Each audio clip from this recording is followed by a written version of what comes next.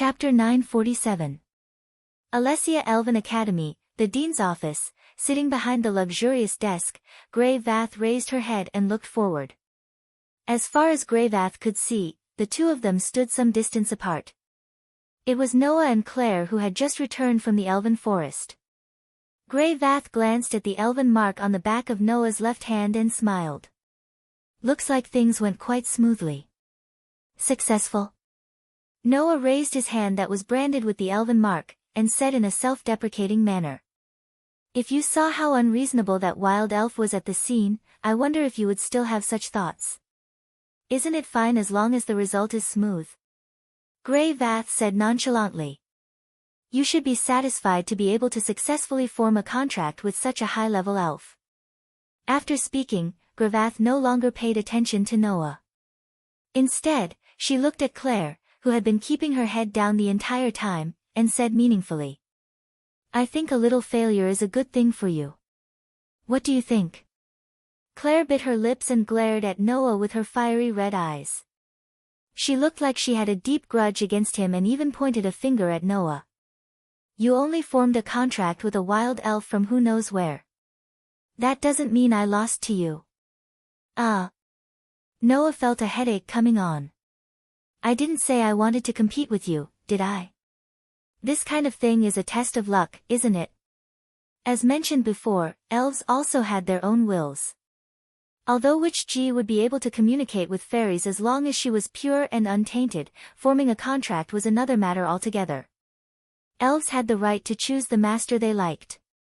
Therefore, even if an elven user's abilities were lower, as long as they had a deep emotional foundation with the elf, they could sometimes form a contract with a high-level elf.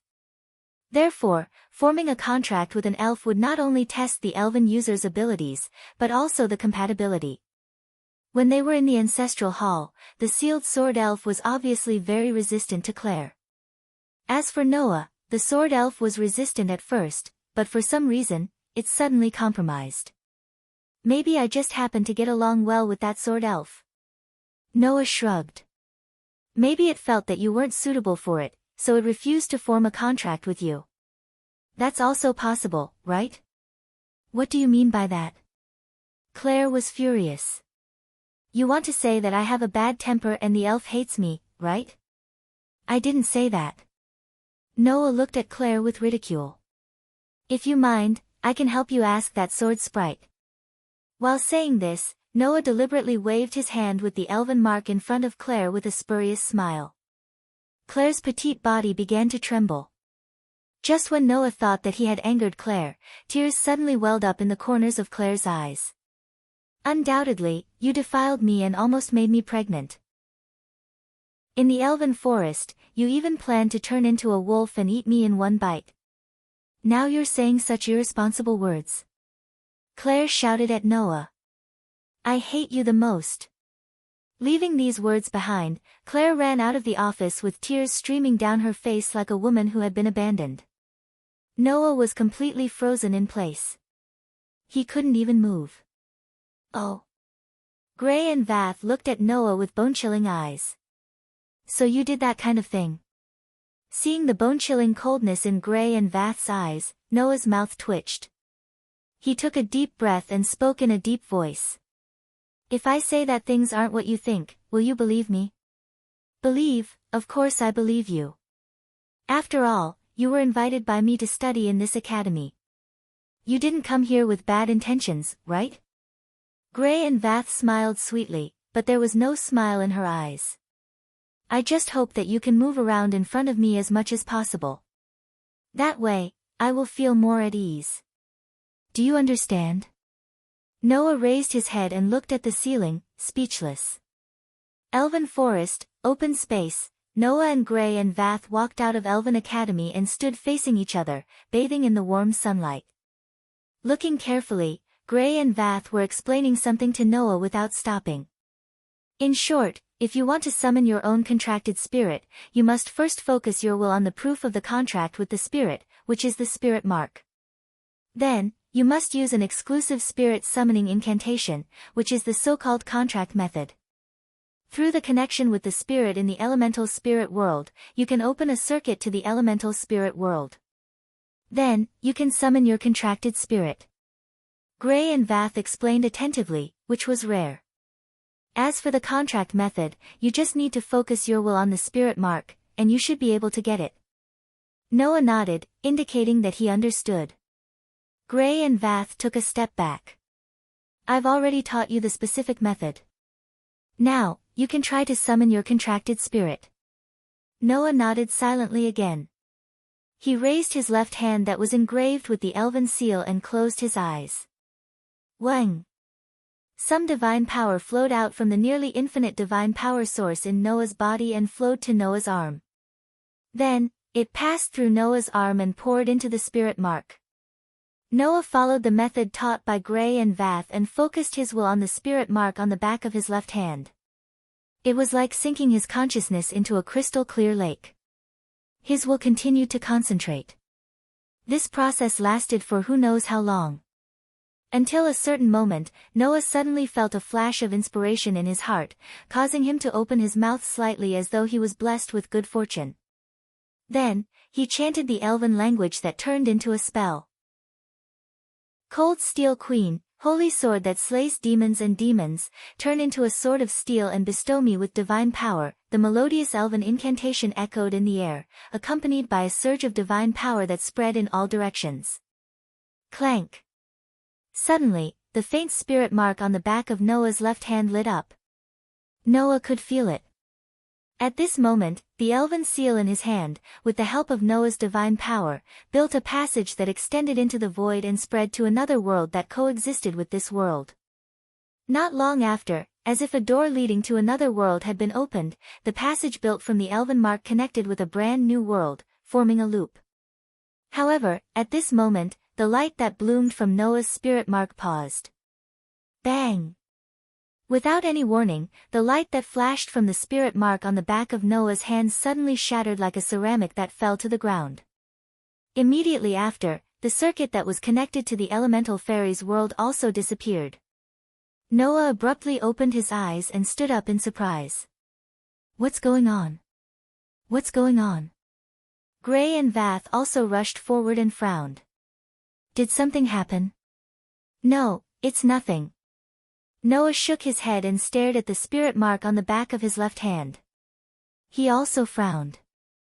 It's just that, for some reason, after the circuit was built, there was a problem with the summoning. A problem with the summoning? Gray and Vath's frown deepened. In other words, you can't summon a contracted spirit? I don't know. Noah clenched his left hand that had the spirit mark on it. His eyes flickered slightly. Instead of saying that I can't summon a contracted spirit, it's more like the contracted spirit can't respond to my summoning. The contracted spirit can't respond to your summoning? Gray and Vath pondered. Could it be that there's a problem with that spirit in the elemental world of spirits? That's why I don't know. Noah raised his head and looked at Gray and Vath. I'm just a newbie who just started learning the skills of elven summoning. If you don't know, it's even more impossible for me to know. That's true. Gray and Vath smiled bitterly. For now, let's observe the situation first. Hearing this, Noah could only nod helplessly. Chapter 948. It was nighttime. In the elven forest that had turned dark and gloomy, Noah held a sharp longsword in his hand and slowly drew a pattern on the ground. It was a simple magic circle. To be more precise, it was a simple magic circle that wasn't too complicated, but was very delicate and detailed. After directly carving this magic circle on the ground with his sword, Noah casually threw away the sharp longsword in his hand and allowed it to be swallowed by the sudden fluctuation of golden ripples. Then, he stood in the center of the magic circle. Taking a deep breath, Noah closed his eyes and extended his hand that was engraved with the elven mark.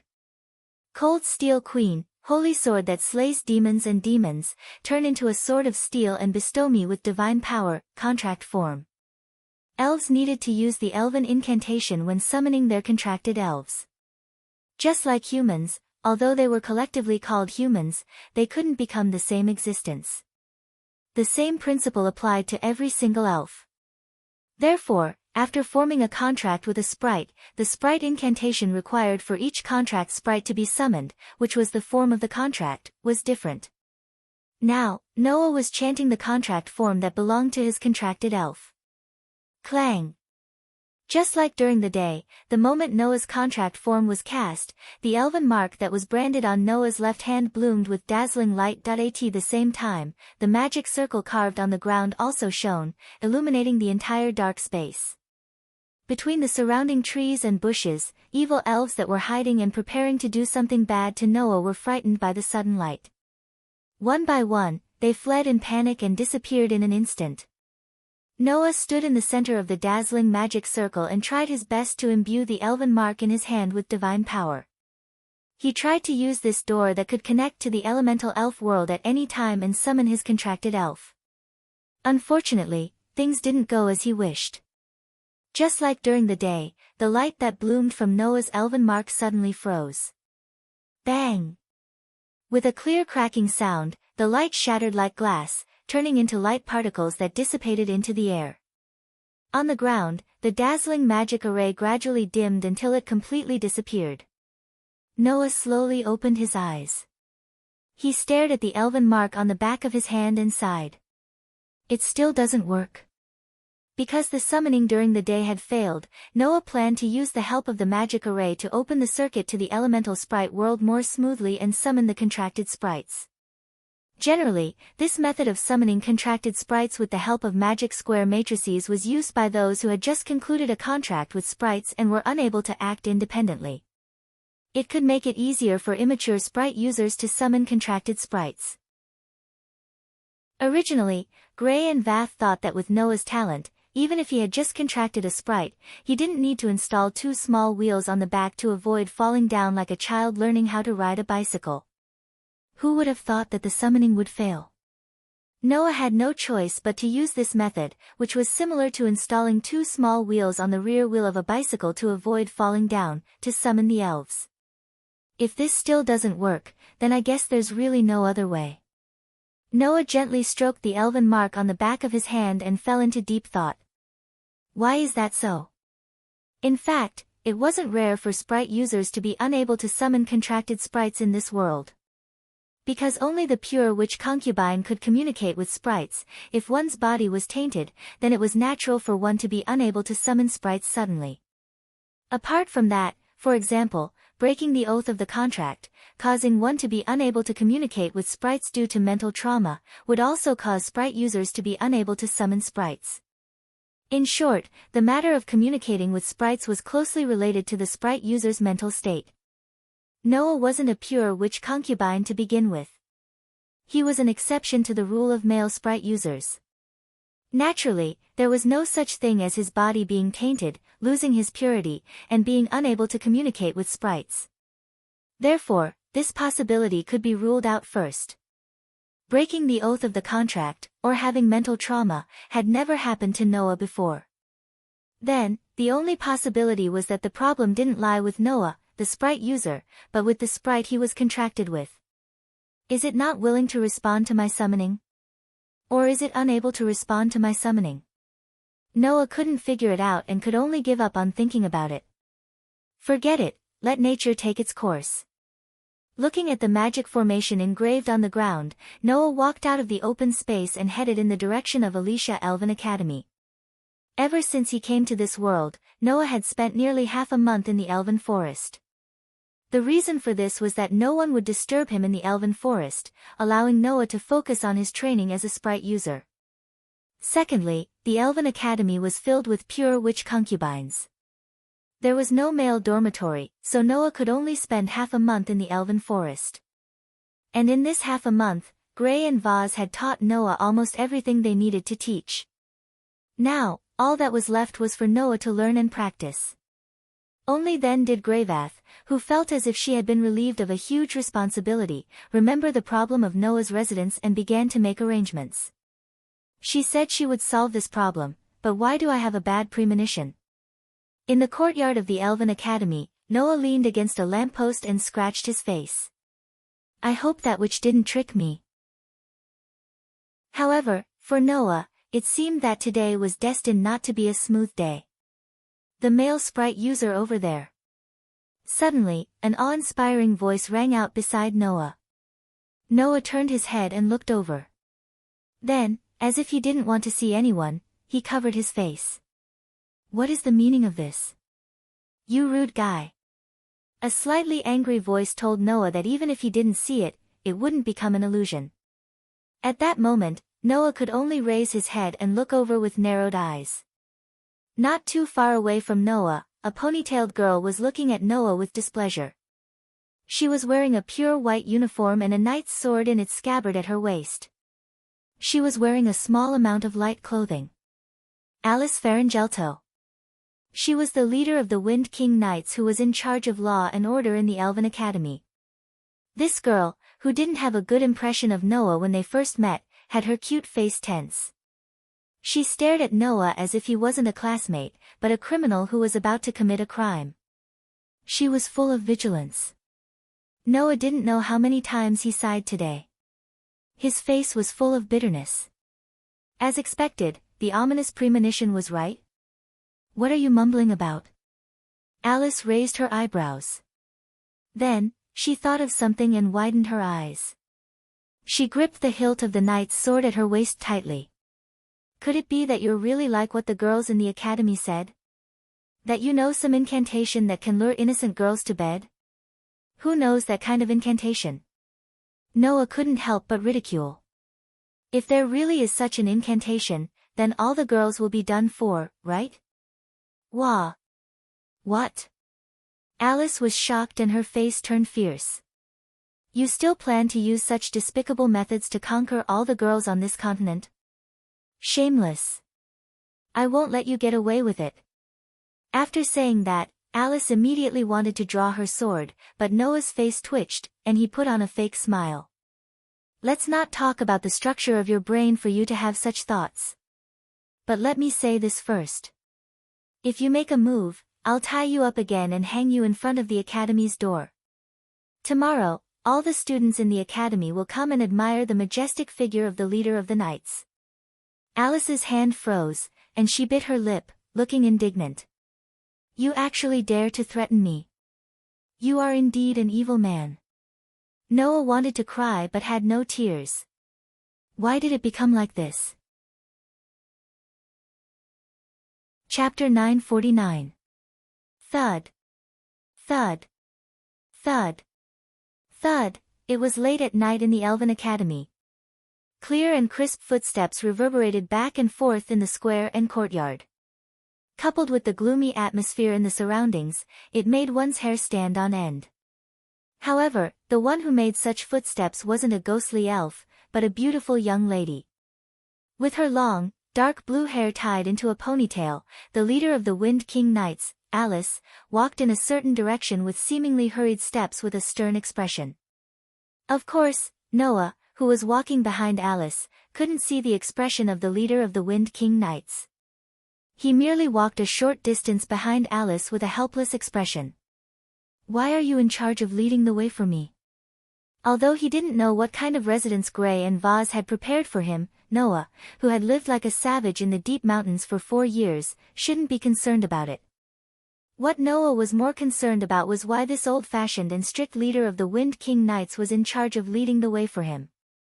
It was impossible that Gray and Vaz didn't know that Alice didn't like this male elf, Noah, right? It should be said that not only Alice, but all the elven envoys in the Elven Academy had no immunity to men. In fact, most of the elven envoys outside the academy were very pure. It was only natural that they would be so concerned about and even afraid of a man. And from Alice's behavior, it could be seen that this lass was also a standard innocent young lady. However, as the leader of the Wind King Knights who managed the security and order of the academy, Alice still chose to stand out and protect the students in the academy even though she didn't like Noah, a male elf. In the end, due to the conflict between her excessive awareness and her duty, Alice should hate Noah more than anyone else in the academy. Why would she still lead the way for Noah in the middle of the night? Noah could only think of Gray and Vaz's arrangement. Unfortunately, it really wasn't Gray and Vaz's arrangement this time. I volunteered to lead the way for you, and even took care of the matter of your residence.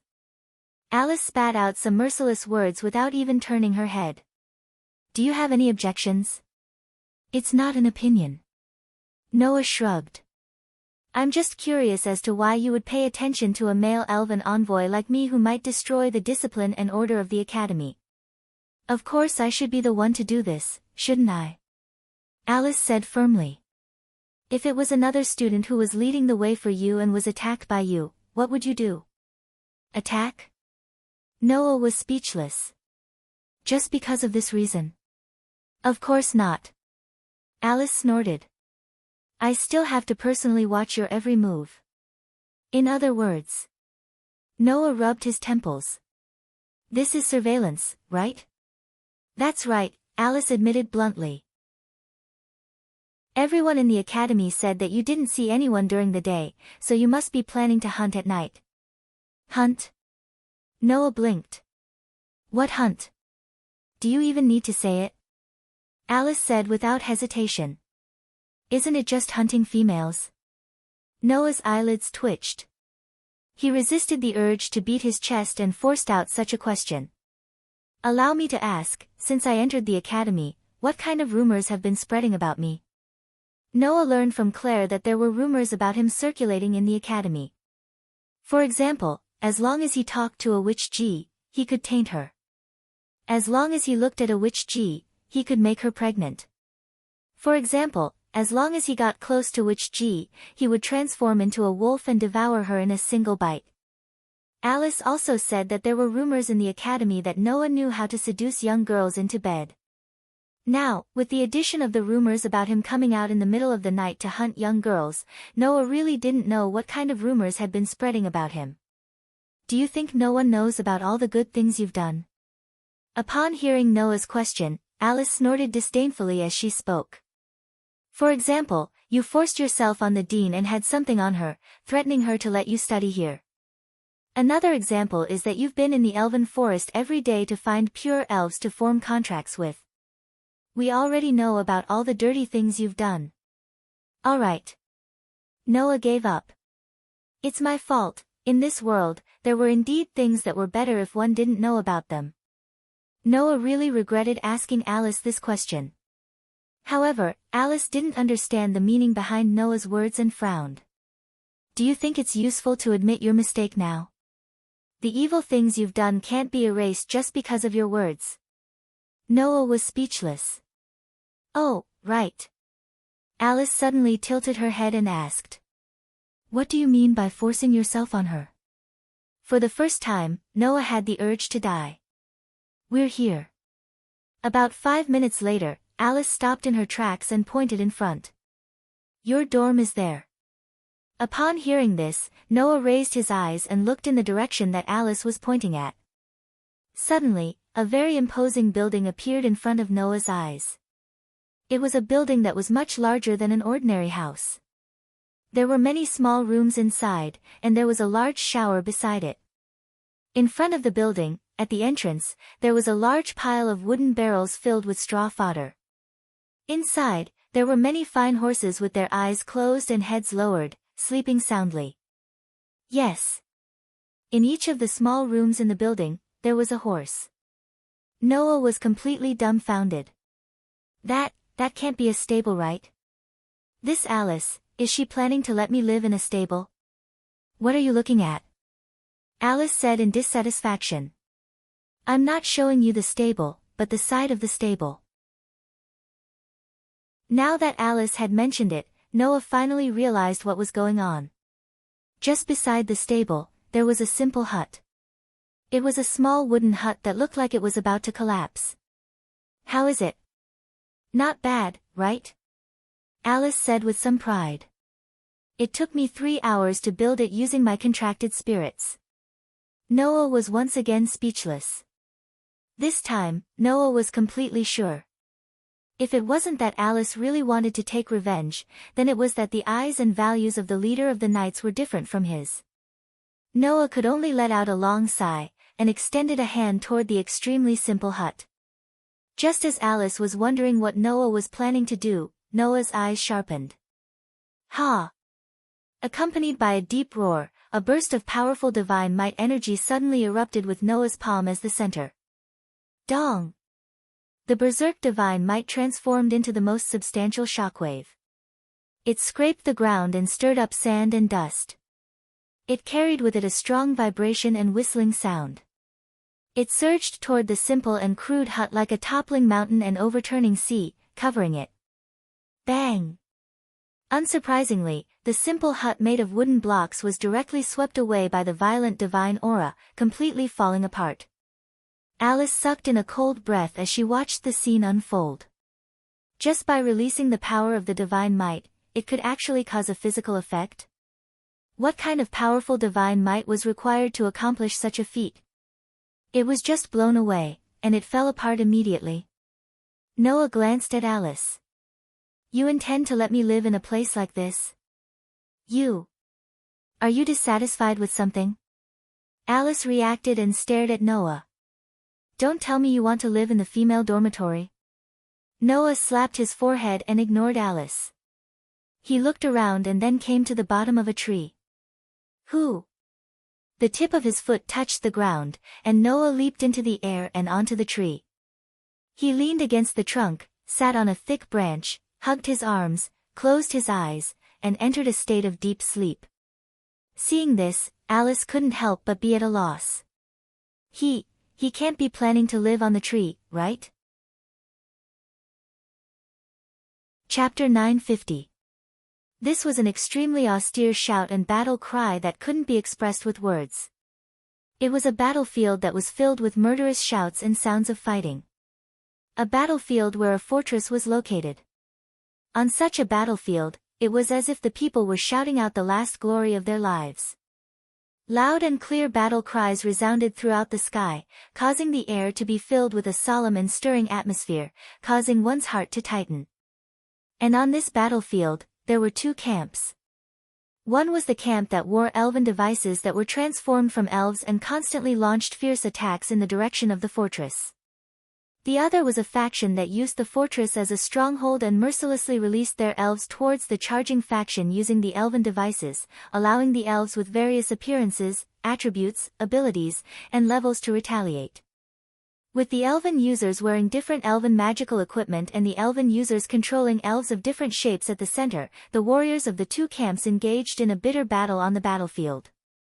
For a moment, the space was filled with saber light and sword shadows, the air was filled with waves of divine power impact, and even the sound of weapons clashing constantly shook the ears. The scene was extremely shocking.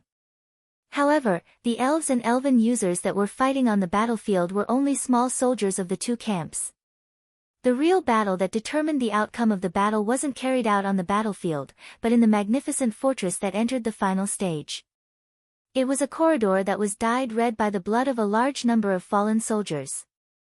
On the corridor, a young girl with beautiful golden hair that reached her waist and full of majesty and holiness was charging forward like a gust of wind while repeatedly brandishing a steel sword that shone with dazzling light like a storm, causing sword light to flash in all directions.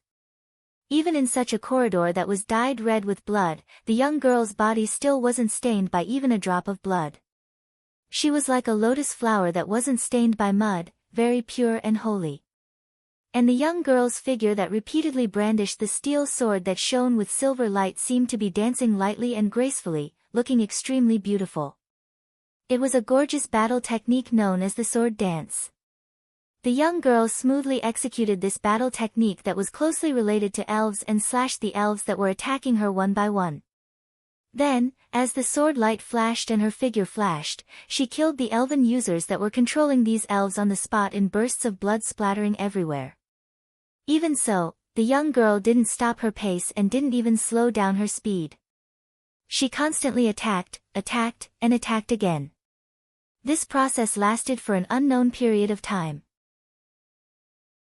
During this period, no one knew how many elven users and elves died in the young girl's hands. However, the historic battle that brought the war to an end was unavoidable. Wielding the steel sword that shone with silver light, the young girl killed the last elf, passed through the corridor, and arrived at the deepest part of the fortress. In front of the young girl, in the distance, there was a throne. It was a throne that was surrounded by dark flames that burned fiercely as if it was used by the ghost king of hell. A person was sitting on the throne. Because of the dark flames that burned fiercely, the appearance of the person on the throne was somewhat blurry and swaying. But even so, one could still tell from the outline of the person's body. The person on the other side was a male. The man's appearance couldn't be seen at all as he leisurely sat on the throne. His body was burning with dark flames, and the space around him began to distort. Elves of various shapes and sizes with terrifying pressure drilled out one after another. A male elven user that could enslave elves. The other party's identity was already obvious. Solomon. The demon king that once brought a devastating disaster to the entire continent. According to the legends, this demon king was so powerful that he could even control the elves of the 72 pillars. Originally, if one formed a contract with two elves at the same time, it would already cause the elves to interfere with each other, which would negatively affect the elves. Under such circumstances, the demon king named Solomon could effortlessly form a contract with the elves of the 72 pillars at the same time and perfectly control these 72 elves. That was simply a god-level ability. It was precisely because of this that the demon king named Solomon had the ability to bring disaster to the entire continent, causing people to be abnormally fearful of him. However, facing the demon king who had the ability to control the 72 pillar spirits, the girl who held the silver sword did not have a trace of fear in her heart. His aura was even stronger than that of the demon king who controlled the 72 spirit pillars. Immediately after, the young girl with the steel sword in her hand shot out like an arrow from a bow. She leaped up and shot out. In his hand, on the gorgeous steel sword that was covered in dazzling light, there was a paragraph of ancient elven language inscribed on the blade. If translated, the meaning of this elvish text was as follows: World Protector, Terminus Estate. Noah abruptly opened his eyes, as if he had just woken up from a nightmare. His eyes flickered with some lingering fear. However, what was imprinted in Noah's eyes, which still had lingering fear, was not a cruel battlefield, but an environment filled with birds and fragrant flowers. Surrounding him was a vast courtyard. In the distance, there were luxurious buildings. On the side, the horse that had already awakened with the arrival of morning lowered its head, chewing the grass in the wooden bucket in front of it, making everything seem so peaceful. And Noah, naturally, was sitting on a thick branch, leaning against the trunk as he woke up in the tree. The sky was already bright. One by one, the witches wearing pure white uniforms walked from afar, laughing and chatting. But when they saw Noah, their faces were immediately shocked, and they let out a soft scream, looking in the direction of Noah, chattering about something. Sensing that in the courtyard not far away, there were actually many girls gathered together, looking at him with fear and curiosity, Noah bitterly smiled and raised one hand. On the back of this hand, there was a mysterious and unfathomable, but incomparably powerful seal spirit imprint that was left behind after forming a contract. Looking at the seal on the back of his hand, Noah muttered. Is that the sword spirit's dream? In the world of Type Moon, the master who formed a contract with the heroic spirit in the form of a servant through the Holy Grail of Fuyuki City could see the past memories and life of his servant in the dream. And in this world, the elves and elven users who also formed a contract could also share dreams with each other. Especially when the elves or elven users had some problems, making the door that connected the two unable to open, this phenomenon would become even more frequent. Now, Noah encountered such a thing. The elven user girl who had the final battle with the demon king. Noah's eyes flashed. Could it be, that is the saintess who saved the world? Why would he dream of the final battle between the saintess who saved the world and the demon king of disaster when he shared the dream with the elves?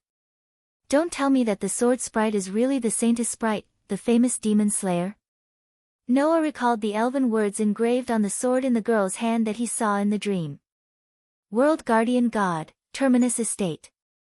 That wouldn't be the original name of the demon slayer, would it? Before Noah could think of a reason, a cold and familiar voice sounded under the tree. How long do you plan to stay up there like this? Accompanied by such a sentence, Alice, who appeared under the tree without him knowing, raised her head, stared at Noah, and said loudly. Hurry up and come down. Noah was awakened from his own world, shook his head, and suppressed the contents of this unusual dream deep in his heart. No matter how powerful the elves were, it was useless if they couldn't be summoned. It was more important to think about how to summon the elves. Chapter 951. Why are you in a daze over there? Seeing that Noah had been sitting on the tree and clenching his hand that was engraved with the elven mark, Alice raised her eyebrows, her tone stern. Hurry up and come down. Noah pursed his lips when he heard this. He stood up and supported himself with one hand on the tree trunk. Then, he leaped down and landed in front of Alice in an extremely nimble manner. As Noah landed, Alice, who was less than a meter away from Noah, was immediately hit by a masculine scent that was different from the light fragrance of a young girl. Her body stiffened and her face turned red. She hurriedly escaped and pointed at Noah with a red face. Don't suddenly appear in front of me. Idiot. Noah was speechless after being scolded by Alice. I can't not come down, I can't come down either. What do you want? Ahem.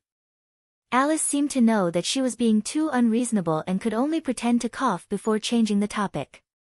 Did you sleep well last night? Hearing this, Noah looked at Alice in surprise.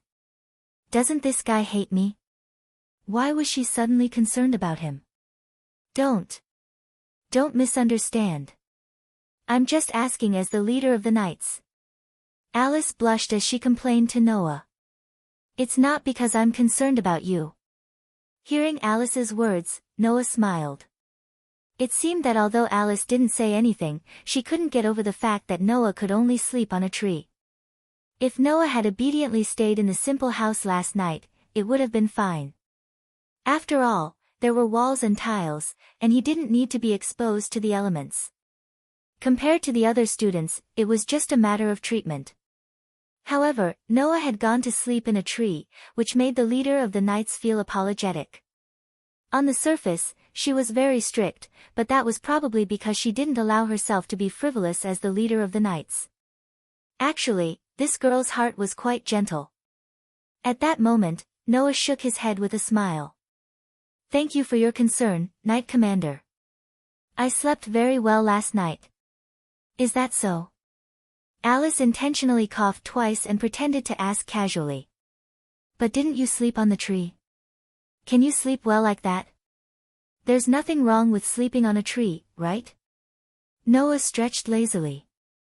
In the past, when I was cultivating in the deep mountains and forests, not to mention sleeping on trees, I even slept on uneven rocks. For me, I really don't have any requirements for accommodation. Not only that, in the world of the Dark Bullet, when he first decided to help the cursed child there, Noah even lived in the ruins of the wilderness with the children who had protozoan virus flowing in their bodies. In addition to the 4 years of cultivation in the deep mountains and forests, all these experiences created a character of Noah who was not too extravagant and did not have any excessive requirements for material things.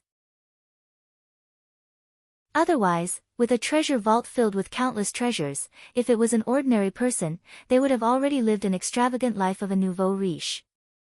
Noah's words made Alice more or less surprised. You also cultivated in the deep mountains and forests? Of course. Noah glanced at Alice. There is no free lunch in this world. If you want to get something, you have to give something. The only people who will fulfill all your requirements for free are your parents, and only a few others. After he finished speaking, Noah glanced at the surroundings and looked at the young girls who were hiding far away and pointing at him. They couldn't conceal their curiosity and fear, and he spoke helplessly. Speaking of which, Captain Knight, can I trouble you to think of a way to solve this situation? Alice, who had fallen into deep thought because of Noah's words, finally reacted. She looked around, and when she saw those students hiding at the side and secretly sizing Noah up, her expression turned serious as she spoke loudly. Class is about to start. Those who should go back to class, go back to class. Don't stay here. Yes, the surrounding girls immediately dragged out their voices and replied. As they chattered, they scattered in all directions and kept looking back, secretly looking at Noah. Then, Noah vaguely heard such a conversation. "That's the rumored male elf messenger, right? He doesn't look as scary as others say." "Yes. Undoubtedly, they say that he has 3 heads, 6 arms, 8 legs, and is very ugly." "No, I heard that he has 4 heads, 4 arms, and 12 legs." "Eh. Doesn't he have 8 heads?" "Does he have 8 heads?" "I think so, then I must have remembered wrongly." "I knew it, right?" Hearing this conversation, Noah's mood was as if a bottle of 5 different flavors had been knocked over. Sour, sweet, bitter, spicy, all sorts of flavors were present.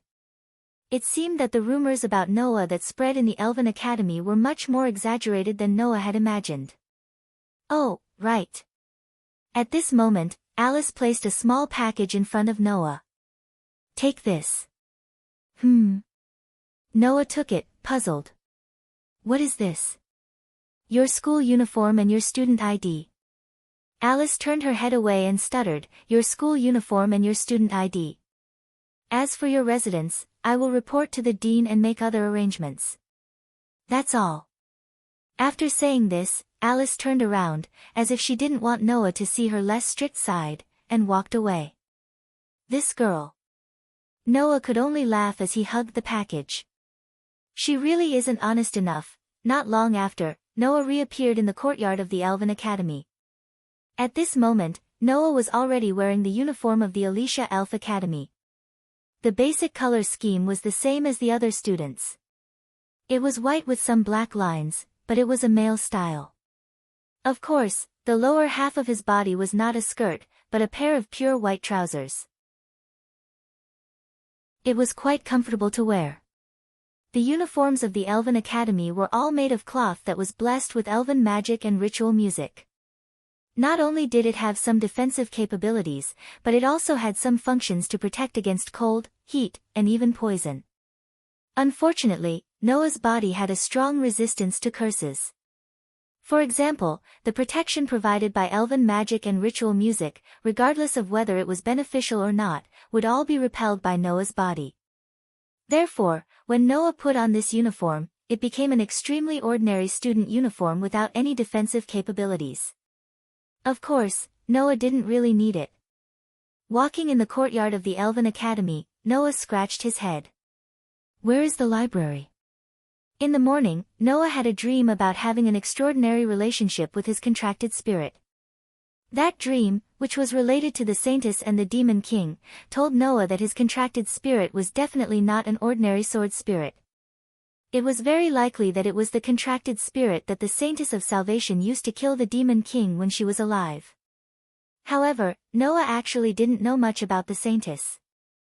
It was only because the legend was too famous that he saw a portion of it in the book that he borrowed from the dean's office. In order to find out more about his contracted spirit, Noah needed to understand more about it. That way, he might be able to find out what was wrong with his contracted spirit. However, Noah wasn't particularly familiar with the academy. He only knew that there was a library here where many secrets of the Elven Empire could be found. But, where is this library? Noah stood in the middle of the courtyard with a distressed expression. If only there was someone to lead the way. Almost at the same time, a voice sounded from behind Noah. What are you doing? Noah was startled and immediately turned his head to look behind him. There was a petite girl with bright red hair tied into 2 ponytails standing there with her hands on her hips. She was looking at Noah with her head held high and her chest puffed out. She was unwilling to lose in front of Noah. Noah blinked. Claire Lucio. Why is this girl here? But, she came at the right time. Chapter 952. The fairy contracted by the Saintess of Salvation. Claire was startled by Noah's words as she walked on a sunny road. That sword fairy is the Saintess of Salvation's contracted fairy? It's only a possibility. Noah waved his hand, indicating for Claire not to make a fuss. But I did have a dream where the Saintess had a final battle with the Demon King when she was alive.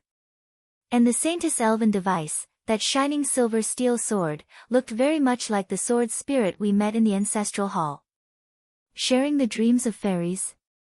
Claire tilted her head. Now that I think about it, that sword sprite might really be the contracted sprite of the Saintess of Salvation. From time to time, I would have extremely happy dreams of eating canned food. That should be Scarlet's dream. After saying this, Claire's expression became more or less vexed.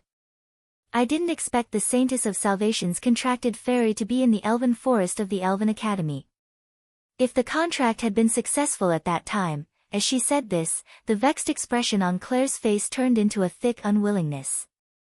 Noah, who had clearly seen Claire's expression, asked without batting an eyelid. Why do you desire powers so much?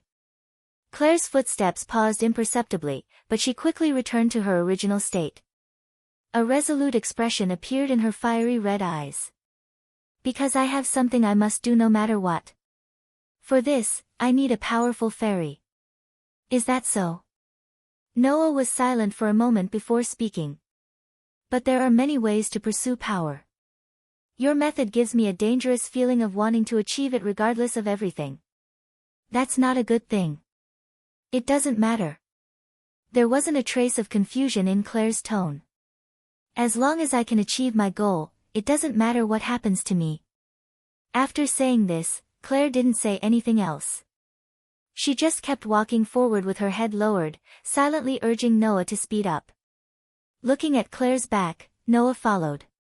This was a very vast library. However, rather than calling it a library, it was more like a large sunroom.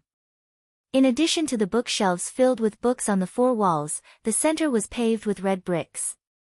Some were arranged with flower beds, while others were arranged with lawns. There was a large glass window on the ceiling, and luxurious tables and chairs were placed below. It looked quite attractive. Is this the library? Noah's tone sounded uncertain. Why does it look more like an indoor cafe? That's for resting. Claire pointed at the bookshelves leaning against the walls. As for the books, they are all there. Only a few extremely secretive ones are sealed in the inner area. Only those who have the permission of the Academy's headmaster can enter that place. Even the Wind King Knights are only permitted to take a look around when they are patrolling, but they don't have the authority to flip through the books. You want to find books related to the Saintess and the Holy Sword, don't you? Claire crossed her arms. Then you can find the books you want here. Is that so? Noah smiled and looked at Claire. Then thank you for leading the way. I'm not trying to help you. Claire turned her head away shyly. It's just that you've already snatched my spirit, but I can't summon it. It's just that I can't stand it. Apart from that, there's no other meaning. Yes, yes. Noah spread his hands. Anyway, I'm more or less used to the girls in this academy being tsundere. I'm not tsundere. Claire retorted. Unfortunately, Noah ignored Claire's rebuttal and walked forward. At this moment, Noah suddenly noticed a place. It was a small display window. There were two portraits on the display window. One was a girl with long silver gray hair, about 14 or 15 years old. The other was a girl with long black hair that reached her waist, about 13 or 14 years old. Of these two girls, one was wearing a formal suit with a strict style, while the other was wearing a foreign costume similar to that of a witch. What they had in common was that both girls held a pitch-black knight's sword in their hands. Even though the style was different, the pitch-black color and strange shape were still very eye-catching. Noah only felt that the girl with long silver gray hair around 14 or 15 years old looked very familiar. When he saw the pitch-black knight's sword in the girl's hands, Noah couldn't help but be shocked. That can't be Grey Vath, right? Upon closer inspection, although the girl with long silver gray hair looked a little naive, he could tell that she was Grey Vath. And that pitch-black knight's sword was Grey Vath's elven equipment that Noah had seen more than once. That guy actually hung his own portrait in the library? Noah was speechless. Isn't that too narcissistic? What are you saying? Claire looked at Noah in disbelief. It'd be weird if there wasn't a portrait of the dean here, right? Oh. Noah said strangely. Why? You don't know. Claire's expression became even more incredulous. The dean is known as the strongest elven envoy on the continent. You don't know? The strongest elven envoy on the continent? Noah was really startled and said in surprise. Grey Vath is the strongest elven envoy on the continent? Did you crawl out from some countryside? Claire couldn't help but be dumbfounded. When the dean was young, she was not only one of the 12 most outstanding elven envoys in the Odisia Empire known as the 12 Knights, but she was also active in the front lines during the Lambard War that swept across the entire continent. Who doesn't know the Dusk Witch? Noah was speechless. So it was like that. No wonder when Noah expressed that he didn't know Grey Vath had a funny expression. Was that witch really that famous? Aren't you the dean's disciple? How come you don't know anything? Claire looked at Noah strangely. Don't tell me you don't even know what a witch is. Noah laughed dryly, letting Claire know the answer. You've become the disciple of the continent's strongest elf user, but you don't even know who your master is. You can't even summon the saintess contracted spirit even after forming a contract with her. I really don't know what to say. Claire sighed and solemnly raised a finger. Listen carefully. The so-called witch is a witch who can form a contract with a magical elf. A magical elf. It was a type of spiritual structure that was extremely different from humans and elves. It was said that it was absolutely impossible for elven envoys to tame them and form a contract with them. Forming a contract with such an elf was almost the same as an ordinary human using his hands and feet to tame a wild tiger in the forest. It was impossible. However, the world was big and full of strange things. There were ordinary humans who could tame wild tigers in the forest with their hands and feet. There were also elven envoys who could form a contract with magical elves. And elven envoys who could form a contract with magical elves were usually called witches. Grey Vaz was called the Dusk Witch because of her valiant strength and active battle record, and also because she had the qualifications of a witch who could form a contract with magical elves. Not only that, Claire looked at Grey Vaz's portrait with some longing in her eyes. The dean was also the champion of the Elven Sword Dance Festival 24 years ago. Elven Sword Dance Festival. Noah's heart moved. Noah had also heard of this term. It was known as the world's largest and best sacrificial ceremony. When this sacrificial ceremony was mentioned, one had to mention an existence. The Elven King. They governed the various elements that made up the world and stood at the peak of the elemental elf world. At the same time, they were the peak existence that ruled over all elves. Just like in the world of the shaped moon, Gaia managed the planet and Alea managed the humans, the Elven King managed the elements of the human world and the elemental elf world. Without the Elven King, there would be no elements in this world. They were such important existences. Chapter 953. Noah didn't know if the Elven Kings of this world could be compared to Gaia and Alea. Noah only knew that in this world, the Elven Kings who were in charge of managing the various elements of the human world and the elemental world were existences at the peak. Just like how gods were to the humans. To the humans and elves of this world, the Elven Kings were synonymous with gods. And there were a total of 5 Elven Kings. Fire Elven King, Volcanic.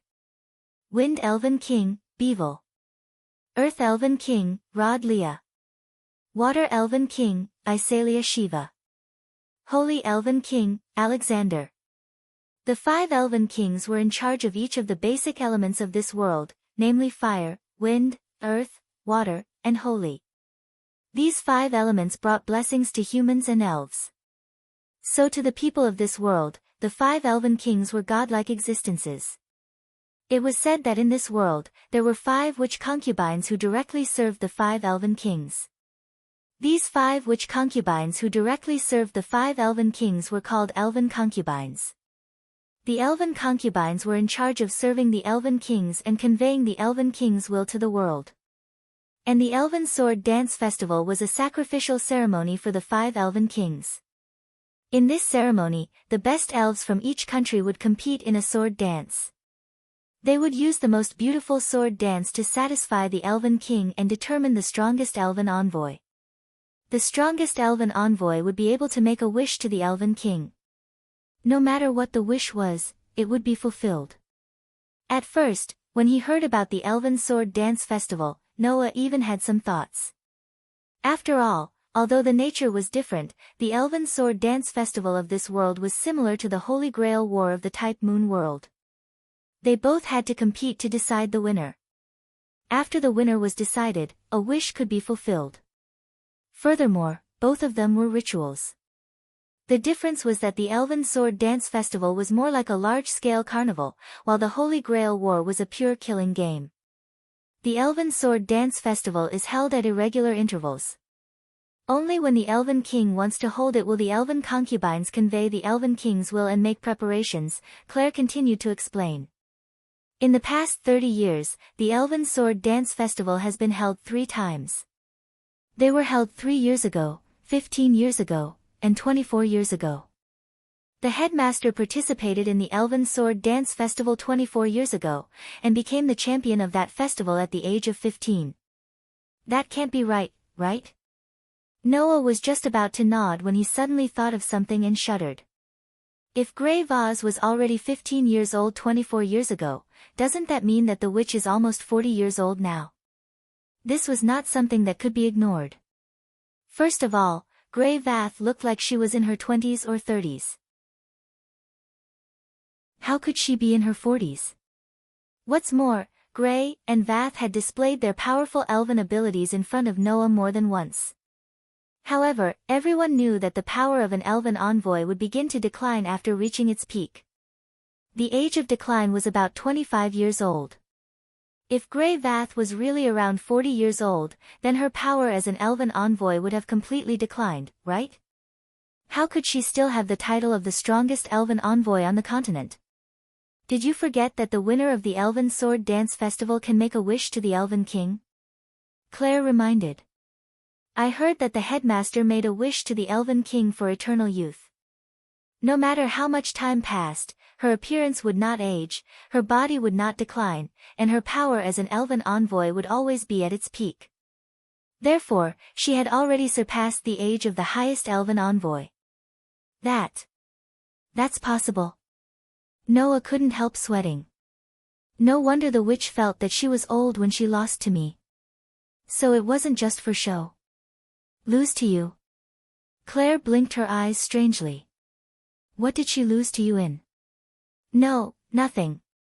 Noah scratched his cheek, then pointed to another portrait and changed the topic. Then, who is that person? Next to the young Grey Vath, there was another portrait. She had long black hair that reached her waist like a waterfall, and she was wearing an exotic costume that looked like a witch's costume. Compared to Grey Vath, that girl looked even younger. However, that girl could be placed next to the portrait of Grey Vath, who was known as the strongest elven envoy on the continent. Her identity was definitely not ordinary. You don't even know her.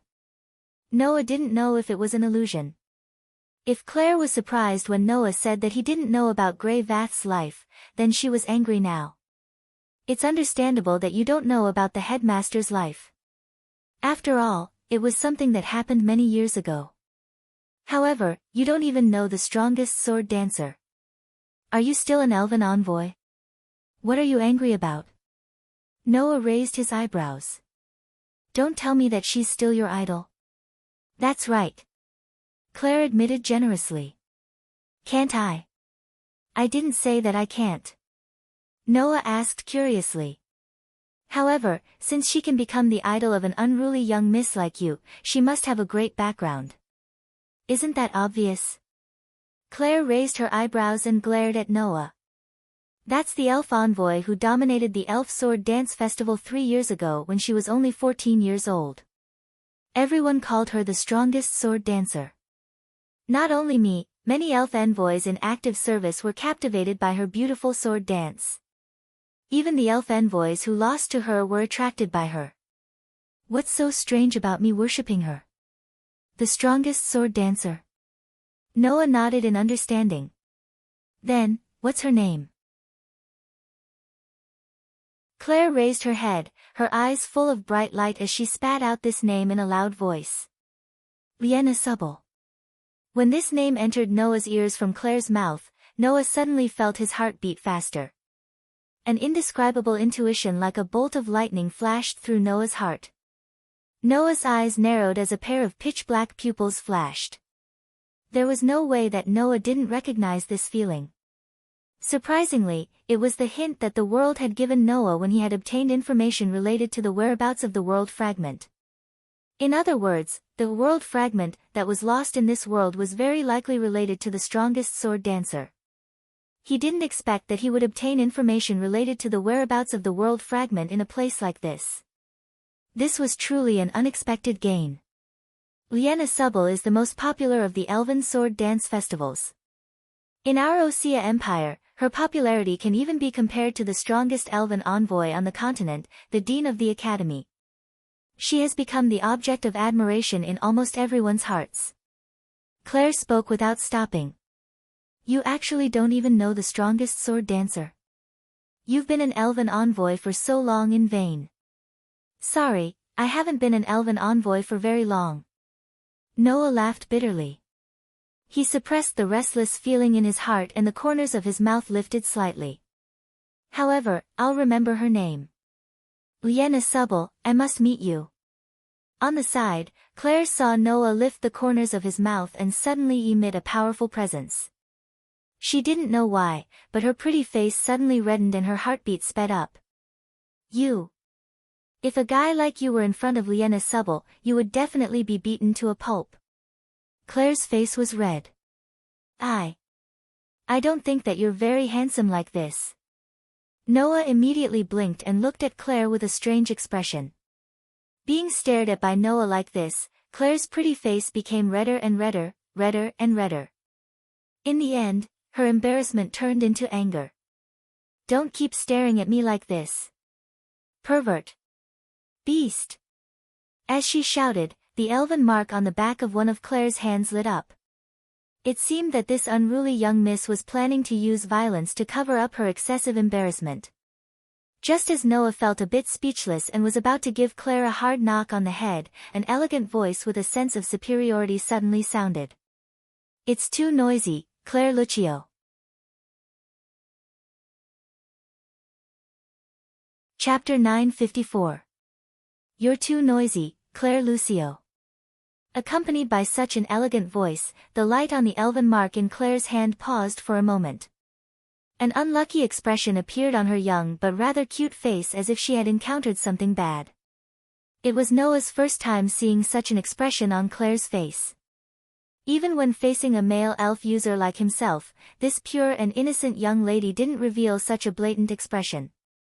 Who could make this barbaric young lady reveal such an unlucky expression? With such curiosity, Noah turned around and looked at the source of the voice. Then, a young lady entered Noah's field of vision. You must keep quiet in the library. This is etiquette that ordinary people know. With such a sentence, the young lady walked towards Noah and Claire with graceful steps. And as nobles, we should pay more attention to etiquette than ordinary people. If you don't even know this little bit of etiquette, you don't have the face to call yourself a noble. Claire's face darkened after hearing the young lady's words. As for Noah, he sized up the young lady in front of him. She was an extremely beautiful young lady. The young lady had gorgeous light blonde hair that reached her waist. Her hair was also decorated with a long purple ribbon that curled between the strands of hair, setting off an inexplicable sense of nobility. The young lady's appearance was rather pure and refined. Her pretty face was exquisite as if it was meticulously drawn. Her eyes were like a pair of green gems that emitted a faint glow from time to time. She was such a beautiful girl. At this moment, an elegant smile hung on her beautiful face that was as exquisite as a painting. She stroked her long golden hair with one hand, causing it to flutter back and forth in the air. It was quite pleasing to the eye. Noah could be considered to have seen many noble young ladies. However, those who could perfectly set off the noble temperament were Lilith, Erica, Laius, and Rin Enban. Similarly, the young lady in front of him could also be considered one. And behind this young lady, there was another young lady. A young girl wearing a light-made uniform with wavy lace, with neatly combed black hair and a small white headdress on her head. Maid? Noah was stunned. Why are there maids in Alicia Elf Academy? While Noah was stunned, Claire coldly snorted and spoke without any trace of politeness. Don't impose your so-called aristocratic etiquette on me, Lindley Lorenfrost. I'm tired of it. Ah, so you're saying that I've already mentioned it to you many times? The noble Lady Claire called Lindley laughed. I've said it so many times and you still don't understand. As expected, you're still a child. As she spoke, the girl named Lindley purposely glanced at a part of Claire's body that wasn't protruding at all. She snickered, causing Claire's eyes to widen and her face to redden. Of course, this time, Claire wasn't embarrassed, but angry. Are you here to pick a fight?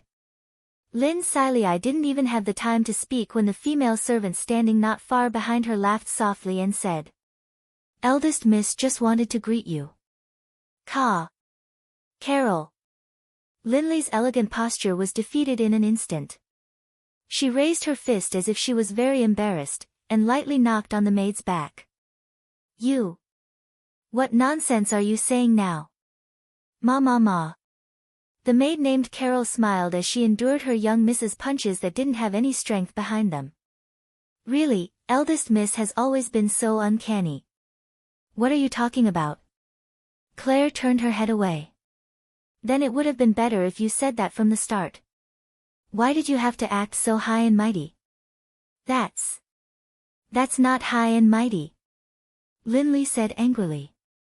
As a noble, you should maintain your elegance at all times. Haven't you been taught this before? Looking at Lindley's angry expression, Noah smiled bitterly in his heart. Looks like I really misjudged her this time. She's just an ordinary girl. However, this kind of Lindley made Noah feel a sense of intimacy. At this time, Lindley deliberately coughed to cover up her loss of composure. Then she noticed Noah and her beautiful eyebrows twitched slightly. You're the rumored male elf messenger. I am indeed an elf messenger. Noah narrowed his eyes. But I'm definitely not the male elf messenger you've heard of in the rumors. God knows, in this academy, what kind of rumors had Noah become? There were even rumors of 3 heads, 6 arms, and 8 legs. If he admitted it here, then Noah could really go to the Rare Animal Protection Association or the World Heritage Protection Association to apply for a place to stay. That's true. Lindley did not maintain a fearful and curious attitude towards Noah like other girls. Instead, she treated him like an ordinary person. She put her face in front of Noah's face, looked at him for a while, and smiled sweetly. Your looks are not bad, very good. You have the qualifications to stand next to me, the eldest daughter of the Lorenfrost family. Huh? Noah was puzzled. Doesn't that mean, if I'm not good-looking, I can't stand next to you? Isn't that obvious? Lindley raised her head, one hand on her waist, and a confident smile on her face. To be able to stand next to me, Lindley Lorenfrost, how can you not have a passable appearance? As soon as these words fell, Carol, who had been hiding behind Lindley, laughed out loud. Young Miss wants to be friends with you. Caw. Carol. Lindley's pretty face blushed, as if her thoughts were seen through. If you talk nonsense again, I won't cook for you tonight. Carol was shocked. She pitifully pulled on Lynn Siley's clothes. No, young miss, if young miss doesn't cook for me, I will starve to death. It's good that you know. Lindley's heart seemed to soften, and her tone relaxed. If you are obedient, I will add more food for you tonight. If you sleep in tomorrow, I will also wake you up. Young miss. Carol suddenly looked extremely touched. Little did she know, after hearing the conversation between the two, Noah was speechless. Why did the young Miss, Linley, have to cook for her own maid, and also be responsible for waking up the maid who slept in? Why would the maid not be able to survive without the young Miss cooking? What a development full of complaints. However, Noah still had a good impression of Linley. The witches in this academy were really too pure, so pure that when Noah, a male elven user, appeared, it immediately caused all kinds of gossip and rumors to fly in the minds of these young miss who did not care about worldly affairs, causing Noah to be badly battered. However, Noah had no way to make things difficult for her. He couldn't lose his temper at her just because she was too pure, right? If he did that, then he wouldn't be Noah. Only Linley didn't treat Noah as a romantic and gossipy character in other people's rumors. She looked at Noah with her own eyes, and there was no element of discrimination in it. She was just purely curious and interested in Noah. For Noah, who was treated differently in this academy and couldn't make things difficult, this was really no different from redemption. However, this girl didn't seem to be very frank. That maid called Carol, on the other hand, translated her young Mrs. thoughts very cleanly. Ah. Noah rubbed his head and smiled at Linley. Anyway, since we know each other, then please give me more advice. Linley was slightly startled, and then reacted, unable to hide her nervousness. Yes. Yes. Please give me more advice. Why? Why did the two of you suddenly become friends? Claire, who was left out to the side, couldn't bear to be left out and interrupted, glaring at Linley. You suddenly ran out to introduce yourself to others, and even left me out to the side. As expected of a dog thief. Who are you calling a dog? Linley glared at Claire. You're the one who's an airport. Airport. Airport? Claire's face suddenly distorted. That look was as if she had been poked in a sore spot.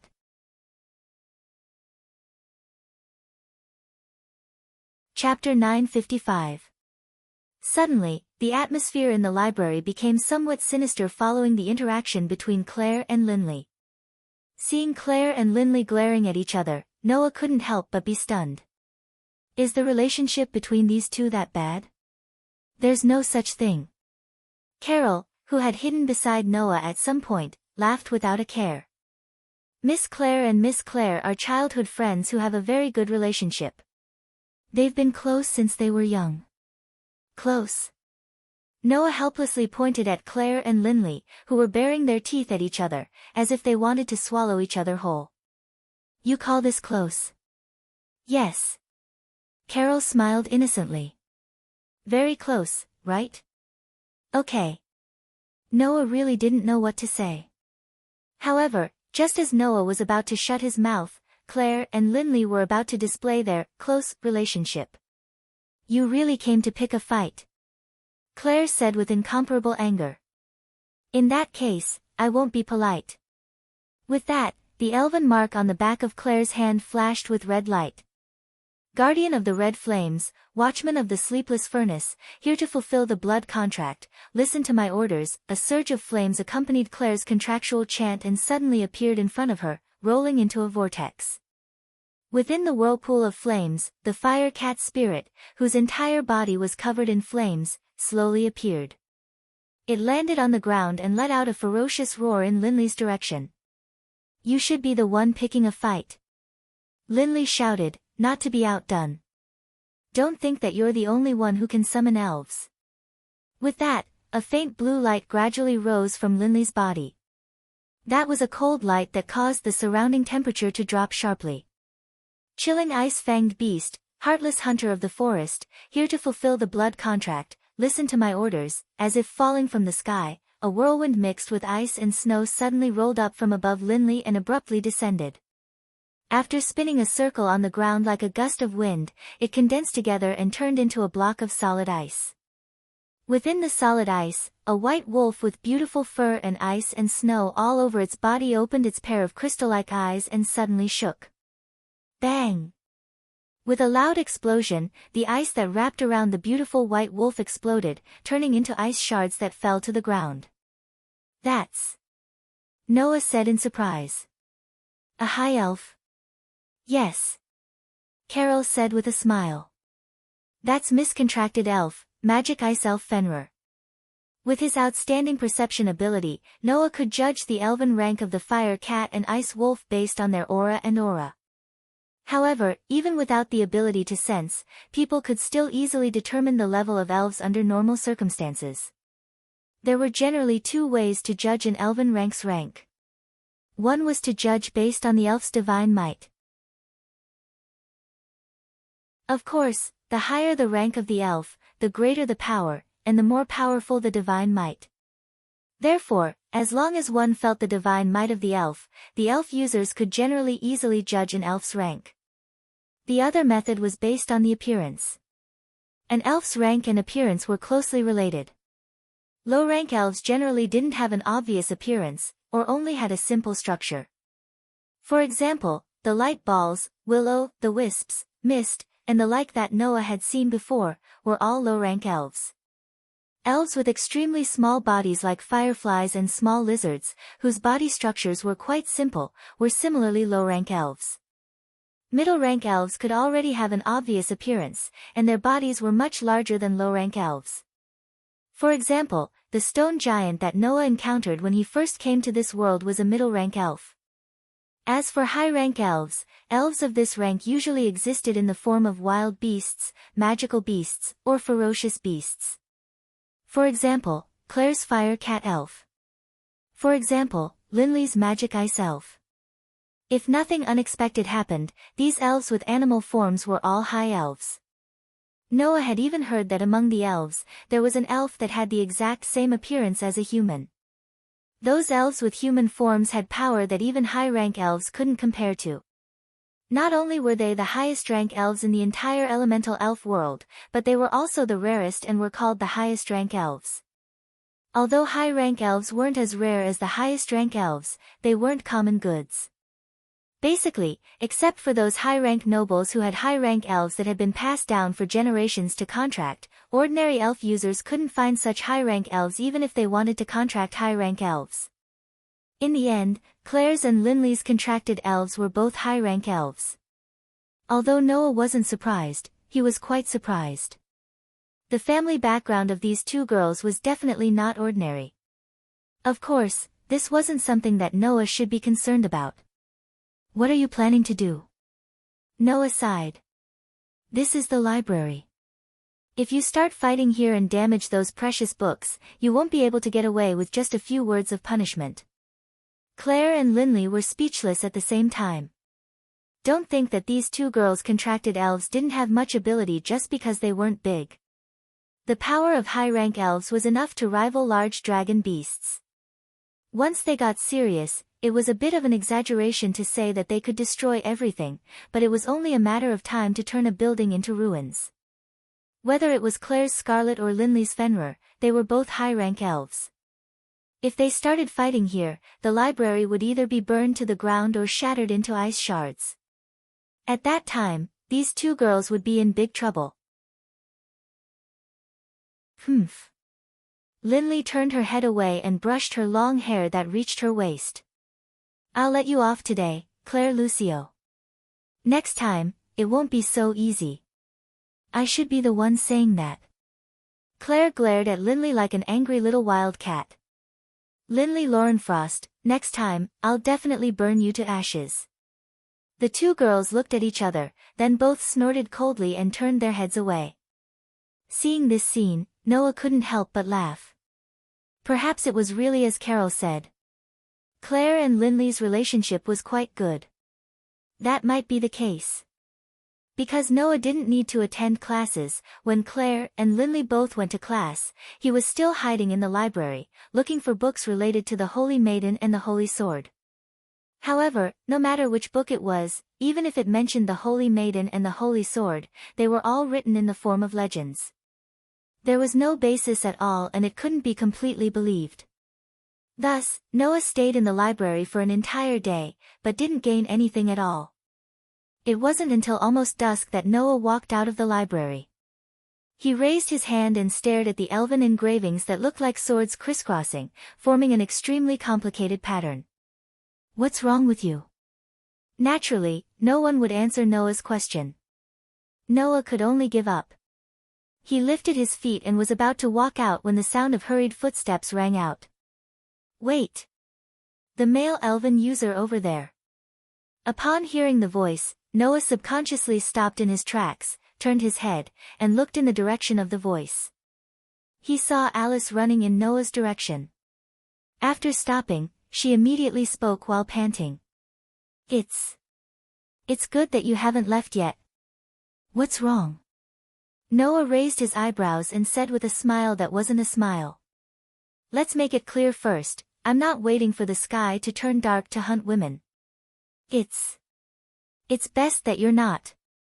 Alice glared at Noah before straightening her body. She coughed and stammered, "You're right. I'm here to tell you about your residence." "Oh." Noah's interest was slightly piqued.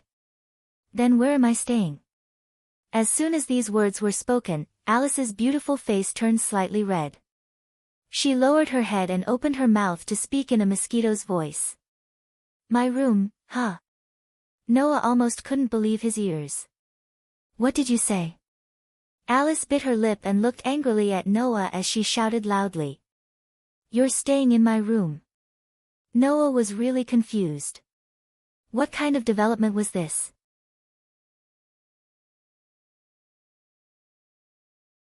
Chapter 956.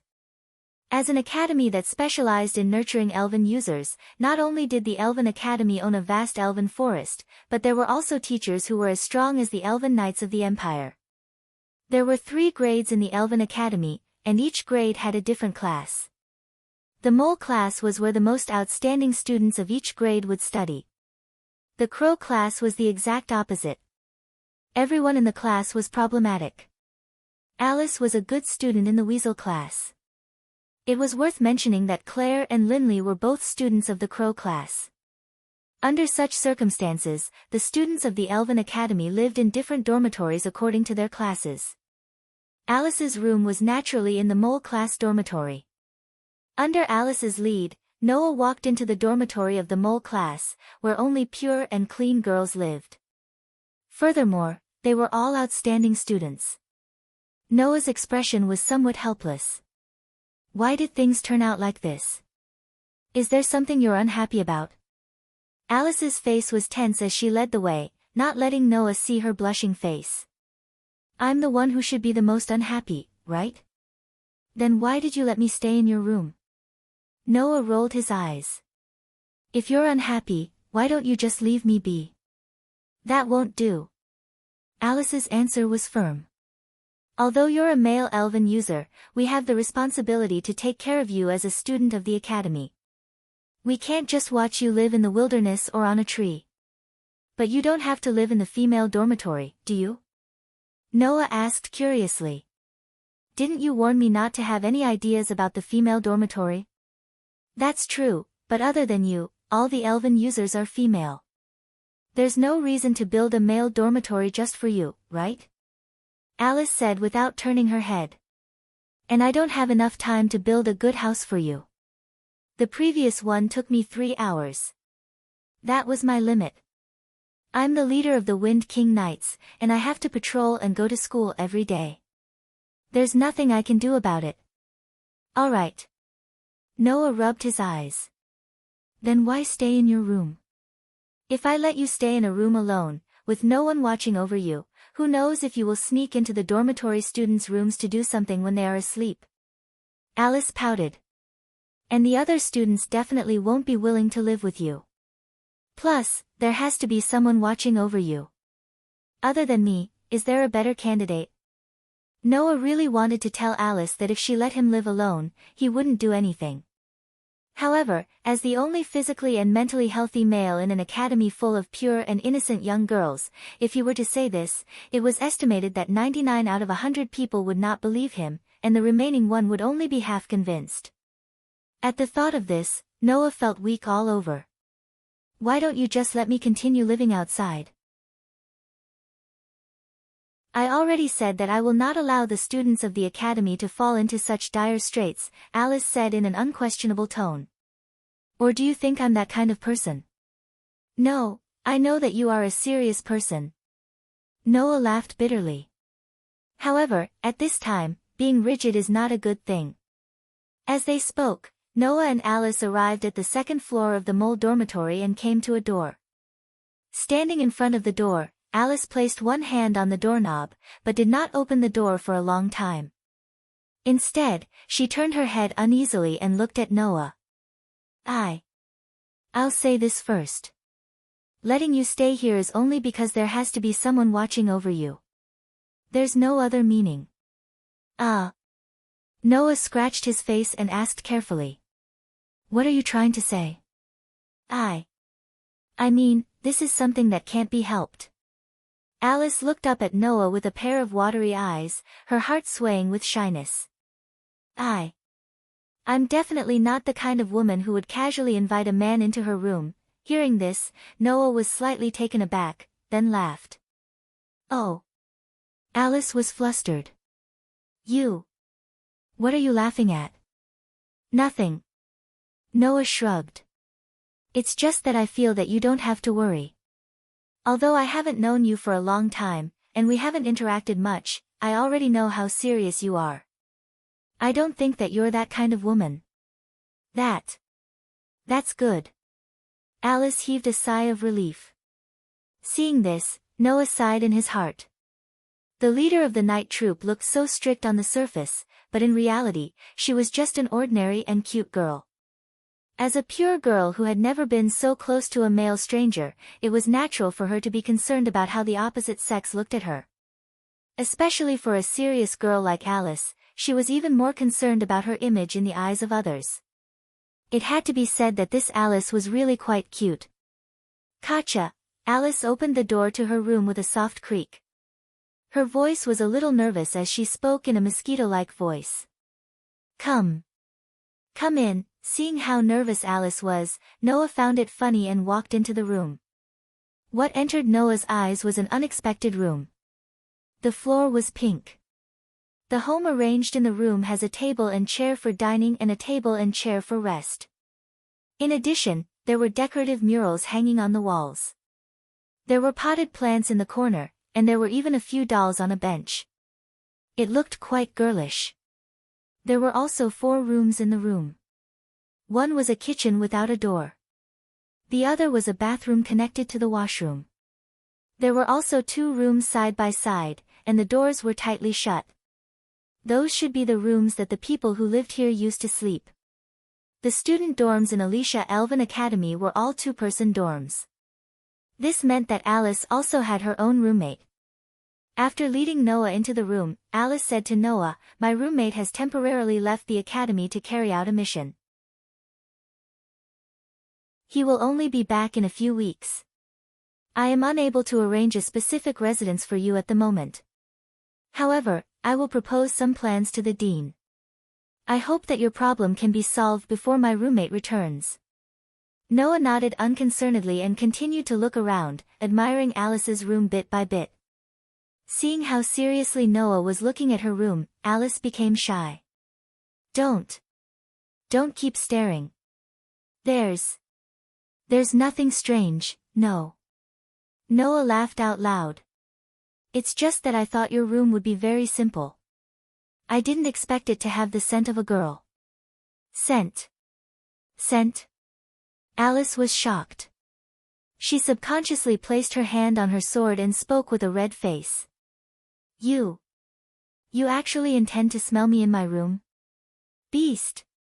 Please, can you at least not choose other words to listen to? Noah felt a headache coming on. I'm starting to doubt if you can really lead a team of knights like this. I'm also starting to doubt if bringing you to my room was a good choice. Alice glared at Noah, her face still a little hot. In any case, you can make your own arrangements here. However, you are not allowed to enter my room. After saying that, Alice was just about to turn around when she seemed to have thought of something. She turned back and looked at Noah. By the way, if you don't want to die, it's best that you don't enter my roommate's room. After saying that, Alice hid in her room in a panic. With a bang, she slammed the door shut. Noah could only look on helplessly. All of a sudden, Noah felt a line of sight coming straight from the window and falling on him. Noah reflexively turned his head and looked out of the window. There was only a building with the moon as the background. Noah frowned slightly. Was it an illusion? Under the dark moonlight, a girl with black wings on her back floated in the air. She looked down at the dormitory of the mole class and smiled sweetly. Your senses are so sharp. If I looked for one more second, I would definitely be discovered. Saying this, the young girl put her finger between her lips and smiled happily. Let me play with you then.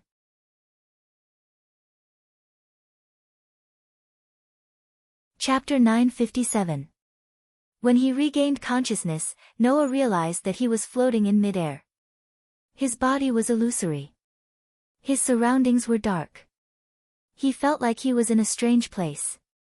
However, his consciousness was still quite clear. Under such circumstances, Noah witnessed the pinnacle of the battle in the dark space from the perspective of God. Roar! In the dark fortress, the Demon King, whose body was burning with black flames, let out a roar that did not sound like a human's voice. In his hand, he gripped a completely black knight's sword tightly. Dense black gas surged around his body, bringing with it gusts of wind that swirled in the surrounding space. Finally, it gathered on the sword. Roar! In the low roar that sounded like a ferocious beast, the Demon King, whose body was shrouded in ominous black gas, suddenly shook his sword-wielding arm. Like a flash of black lightning, his body instantly shot forward. In front of the Demon King of Disaster was a young girl holding a steel sword shining with silver light. She was called the Saintess of Salvation by the later generations. She fearlessly pointed her sword at the Demon King that was charging towards her. Her body was surrounded by a beautiful phosphorescent light called Divine Might, which was completely different from the Demon King's. The black lightning that shot toward the Saintess of Salvation was terrifyingly fast. One could only vaguely see a black line flash in front of their eyes. The Demon King, whose body was shrouded in ominous black gas, arrived in front of the Saintess. He mercilessly slashed with the Black Knight's sword at the Saintess' head with a sonic boom. Clang! In the next moment, the Black Knight's sword and the shining silver sword collided fiercely, setting off a shocking shockwave that shook the surroundings. Then, the heart-trembling collision began. Clang clang clang. Along with the Demon King's ferocious roar, the pitch-black knight's sword was swung out like a heavy hammer. Using the most violent method, it mercilessly slashed towards the delicate and pitiful girl. However, no matter how heavy the slashes were, the existence who was known as the Saintess of Salvation by the later generations was fearless. She raised her shiny silver steel sword and continuously welcomed the heavy sword that was swinging at her. She poured all of her divine power into her elven device and repelled the violent yet rough slashes of the Demon King amidst the crisp clangs of clashing sounds. Rather than saying that it was a beautiful clash of swords, it would be more accurate to say that one side was simply venting their violence, while the other side was doing their best to defend against the other side's attacks. In the eyes of some ordinary people and even in the eyes of ordinary elves, such a battle of one attacking and one defending was rather exciting. However, for Noah, who had once faced a god and even killed a god, it was a little too simple. This was because Noah could easily see that just like when he faced Hercules in the form of a servant, the Saintess was also waiting for an opportunity in the battle with the Demon King. She was waiting for an opportunity to kill him in one strike. And this opportunity came very quickly. Roar! Perhaps it was because it was furious that it couldn't take down a weak girl for a long time. In order to slay the foolish girl who challenged it, the Demon King raised its pitch-black knight's sword high up and gathered all of its strength into the next strike. However, this long accumulation of power finally laid a decisive foundation for the Saintess to defeat the Demon King. Clang! Suddenly, the shining silver steel sword in the Saintess' hand suddenly shone with a dazzling light. Like a ray of moonlight flashing through space, it swept forward with a pleasant sword sound. At such a close distance, the Demon King, who was still accumulating power with his elven device raised high, couldn't dodge at all. He could only watch as the moonlight slash landed on his body. Poochie. Without any obstruction, the sharp steel sword directly pierced through the Demon King's chest, piercing through the heart of the male elven envoy who brought unimaginable disaster to the continent. Wang! The shining silver steel sword suddenly trembled and burst out with a shockingly strong light, completely enveloping the Demon King's body in the light. Roar! In the end, the Demon King only had time to let out a hair-raising roar. In the dazzling light, his body gradually disappeared. Clang! Then, the pitch-black knight's sword in the hands of the Demon King of Disaster fell down and stabbed into the ground upside down. At this moment, the Demon King was eliminated. And the scene of the Saintess who saved the world powerlessly sitting on the ground became the last scene in the legend of the Saintess and the Demon King that spread throughout the continent. Similarly, it also became the last scene in the eyes of Noah, who watched the entire process from the perspective of God. As his consciousness gradually returned to his mind, Noah woke up from his sleep and slowly opened his eyes. Because he didn't draw the curtains, when the sky began to brighten, the darkness in the pink room was gradually expelled. Noah, who was lying on the sofa with a quilt covering his body, didn't have a bright look in his eyes. Instead, he looked a little gloomy. After a while, he finally regained his senses. He straightened up and covered his forehead with his hand. His deep eyes flickered with slight ripples. Is it that dream again? The dream of the final battle between the Saintess and the Demon King. This time, Noah did not wake up because of the sudden dream. Not only did he clearly know that he was dreaming, but he also witnessed the final battle between the Saintess and the Demon King from the perspective of God, which no one could discover until the very last moment. Raising his hand and looking at the elven seal on the back of his hand, Noah extracted the divine aura from the divine aura source in his body bit by bit and poured it into the seal. When, with a slight tremor, the elven seal emitted a weak light. Cold Steel Queen, holy sword that slays demons and demons, become a sword of steel and bestow upon me divine power. The familiar contractual elven incantation sounded around him, causing the weak light to become even brighter. However, after a while, the bright light dimmed again until it completely disappeared and returned to its original state. Although he didn't have much hope, the failure of the summoning still made Noah smile helplessly. I've really made a contract with a troublesome elf. Just as he finished speaking, the sound of a door being opened echoed into Noah's ears. That was the sound of the door to Alice's room being opened. Good morning. Not knowing whether she was talking to herself or was subconsciously talking in her sleep, Alice's expression was hazy as she rubbed her eyes. She looked sleepy as she walked out of the room. Seeing this scene, Noah knew that Alice was probably still asleep. This was because Alice was wearing pajamas with polka dots printed on them. Her sky-blue waist-length hair wasn't tied into a ponytail, but was instead let loose. This made Alice, who was usually very stern, look even more gentle and beautiful at this moment. The cute pajamas, coupled with Alice's cute appearance, made Noah's expression relax as he replied subconsciously. Good morning. Hearing this voice, Alice's body froze. Then, as if she finally remembered something very important, Alice maintained her stiff body as her neck slowly turned towards Noah's direction. When she saw Noah, her face slowly turned red. Looking at Noah lying on the sofa, then looking at herself in her pajamas, Alice's eyes began to well up with tears. Wah wah wah. With a sorrowful cry, Alice scurried back to her room and slammed the door shut. The corner of Noah's mouth twitched. It was just pajamas, was there a need to have such a big reaction? 30 minutes later, Alice came out of the room in her uniform and light clothes, with a knight's sword at her waist. The moment she came out, Alice's face flushed red as she pulled out the knight's sword at her waist and pointed it at Noah. Speak. What did you see? Noah knew that inexplicable trouble had come again. Just as Noah was about to subdue Alice, a series of hurried footsteps could be heard clearly from outside, followed by a series of violent knocks on the door. The next moment, a panicked voice suddenly sounded. Captain. Something happened. Alice's expression changed.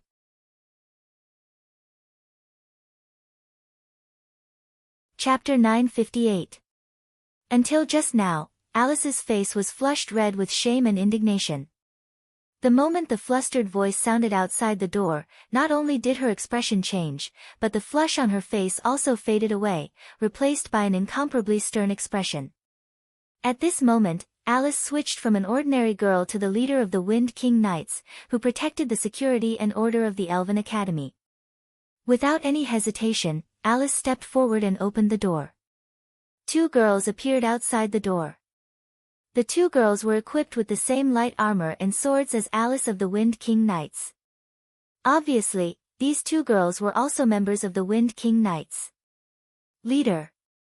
Looking at Alice, who opened the door, the two girls heaved a sigh of relief, but soon they spoke anxiously. Something happened. Leader. Calm down. Alice put her hands on the shoulders of the two girls, indicating for them to calm down. What happened? The two girls looked at each other and immediately seemed to have reached a consensus. They looked at Alice together and said this sentence in unison. In the Elven Forest, a large number of magical beasts suddenly rushed out and attacked the gate of the academy. You! What did you say? Alice cried out involuntarily. Magical beasts? Noah's heart moved, and he also stood up. Magical beasts. It was a species that was different from elves, but also lived in the elemental elf world. They didn't have the power to form a contract with humans, nor did they have the various abilities like elves. Strictly speaking, they should be a kind of wild beast. However, this kind of magical beast usually had a strange body structure and physical strength, much stronger than ordinary wild beasts. Many people said that magical beasts were a species born from the union of elves in the elemental elf world and wild beasts in the human world. However, this statement had never been confirmed. What was certain was that this kind of magical beast did indeed have physical strength and body structure that ordinary wild beasts didn't have. Rather than saying that it was the same kind of existence as tigers and lions, it was better to say that it was the same kind of existence as dinosaurs. Therefore, even if it didn't have the ability of elves, the threat of magical beasts to humans was much greater than ordinary wild beasts. Compared to some elves, it was not to be outdone. Like elves, magical beasts would also come to this world through the gate of the elemental elf world and live in the elven forest. Now, it seemed that a portion of the magical beasts living in the elven forest had suddenly attacked the academy. Alice, who knew that she could not afford to be careless, immediately spoke. Have all the knights gone over? Most of them are already there. The rest are still being notified, a young girl from the Knight Corps quickly said. Leader, should we ask the academy for help?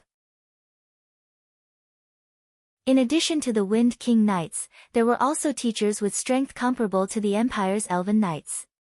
If he asked them for help, it would probably make the situation much better, right?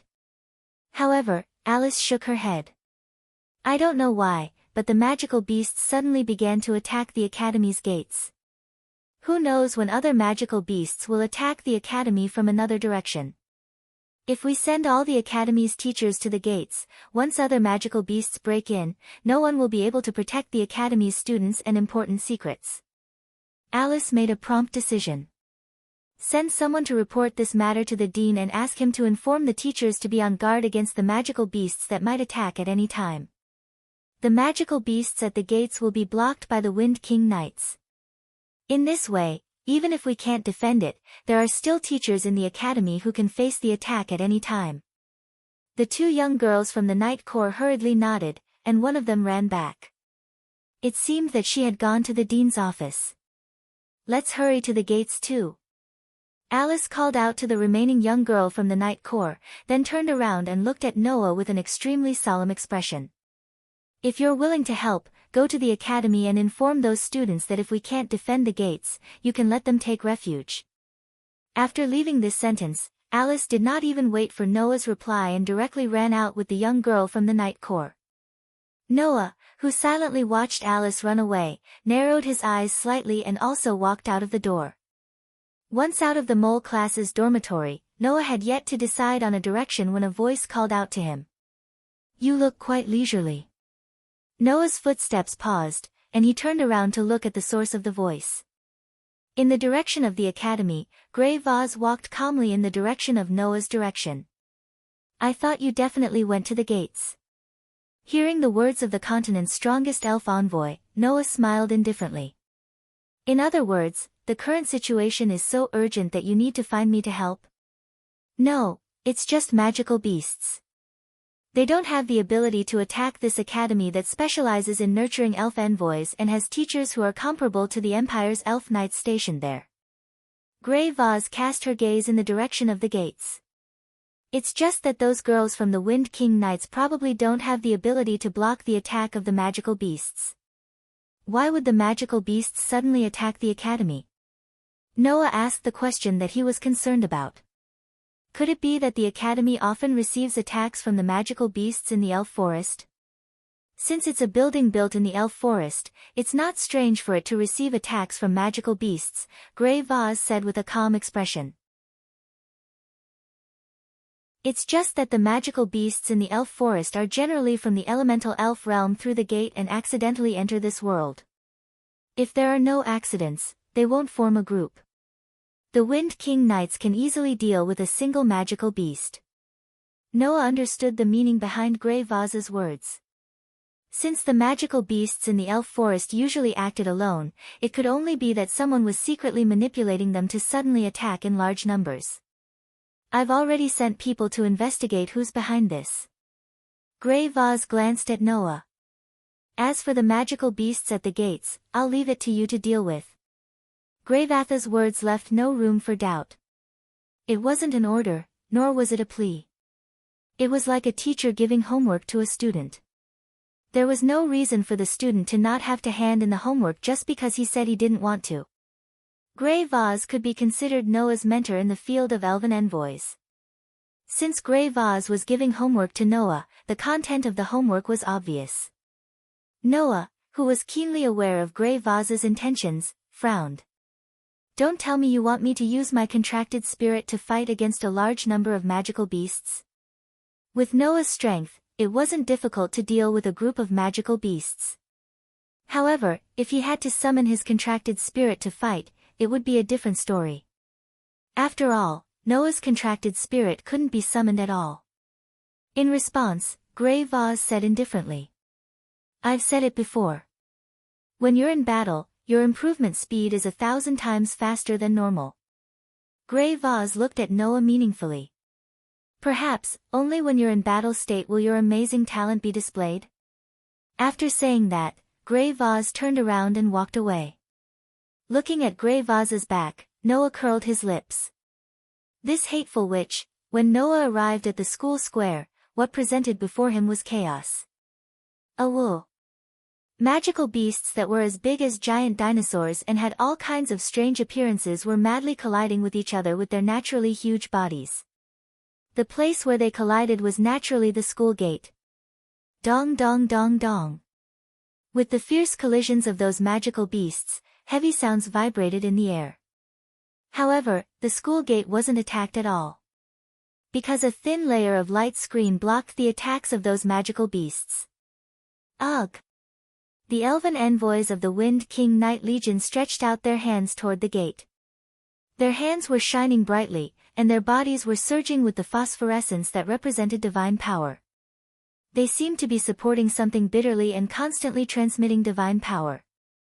Ha! Ha! At the head of the Wind King Knight Legion, Alice also stretched out a hand. Halos undulated in her hand, setting off waves of divine power fluctuations. She was also supporting bitterly. That thin layer of light screen was the enchantment created by the Wind King Knight Legion's elven magic. Noah looked outside the school gate and clenched his elven hand.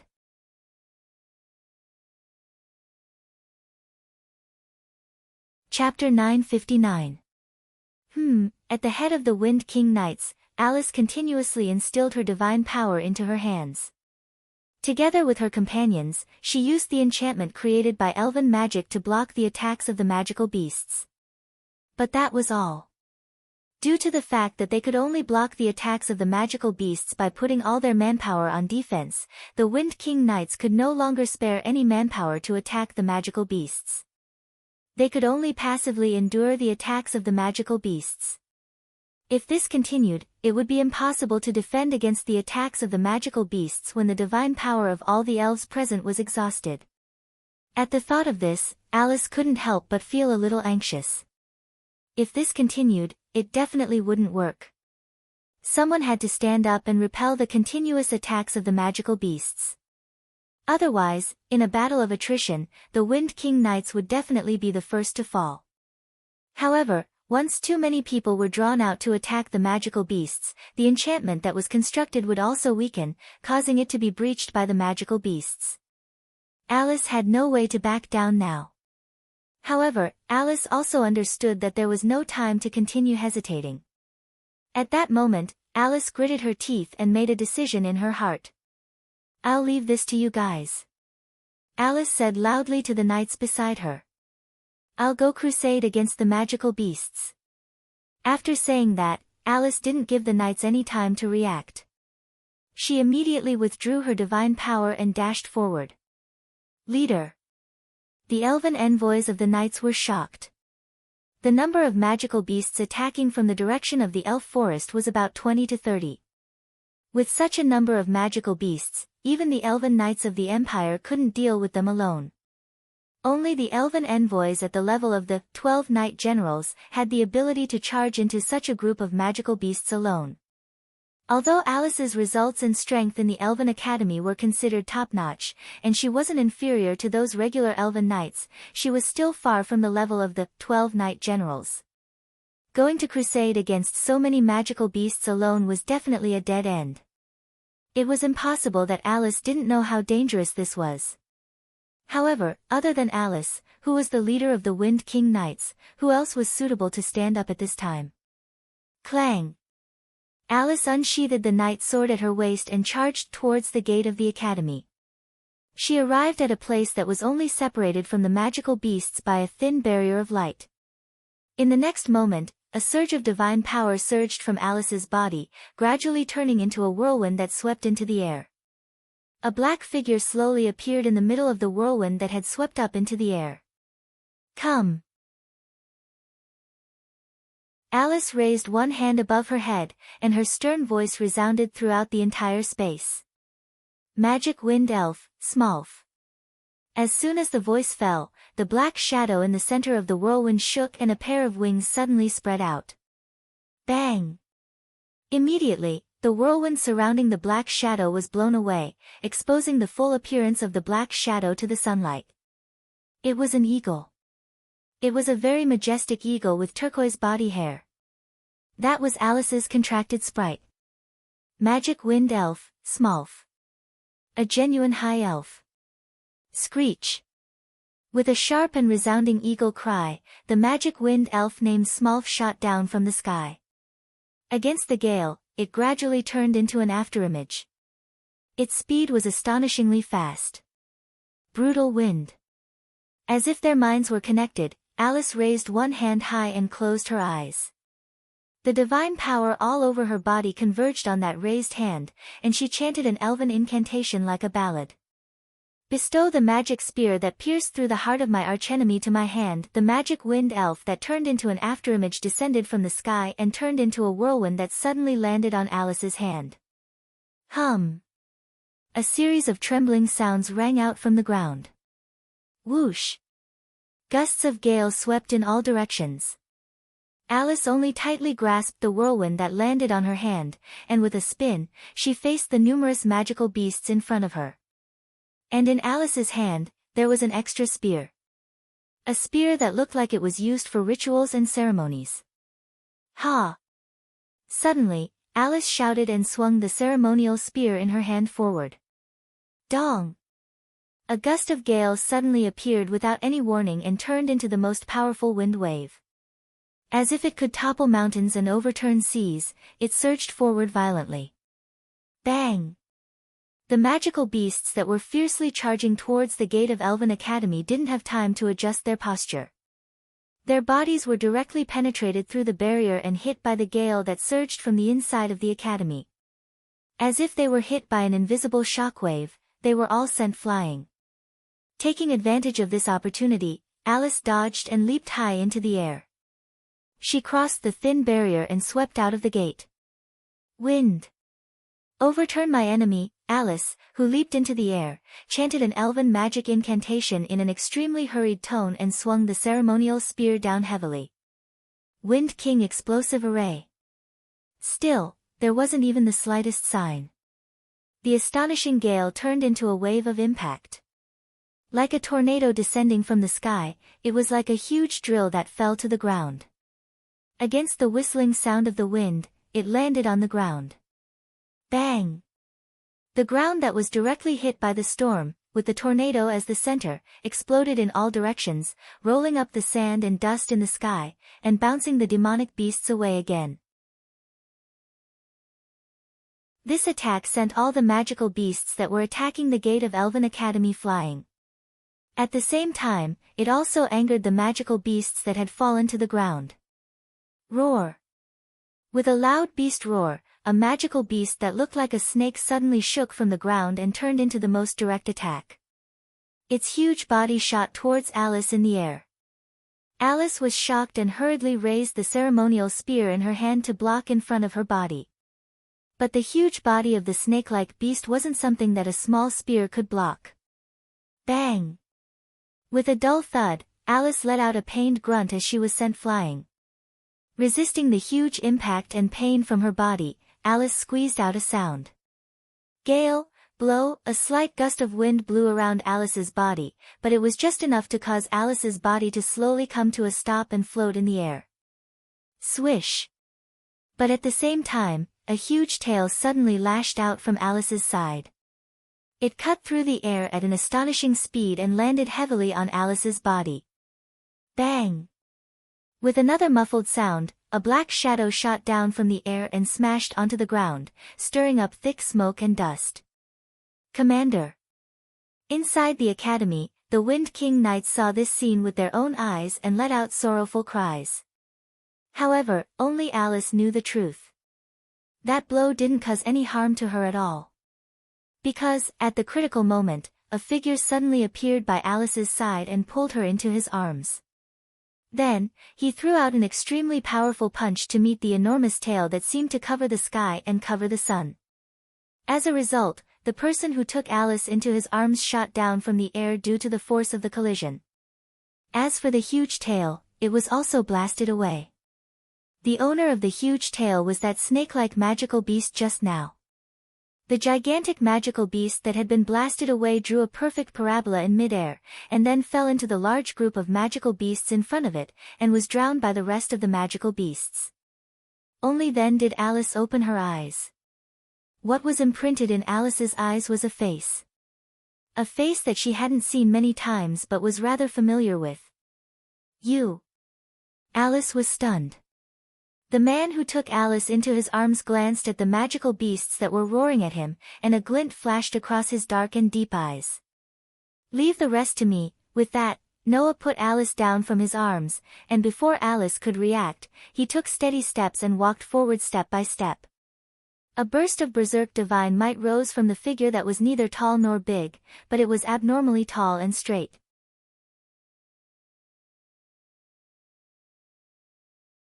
Chapter 960. Roar, roar, roar, roar. At this moment, the roars of numerous magical beasts resounded through the sky, echoing throughout the entire Alicia Elven Academy. Rumble. Without any hesitation, the magical beasts that were blown away by Alice's storm once again gathered in groups. Like a violent wave, their heavy footsteps repeatedly stomped on the ground, and as the ground shook, they surged in Noah's direction. If they were to be drowned by the horde of beasts, it was likely that anyone would end up being trampled to death. However, Noah's expression did not change at all as he looked at the rather shocking group of magical beasts swarming towards him. Noah had already faced this scene countless times. In the world of the Dark Bullet, Noah had faced thousands of protozoan virus legions. In the world of the God Slayer, Noah had faced thousands of wolves released by Marquis Warban. In the world of looking for a chance encounter in a dungeon, Noah had also faced monsters that could be said to be an army of thousands of men and horses.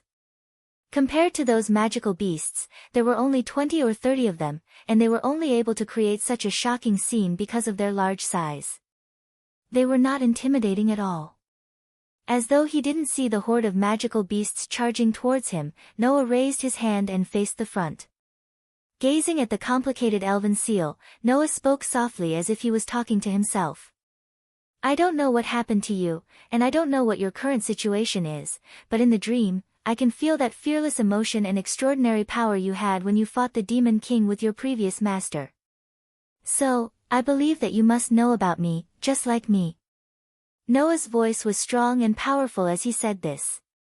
It doesn't matter if you're the legendary holy sword that killed the Demon King, or just an unknown elf. If you really know about me, then answer me. Because, I need you. As soon as he finished speaking, Noah clenched his outstretched hand into a fist. The endless divine power that surged around him gushed toward the elven mark like a flood that was released from a dam. Cold Steel Queen, the holy sword that slays demons, become a sword of steel, and bestow me with divine power. The elven language that represented the contract turned into a song that reverberated in the air. Clang! On the back of Noah's hand, the intricate elven seal bloomed with extremely bright light, illuminating the surroundings. Thus, the circuit to the elemental elven world was successfully established. In the past, Noah's summoning would always end in failure because he could not get a response from the elven contract in the elven world. However, this time, Noah clearly felt it. A faintly discernible presence appeared silently from the end of the circuit that connected the elven seal to the elemental realm and responded to Noah's call. Wang! At this moment, the elven seal in Noah's hand burst out with lightning. In that lightning, dense light particles slowly gathered together, and gradually condensed into form in Noah's hand. Immediately afterward, it was as if something had broken free from within, and the condensed light particles suddenly exploded. Bang! After a sound like glass breaking, the light particles that gathered in Noah's hand dissipated. However, a cold object appeared in Noah's hand and fell into his palm. Sword. It was a steel sword that was silver in color, inlaid with gold threads and crystals, and flowed with a layer of sacred silver light. On the blade of the steel sword, there were words inscribed in the ancient elven language, Terminus Estate, Protector of the World. Roar, roar, roar, roar. The violent and chaotic roars of magical beasts rubbed against the air, causing the dangerous atmosphere to once again fill the entire space. Noah just raised his head and looked at the group of magical beasts charging at the forefront. A trace of coldness flashed across his deep eyes. Clang! A sword light that seemed to shake the world suddenly appeared in the space. It crossed the space at an amazing speed and directly swept toward the group of magical beasts charging at the forefront. Puchi! The group of magical beasts charging at the forefront was directly swept by the bright sword light. Accompanied by a clear tearing sound, their huge bodies were cut in half. Boom! The body of the magical beast that was cut in half fell heavily to the ground, causing a heavy sound and sand to fill the sky.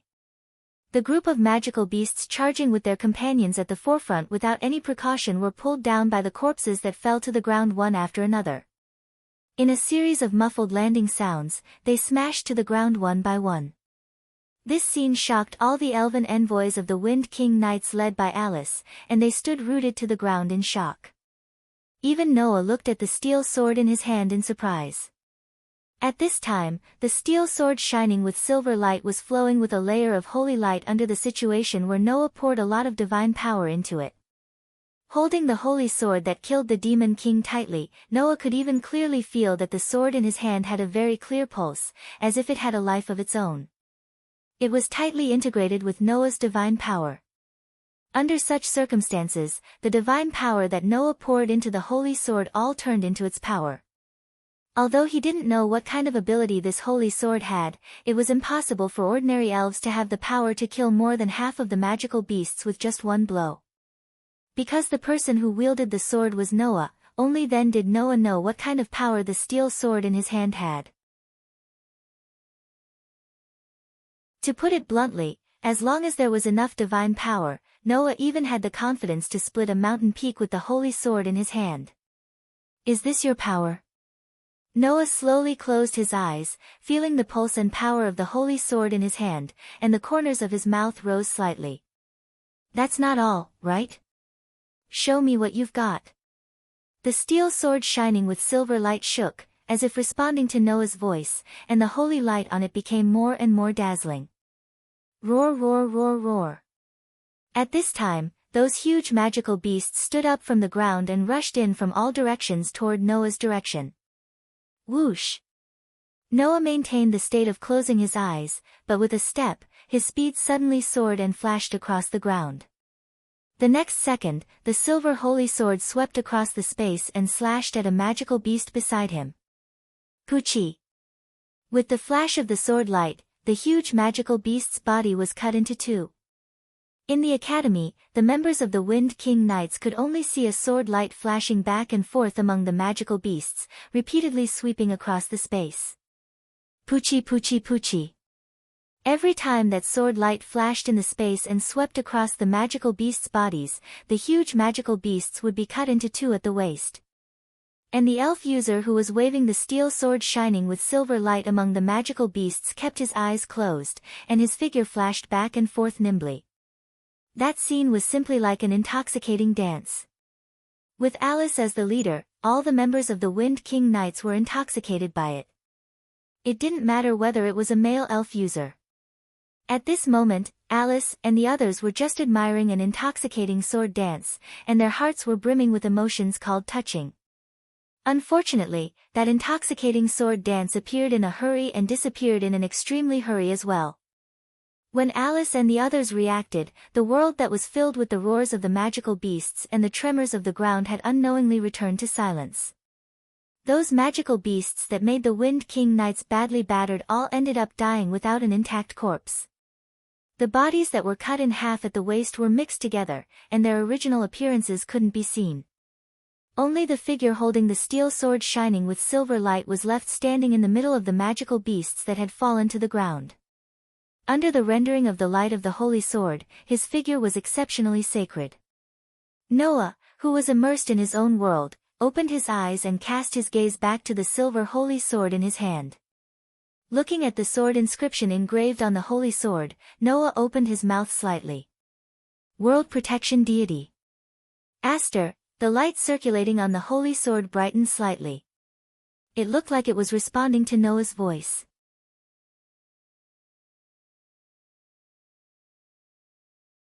Chapter 961. Alicia Elven Academy. In the dean's office, Gray and Vath were listening to Noah's report on the magical beast horde attacking the academy gate. Gray and Vath didn't think that Noah could repel the magical beast horde by himself. As mentioned before, if there were any elven users who could repel 20 to 30 magical beasts by themselves, it would only be the top elven users like the 12 Knights. Gray and Vath were not only the leader of the 12 Knights, but they were also known as the strongest elven user in the continent. To Gray and Vath, repelling a magical beast horde of that level wasn't a problem, let alone Noah who was stronger than Gray and Vath. What Gray and Vath really cared about was Noah's progress as an elven user. Therefore, when she heard that Noah had summoned a contracted elf and turned it into the most suitable elven device for himself, the strongest elven user in the continent with the title of Twilight, which showed a satisfied expression. Apart from that, she also sighed. You can turn a contracted elf into the most suitable elven device for yourself after summoning it for the first time? Gray and Vath looked at Noah and said with a faint smile. Sure enough, your improvement is the fastest when you're in battle mode. Hearing that, Noah curled his lips, but he also understood why Gray and Vath sighed like that. Although elven users could communicate with elves and exchange contracts to obtain the elves' power, it wasn't something that could be obtained effortlessly after contracting. Even after contracting elves, they still needed to study hard, practice to obtain power. For example, elven magic. As long as an elven user contracted an elf, they could use magic of the same attribute as the contracted elf. But, being able to use, and using, were two completely different things. Only after going through rigorous elven magic training could an elven user use elven magic. The power that could be obtained after forming a contract with an elf was the same. Summoning elves required practice. Using elves required practice. Using elves' power required practice. In order to transform the elves into the most suitable elven magic device, one needed to cultivate as well. Let's just say that it happened in Alicia Elven Academy. Although Claire and Alice were able to use the elven equipment so easily, they thought that it was easy. In fact, in the entire Alicia Elven Academy, less than half of the students were able to use elven devices. Most of the senior students were able to use the elven device. However, in the lower grades, apart from Claire, Linley, and Alice, who were exceptionally talented in using elves and had contracts with high elves, less than 30% of the students in the lower grades had truly mastered the elven devices.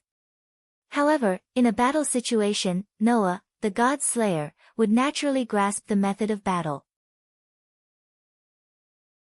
After summoning the contract spirit, as part of the instinct of the god slayer, Noah understood what was the most suitable fighting style for him at that time. Therefore, in that instant, Noah naturally grasped the method to transform the elves into the most suitable elven device for him. All of this was due to the god slayer's unparalleled talent in battle. Or rather, it could be said that it was his instinct in essence. Of course, Noah's amazing talent was also one of the reasons.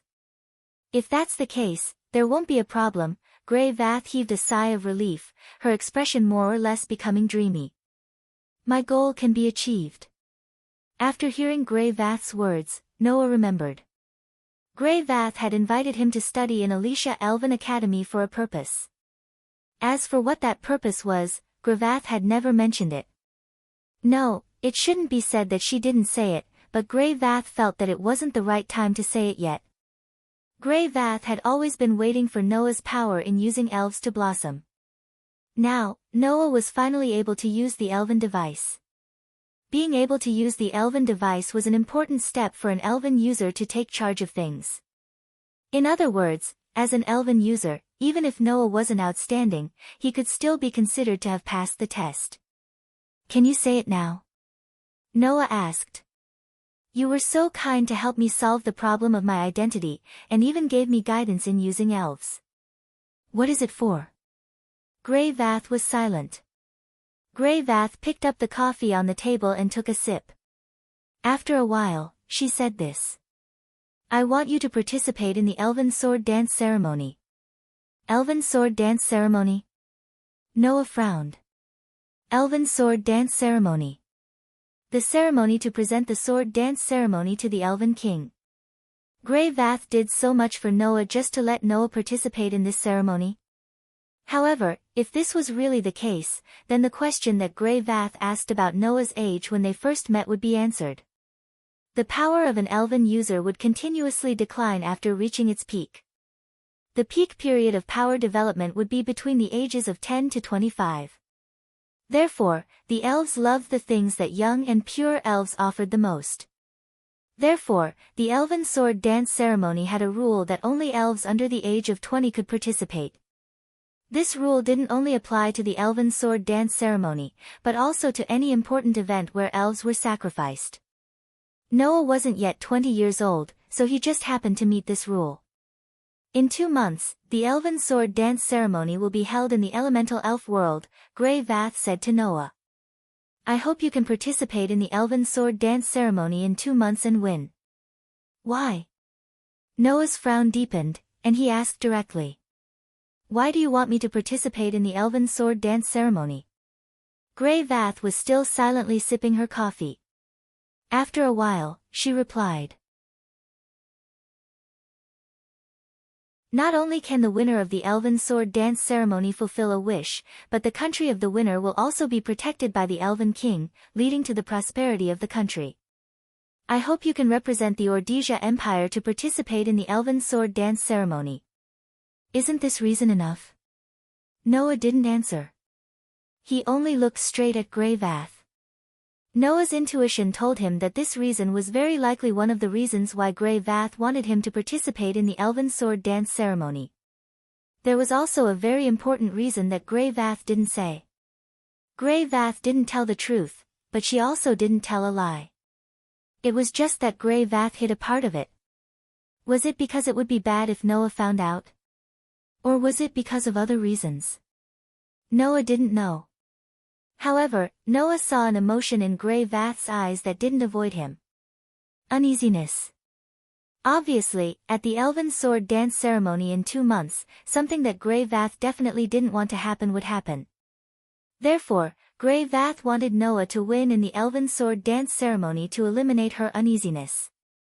As an elven user, your ability can only be considered passable, but your strength is quite amazing. Grey Vath looks straight at Noah. If it's you, you will definitely win. That's why I let you stay. This time, it was Noah's turn to be silent. Frankly speaking, just like during the Holy Grail War, Noah didn't think that winning in the elven sword dance ceremony would fulfill any of his wishes. Noah really didn't have any thoughts about the elven sword dance ceremony. And that meant that Noah didn't have a reason to participate. Similarly, there was also no reason not to participate. I understand. Noah sighed. I will participate in the elven sword dance ceremony in 2 months. Hearing this, Grey Vath smiled. If it was said that Grey Vath was relieved after knowing that Noah used the elven device, then now, Grey Vath really felt a little relieved. As for whether Noah could win, Grey Vath felt that even if it wasn't 100%, it would still be more than 70% to 80%. The remaining part was because of the elven sword dance ceremony itself. This time, the elven sword dance ceremony is a team competition, Grey Vath said. You still have to find your own teammates. Noah suddenly felt troubled. Teammates? In this academy, could he find teammates?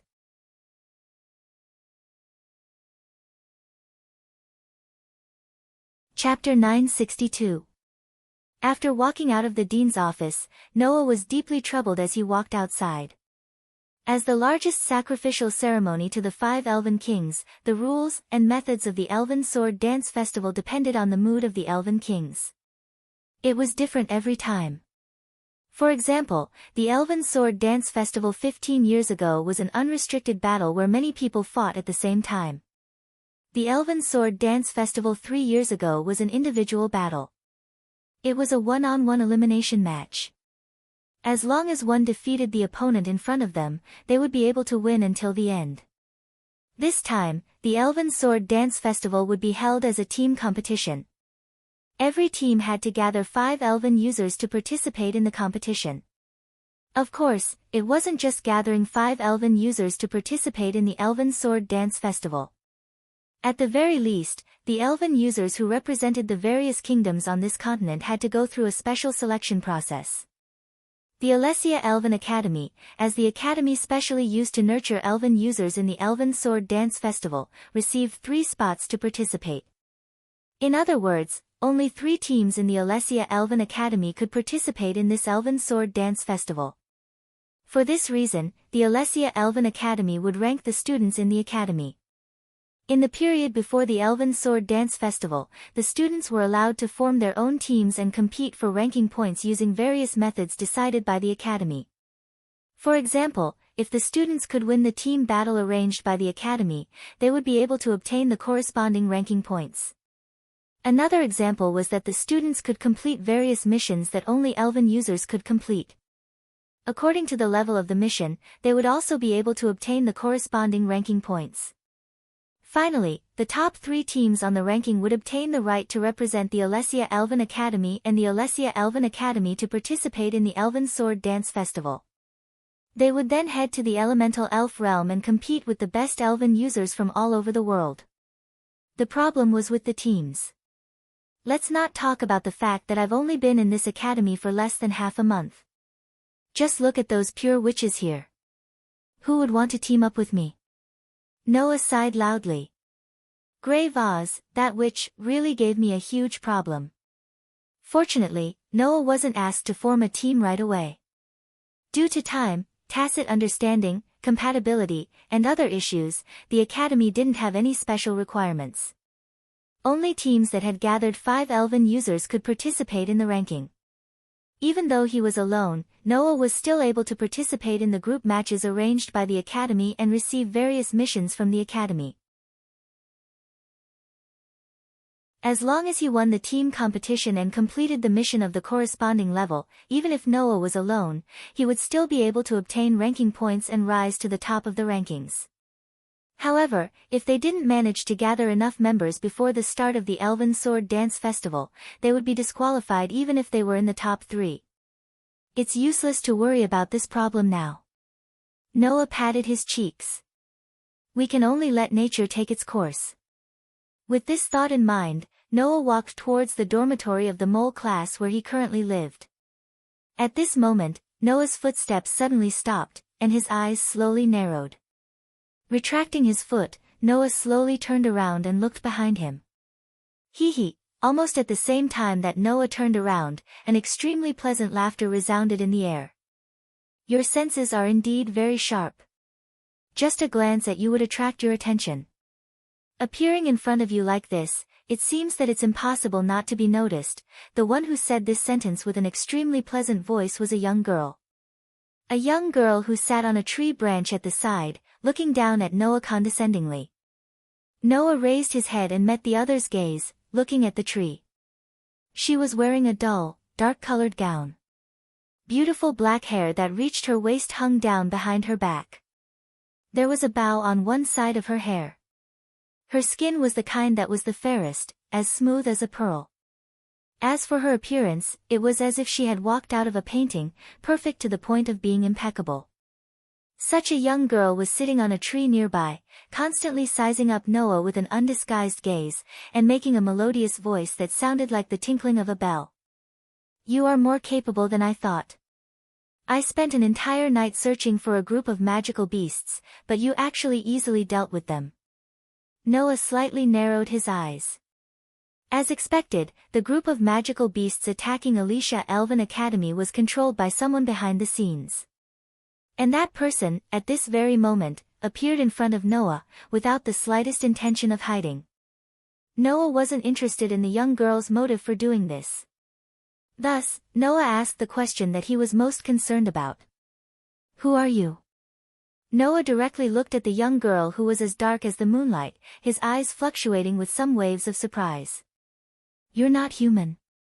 When this sentence came out, even the young girl was stunned for a moment, but then she smiled even more happily and said with a smile. That's right, I'm not human. I'm an elf, the highest dark elf. Elf. Noah couldn't help but take another look at the young girl. The highest elf. Existing in the form of a human, possessing powerful strength that even high elves couldn't reach. In the world of elemental elves, in terms of rank, other than the 5 elven kings, they were the highest elves. Noah had indeed read about this in a book. However, Noah really didn't expect that he would actually meet a humanoid elf of the highest rank. To elven users, elves weren't just companions who exchanged contracts, they were also a guarantee of strength. Without a contract, elven users wouldn't be so powerful that ordinary humans couldn't reach them. If others were to know that there was an elf of the highest rank here, it would definitely cause a huge commotion, right? And if this dark elf who appeared in the form of a human didn't have a master, then it wouldn't be as simple as causing a commotion, it would definitely cause the envy of all elven users. Under such circumstances, the young girl who called herself the highest dark elf suddenly jumped down from the tree. As if her body was weightless, she lightly landed in front of Noah. The distance was close enough to make one think of an intimate lover. With her hands behind her back, the highest dark elf bent down and looked up at Noah with her beautiful eyes. On her charming face hung a beautiful smile that would make one's heart drunk. In history, other than the Demon King, there hasn't been a second male elf user. Your existence really makes me feel very concerned. The dark elf girl reached out a hand and gently caressed Noah's cheek. Her eyes were also swaying, looking very delicate and pitiful. If it wasn't for me, I believe that those who know would think that you're the Demon King's successor, right? Hearing the dark elf girl's words, Noah only allowed the dark elf girl to caress his cheek. His eyes met the dark elf girl's swaying eyes without any ripples as he asked this question. What do you mean by that? Very simple. The dark elf girl smiled mischievously. I just want to say that if you were the Demon King, then there's no way I wouldn't know. So, I can be sure that you're definitely not the Demon King. As she said this, the smile on the dark elf girl's face grew wider and wider. She even looked at Noah with eyes full of curiosity, as if she wanted to strip him naked and study him thoroughly. But, why would you be the elf user if you're not the Demon King's successor? And why would the fate of the person who was supposed to be the Demon King be changed because of you? How can I not be curious? Each sentence that made Noah feel inconceivable made Noah a little unhappy. What are you talking about? The dark elf girl didn't say anything.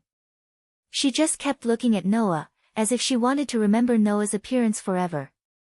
Also, as if she was deliberately teasing Noah, she moved away from Noah and turned in a circle in front of Noah. That scene was beautiful to the extreme. You'll find out sooner or later.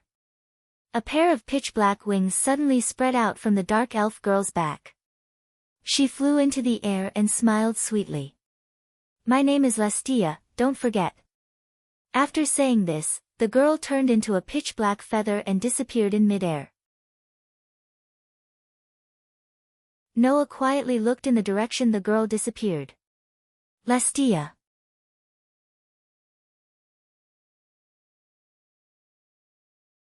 Chapter 963. In the dormitory of the mole class, in a room with a pink atmosphere, Alice was taking off the equipment and swords of the Wind King Knights. After casually placing them on the table, she sat on the sofa and hugged a cute doll, resting her head on it. In the past, after finishing the work of the Wind King Knights and returning to her dormitory, Alice would usually start training in culinary skills. This was because Alice was a very serious person. Although there were some old-fashioned parts due to being too serious, it was also because of this that Alice would honestly accept her immaturity. It could be said that her heart was very upright. This was also the reason why she would train in culinary skills. Alice's dream was to become an outstanding knight. However, while being a knight, Alice also clearly remembered that she was still a young girl. In this aspect, Artoria was different from Artoria, who had given up on being a young girl in order to become an excellent knight and a perfect ruler. Therefore, Alice felt that while she was constantly advancing as a knight, for the sake of her future partner, she had to advance as a young girl as well. Therefore, in her free time, Alice would train her culinary skills for her future husband. Today, Alice did not immediately start training in culinary skills, which was rare. In Alice's mind, she kept replaying the scene that had happened today. The scene of her being rescued by a man from the ferocious magical beast and lying obediently in his arms. Moreover, it was in the form of a Princess Carrie. Thinking of that scene, Alice's pretty face turned completely red, and her heartbeat quickened slightly. The only ones who could communicate with the fairies were the pure and innocent girls. In order to maintain the purity of their bodies and minds, as elven messengers, the witches were almost completely isolated from the male environment since young. They received all kinds of elite education as elven messengers and became super greenhouse flowers who were not used to contact the opposite sex. It was precisely because of this that Noah, a male elven envoy, had suddenly barged into an academy that only had pure and innocent girls. That was why he had caused such a huge commotion, and even caused the pure witches to be subconsciously fearful and curious. However, being pure also meant that they were easy to deceive. Only a little overly ambiguous contact would cause these young girls' hearts to sprout and their hearts to beat incessantly. Now, Alice was undoubtedly in this state. So, he is so strong. While recalling the scene of her being rescued by Noah from the magical beasts, Alice could not help but think of Noah's leisurely and pleasing sword dance among the magical beasts.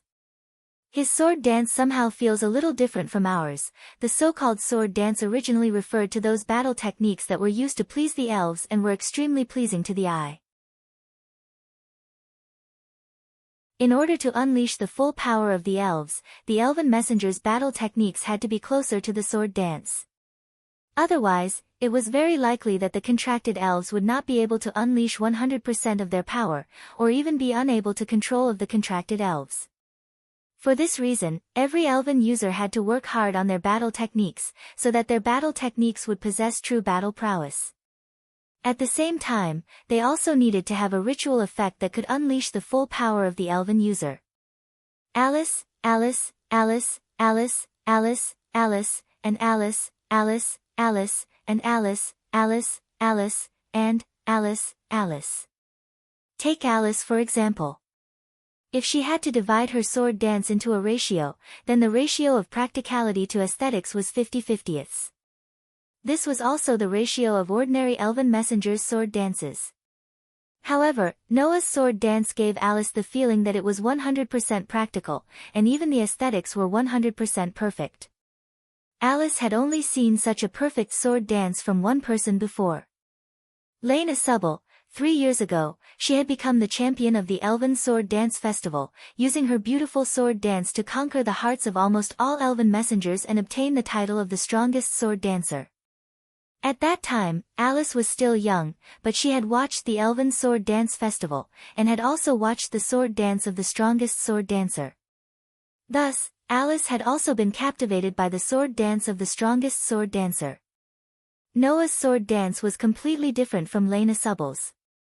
If one were to say that Lena Subble's sword dance was beautiful, then Noah's sword dance was elegant and free. However, the sword dance of these two people had a kind of perfection. It was 100% practical and aesthetically pleasing, and there was no feeling of one aspect falling behind the other. That was the true sword dance. Alice thought so in her heart. At this moment, a voice sounded by Alice's ear. "What are you doing?" The sudden voice caused Alice, who was immersed in the memories of the morning, to shiver. Her hand almost subconsciously grasped the hilt of the knight's sword beside the sofa, and she fiercely pulled it out, bringing with it a sharp gust of wind as she swung it towards the source of the voice. Clink! At the same time, a hand suddenly appeared by the side of the knight's sword. With a crisp sound, the thumb and index finger pinched the sharp blade of the knight's sword, stopping the sword in its tracks. Only then did Alice react, and see the full appearance of the owner of the voice clearly. Impressively, it was the person that Alice had been blushing and her heart was beating fast. Hee. Tightly pinching the sharp blade of the knight's sword, Noah looked at Alice and smiled insincerely. "Your way of greeting is still so special, Captain Knight."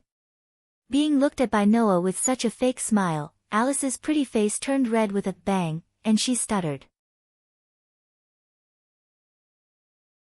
"You. Why are you here? Why am I here?" Noah said helplessly. "I say, Captain Knight, you can't have forgotten that I was invited here by you, and that I'm temporarily staying with you, right?" Noah was right. Alice had indeed forgotten. Stay. Stay with me." Alice's face looked like it was boiling, and even steam was starting to come out. "Stay with me.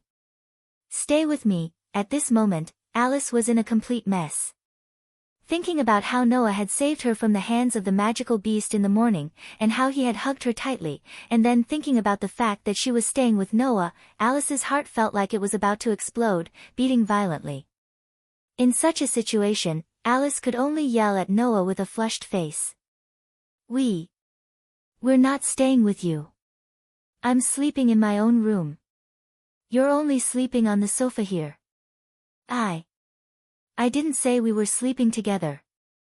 The corner of Noah's mouth twitched, and he said strangely. "Why are you having such a big reaction?" It's none of your business."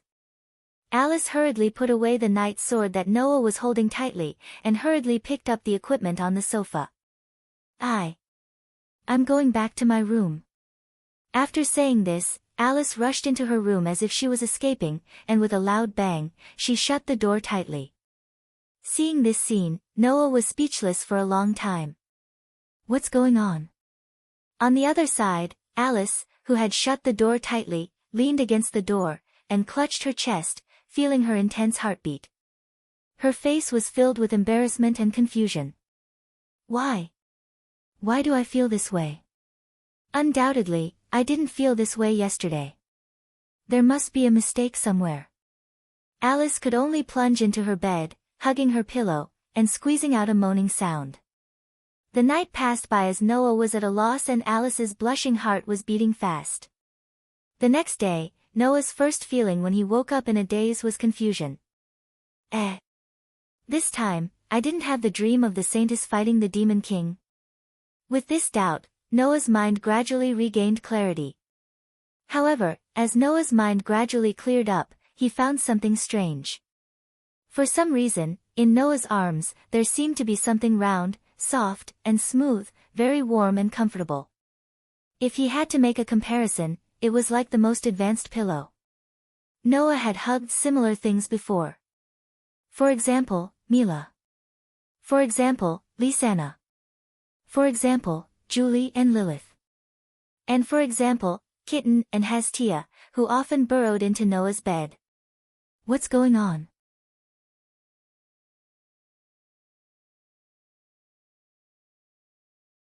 Chapter 964. The extremely comfortable touch from his arms made Noah's somewhat fuzzy consciousness disappear in an instant, and he was completely awake. Without any hesitation, Noah suddenly tightened the quilt covering his body and pulled it open. With the sound of the quilt being pulled open, the scene that originally existed under the quilt was displayed in front of Noah. However, looking at the scene under the quilt, Noah's face was completely stiff. With a soft sound, something like the highest grade of pillow slowly straightened up from Noah's arms, and a silver-white color filled Noah's entire eyes in an instant. It was the color of waist-length hair that looked extremely elegant, like a waterfall hanging down to her waist. As if swaying, the extremely beautiful silver-white long hair gently floated in front of Noah's eyes, and then drooped down with gravity. It swayed in a circle of beautiful arcs and draped over a layer of skin. A layer of skin that was as white as pearls and as smooth as jade. Finally, it gave people a feeling that it was as smooth and beautiful as ivory. And with such waist-length silver-white hair and ivory-like smooth and beautiful skin, the petite girl sat up from Noah's arms and entered Noah's eyes instead of the silver-white hair and ivory-like skin. At this moment, Noah only felt that time had stopped, and even his breathing had stopped for a moment. It wasn't just because of the sudden appearance of such a petite and cute girl in his arms. It was also because the girl's slightly raised little face was so delicate that even Noah, who had seen many beautiful girls, couldn't help but feel suffocated. This was not the most important thing. The most important thing was that this beautiful and petite girl who sat up from Noah's arms was naked. No. She wasn't completely naked. On the girl's pair of equally beautiful ivory-like thighs, she was actually wearing a pair of black over-the-knee socks. But in the case of almost naked, this pair of over-the-knee socks did not play any role in covering at all. Instead, it added an indescribable charm. Undoubtedly, it was such a petite girl wearing over-the-knee socks sitting in his arms, but Noah did not have any blasphemous thoughts. At this time, there was only a sense of beauty and inviolable holiness in Noah's heart as if a fairy appeared in front of him. As a result, Noah could only look at the beautiful girl sitting in his arms with a stiff face, unable to speak for a long time. It was not as if Noah had not encountered the same situation before. After all, in the world of absolute dual blades, Julie and Lilith slept in Noah's arms more than once, making Noah usher in a wonderful morning. Therefore, Noah thought that he had long been used to the same scene. Until now, Noah knew that the so-called habit was just because the really impactful things had not appeared in front of him yet.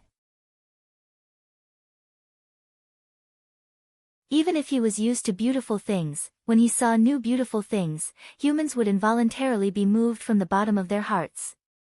However, in addition to being moved, Noah was also shocked by the impact of the sudden things in front of him. In such a situation, Noah didn't know how to react at all. For a while, he could only stiffen his face and fall into a state where he couldn't react. Unfortunately, time didn't really stand still. When Noah fell into a state where he couldn't react, the petite girl who sat up from Noah's arms, only wearing over-the-knee socks on her thighs, tilted her head, swaying with an inexplicable expression.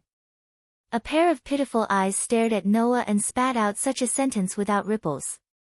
Have you woken up? The girl's voice wasn't the kind of clear and crisp water droplets that matched her appearance, but carried a somewhat steady bass. This voice couldn't be said to be not cute, but it didn't contain any emotions or fluctuations in it, making people feel cold. It was this cold and indifferent voice that caused Noah to shudder and come to his senses. You. Noah's first reaction was to sit up. However, because the beautiful girl with silvery white waist-length hair was sitting on Noah's waist, when Noah sat up, the distance between his face and the extremely beautiful and tender face was infinitely close. Looking at the delicate face that suddenly enlarged in front of him, Noah's heart was shocked. He quickly raised his head and opened up a distance, his heart beating slightly faster. Noah had to admit. He hadn't been so embarrassed for a long time.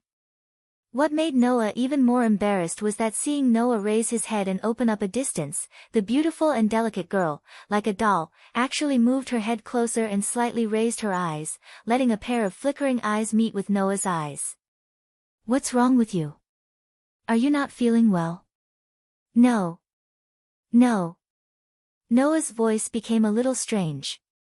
I'm not feeling unwell, I'm very comfortable. As soon as this sentence came out, Noah fiercely slapped himself, making a very clear and loud sound. This slap made Noah calm down a little, but also made the beautiful girl show a puzzled expression and asked innocently. Why did you hit yourself? Master. I just wanted to calm myself down a little. Noah smiled embarrassedly, then immediately reacted and said in surprise. Master? Yes. The beautiful girl with silvery white hair nodded and said as if it was a matter of course. You are my master. I'm your master. Noah hadn't completely understood the meaning of this sentence, and then, on the back of his left hand, a sharp tingling sensation was transmitted to his nerves. That sharp tingling sensation came from Noah's elf mark. Feeling this sharp tingling sensation, Noah finally understood. You. Noah looked at the girl in a daze. You're not my contracted elf, are you? Yes.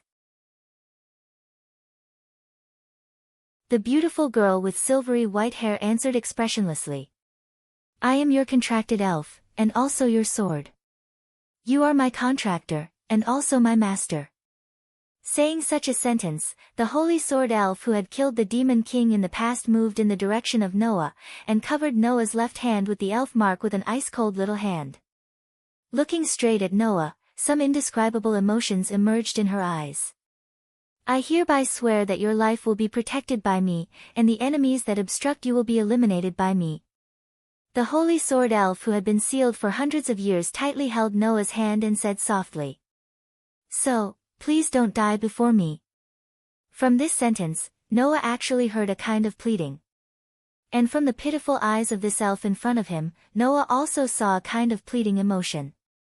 Noah didn't know why he had such emotions. But, for some reason, in Noah's heart, there was also a kind of sadness that emerged. At this moment, the figure of a girl appeared in Noah's mind. She held a steel sword that shone with silver light in her hand, and had long hair that was as beautiful as golden sand. She was called the Saintess of Salvation by later generations, the girl who saved the entire continent. However, the young lady's figure gradually dimmed. As if she was planning to disappear from this world, bit by bit, she dimmed down.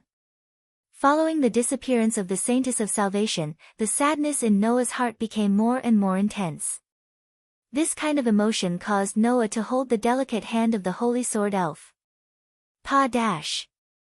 Just as Noah was about to reply, the sound of something heavily hitting the ground rang out. He saw Alice, who was standing at the door of her room, staring blankly at Noah and the holy sword elf who were tightly pressed together on the sofa. Her eyes were filled with an expression of disbelief. At Alice's feet, the knight's sword that she didn't have time to wear at her waist fell to the ground with its scabbard, causing the sound from just now. Seeing this scene, the corner of Noah's mouth twitched. He could already foresee what was going to happen next. I misjudged you. As expected, Alice picked up the knight's sword from the ground with tears in her eyes and fiercely pulled it out. You shameless person.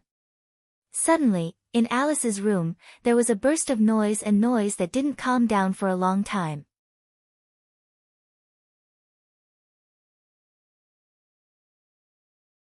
Chapter 965. Sigh. Walking in the vast atrium of the Elven Academy, Noah was still sighing about a rather bad and noisy morning. However, that was also something that couldn't be helped. Originally, Noah was already the target of all the pure and innocent young girls in this academy.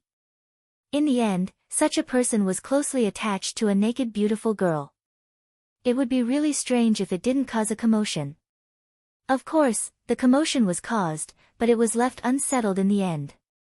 Although Alice seemed to be very excited, it was also because of this that Noah, who felt that the girl wouldn't listen to anything, could only imitate the method he used to meet Alice for the first time.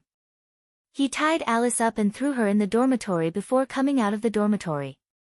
Probably now, the knights in the Wind King Knights should have gone to the Mole class dormitory to find Alice and liberate her because the leader had not arrived for a long time. However, Noah still remembered the expression on Alice's face when he had tied her up and thrown her into the dormitory. When he had walked out of the dormitory, Alice had looked at him in the last moment. That expression was simply like looking at her husband who had cheated on her. It was full of resentment. Sigh. Thinking of this, Noah couldn't help but sigh. Looking at Noah like this, the elven girl who had been following Noah obediently like a small animal spoke. Master, did I make you angry? In broad daylight, this elven girl who suddenly appeared naturally couldn't appear naked like in the dormitory. Although there was no other man in Alicia Elven Academy other than Noah, it still took a lot of courage to run naked under the sun under the eyes of others. The elven girl didn't feel ashamed in this regard. But Noah didn't dare to imagine what kind of eyes others would look at him with when they saw a naked beautiful and delicate girl following beside him. Therefore, when Noah wanted to take out a set of clothes from his treasury for the elven girl to use, the elven girl transformed her own clothes. It was the same uniform as the students in the Elven Academy. The pure white uniform matched the elven girl's originally fair skin and silver-white waist-length hair. For some reason, it had a particularly perfect feeling. As a result, many students in the surroundings frequently looked over here, pointed at the elven girl, and screamed uncontrollably. That appearance was as if they had seen an extremely cute doll, and only two hearts jumped out of their eyes. Unfortunately, with such a cute and beautiful girl by his side, it also made the surrounding students look at Noah with a hint of fear in their eyes. Come to think of it, these students must have thought that the elven girl was the prey that Noah had abducted, right? Noah could only suppress the sigh that surged in his throat for the third time. He shook his head, dispelled other thoughts, and looked at the elven girl. Don't worry, I'm not you, but how should I call you? Aster. The elven girl answered without hesitation. You can call me that in human language, but my full name can't be said in human language. If you say it in elven language, it will be World Protector Terminus Estate. The elven girl, Aster's words made Noah recall the inscription on the holy sword in the hands of the Saintess of Salvation he saw in his dream. The sword inscription on the holy sword was engraved with the words, Terminus Estate, World Protector, in the elven language. In other words, Noah said with some uncertainty. Are you really the legendary demon slayer that killed the Demon King? Yes. Aster's voice became slightly heavy. Master, you know about me too. I should say, on this continent, there shouldn't be anyone who doesn't know about you, right? Noah scratched his cheek. But, because I couldn't summon you, I shared the dream of you and the Saintess of Salvation fighting the Demon King together. So, I should know more about you than those who only know about you in legends, right? But Noah didn't expect that the elven contract that shared the dream with him was actually the highest elven form in human form. One had to know that the highest level elves in human form were extremely rare even in the world of elemental elves, let alone in this world. To put it bluntly, it would be hard for others to see such a highest elven form in their lifetime. And Noah, not only did he see one yesterday, but his own contract elven form was also the highest elven form. This was really unexpected. But this also explained why Noah's strength increased so much when he used Aster's elven device. Aster's strength was indeed very strong. From Noah's point of view, Aster's strength, if calculated by the grade of a relic, was at least the highest grade of Grade A relic. It was no wonder that the Saintess of Salvation could defeat the Demon King who controlled the 72 pillar elves with such a holy sword. It was not without reason. But, why couldn't I summon you before? Noah was puzzled. Could it be that there was a problem on your side? As soon as he said this, Aster stopped in his tracks. Noah immediately stopped and looked at Aster. Aster also looked at him. Then, Aster looked straight at Noah and said, "There was a problem. I did encounter some problems, and it was all because of Master." "Because of me?" Noah was stunned. "Although I don't know why, I am sure." Aster slowly extended his hand and placed it on Noah's chest. His gaze was fixated on Noah's body. His eyes flickered with an expression that made one's heart flutter like water. "Master, you have the same strength as me." "Same strength?" Noah was even more puzzled. "What do you mean? Didn't you say that when you contracted with me?" The light in Aster's eyes became more and more intense. There was even a trace of hope in his eyes. "You said that not only can your body reflect all magic, but you are also immune to all kinds of negative energy, including tempering, petrification, weakness, poison, and even curses. They are all useless against you. Could it be that it's not true?" At this moment, Noah could clearly feel it. In Aster's eyes, there was a strong sense of uneasiness. That sense of uneasiness was as if he was worried that Noah was lying to him. Of course, Noah was not lying to Aster. "I do have a body that is different from ordinary people." Noah smiled. "No matter if it is magic or other negative energy, it is useless against me." "Is that so?" The uneasiness in Aster's eyes gradually disappeared and turned into relief. "That's good. What's wrong?" Noah asked curiously. "Is there a problem with my body?" "No, there is no problem. Rather, I am very happy that you have such a body." Aster shook his head and looked at Noah again. "With such a body, you are destined to be the master of me, the world's strongest sword spirit." "The strongest sword sprite?" Noah blinked his eyes. "In other words, you are the strongest among the steel attribute sword spirits, right?" "Yes, Master," Aster said softly. "I am the strongest sword spirit. Just like you, I have the highest level of curse resistance that can nullify all magic and negative energy. As long as you are willing, I can even break the contract between other elves, cut apart any elven magic, and remove any curse. This is my ability." "You have such an ability?" Noah was stunned at first, then laughed bitterly. "Then we are indeed a good match. So, you are destined to be my master." Aster clenched a small hand and placed it in front of him while looking at Noah. "Perhaps, I am also destined to be your master." Noah was a little embarrassed by Aster's straightforward confession. At the same time, Noah's heart was filled with doubts. Even if his body was very similar to Aster's ability, it should not be to the extent of destined to be your master, right? In addition to Aster's previous performance, Noah felt that there must be other reasons for Aster to say such words. There must be other more important and heavier reasons.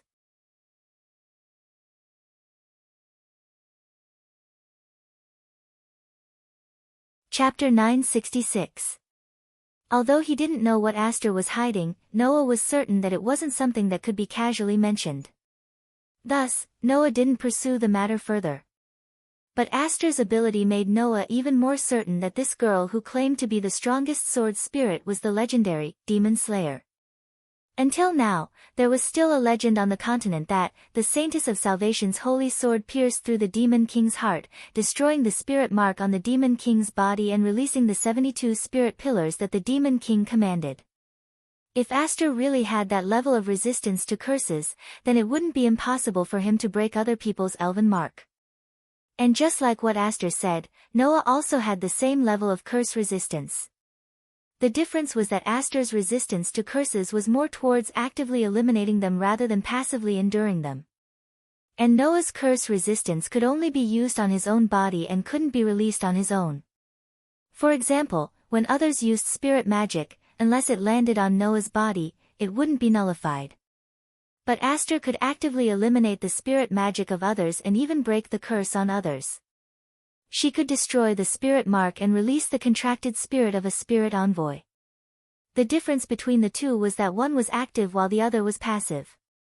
Of course, this was only Aster's ability.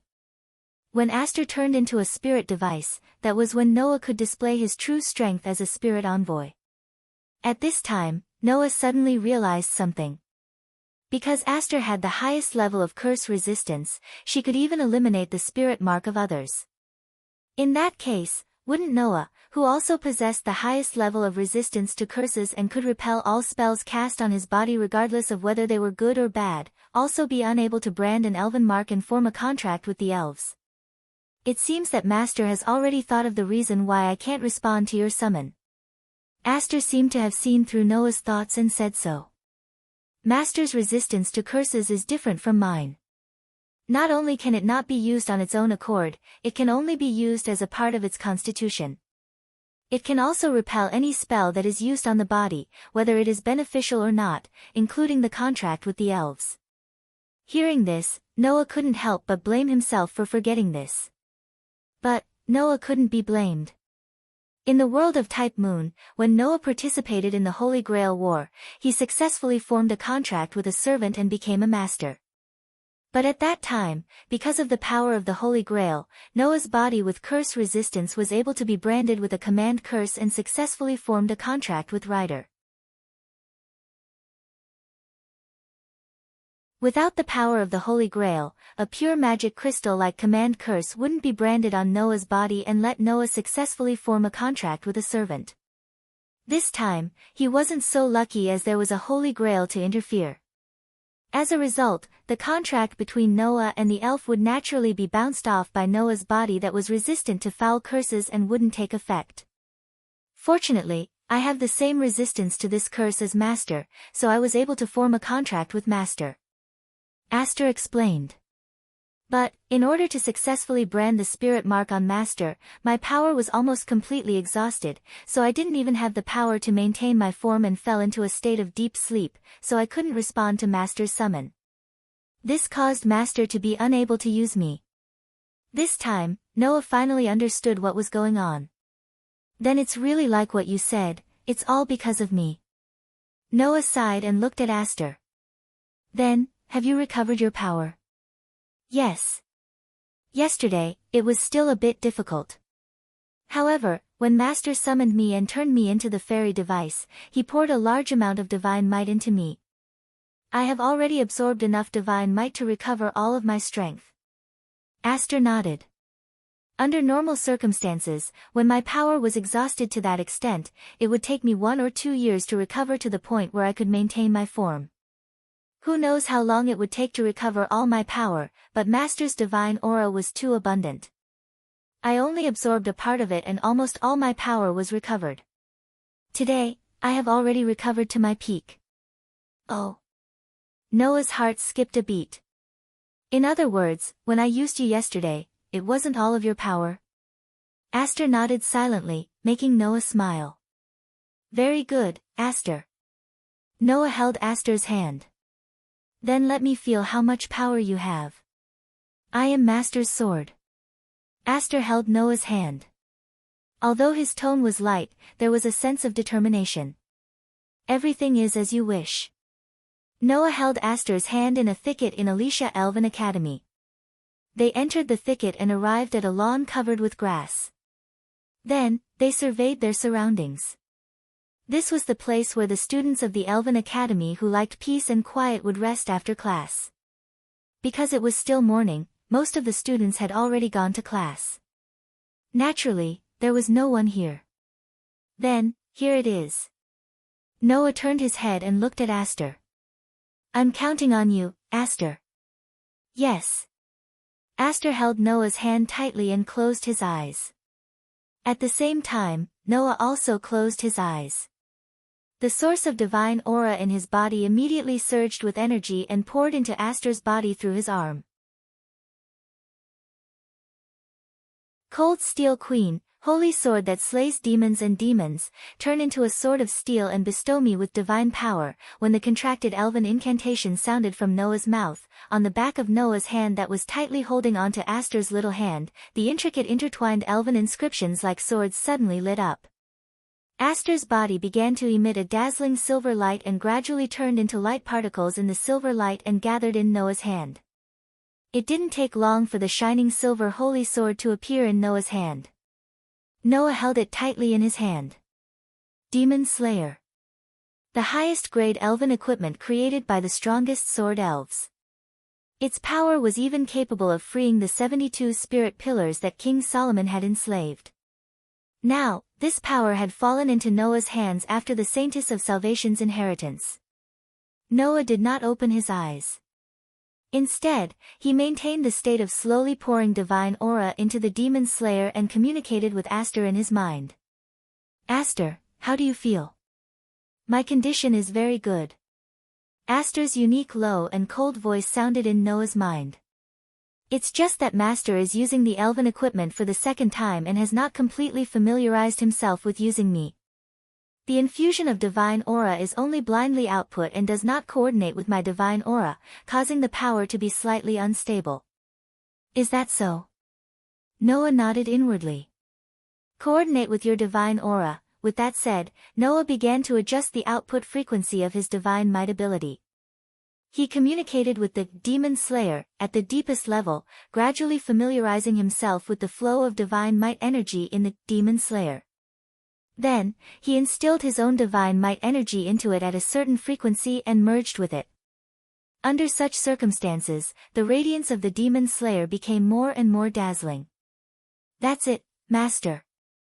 Aster's voice sounded at the right time. Slowly feel my inner body.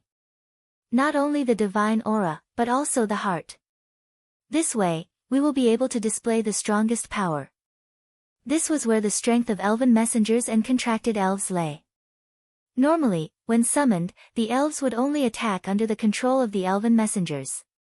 However, once the elves transformed into the elven equipment of the elven messengers and contracted elves would be able to fuse their divine auras together and display a power greater than 1+1.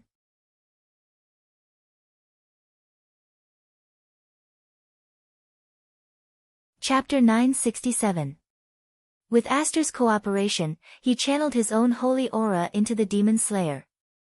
Feeling the power of the demon slayer, Noah slowly understood the wonders of the elf device.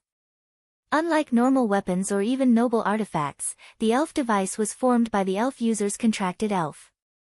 Not only did it have life, but it could also cooperate with the elf user. It could also combine the holy aura of both the elf user and the contracted elf to unleash a stronger power than either of them alone. Other elf devices aside, Noah's demon slayer was the elf device formed by the strongest sword elf. In terms of quality and power, in Noah's opinion, it was comparable to the highest level noble artifact in the Gate of Babylon. It might even be better than that. At the very least, the demon slayer was definitely not weaker than the Excalibur. The power of both of them was probably on the same level. However, the elf device and noble artifacts were weapons of different natures.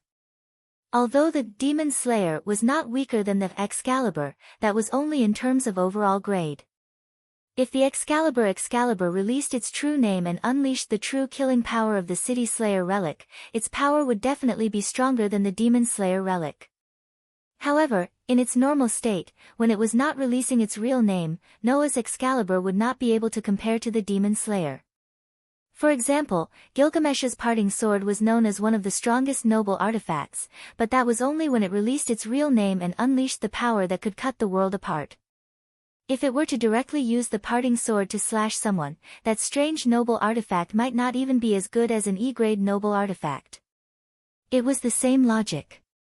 Although Excalibur's attack could be said to be extremely destructive when Noah's true name was released, it was just an extremely sharp sword that could cut through iron as if it was mud when Noah's true name was not released. It would not increase Noah's strength at all. The demon slayer, on the other hand, was able to merge with Noah's mind. They were compatible with each other, combining the divine power of both the elf user and the contracted elf to unleash a powerful force. After all, although Noah had endless holy aura, its damage output was limited.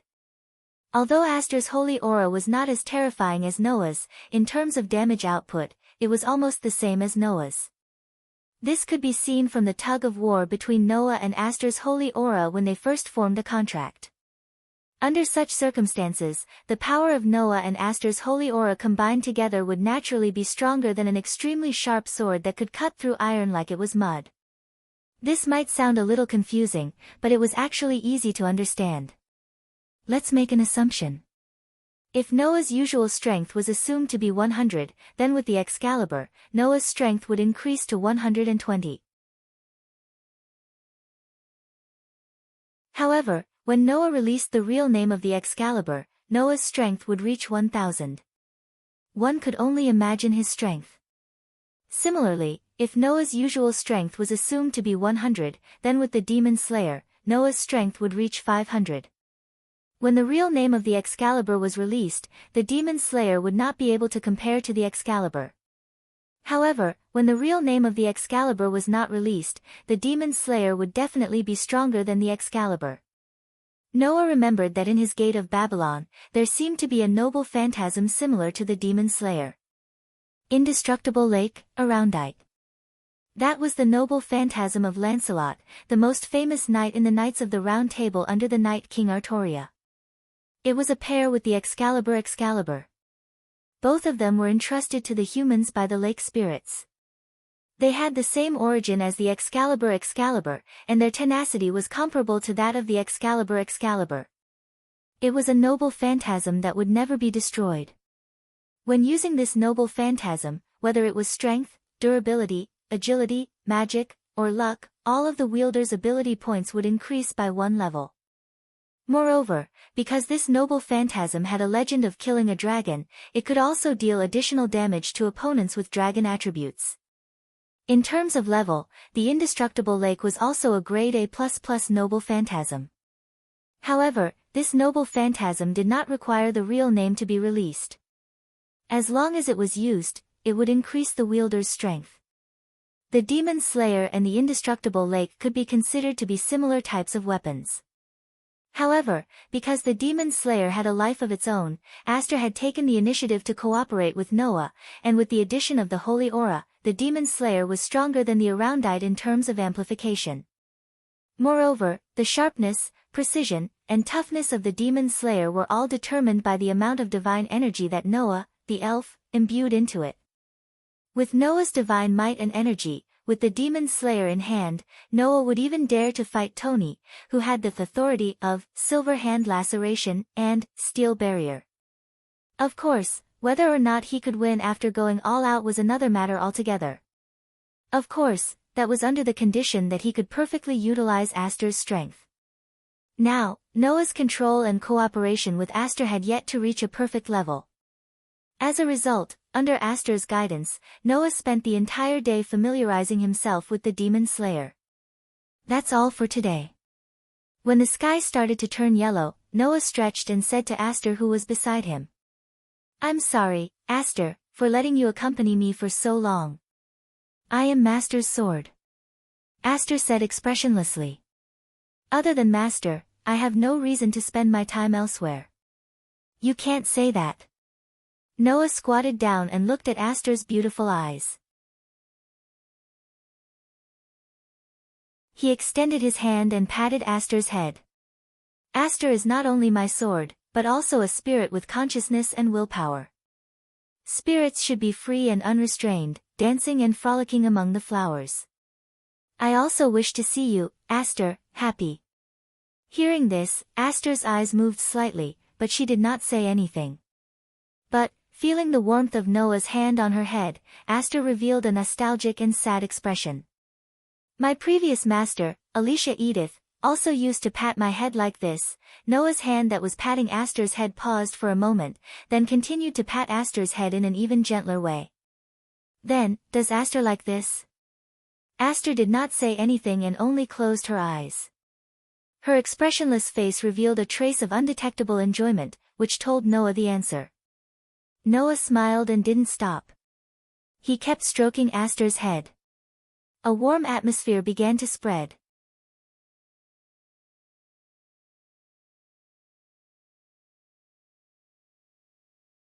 Chapter 968. Not only did the Elven Academy have an elven forest, but it also had a academy city. If the Elven Academy was a castle on a mountain, the Elven Forest was a forest that covered the entire mountain, and the Academy City was a town at the foot of the mountain. Perhaps it would be easier to understand. However, the distance between the Elven Academy and the Academy City wasn't very long. Therefore, usually, as long as there was a holiday or free time, the students of the Elven Academy would come here for leisure and entertainment. Of course, the premise was that the young ladies of the Academy weren't afraid of men. Most of the students were extremely pure and didn't dare to come into contact with men. Unless it was a group activity, very few students of the Elven Academy would come to the Academy City alone to play. Fortunately, there was a Academy City here, so the young ladies of the Elven Academy wouldn't really have no chance to come into contact with men. Otherwise, those young ladies wouldn't just be pure and innocent. They might not dare to come into contact with unfamiliar men for the rest of their lives. At this moment, when the sky was starting to turn yellow, in a corner of the Academy City, on a high platform for tourists to enjoy the scenery of the Academy City, a young lady descended from the sky. Her alluring toes lightly touched the ground before her entire foot landed firmly. The young lady with a pair of pitch-black wings on her back raised her head, exposing her delicate face to the setting sun. If Noah was here, he would definitely recognize her. This young lady with a pair of pitch-black wings on her back was the highest-ranked dark elf called Lestia. Lestia put away the pitch-black wings on her back and opened her eyes that had been tightly shut.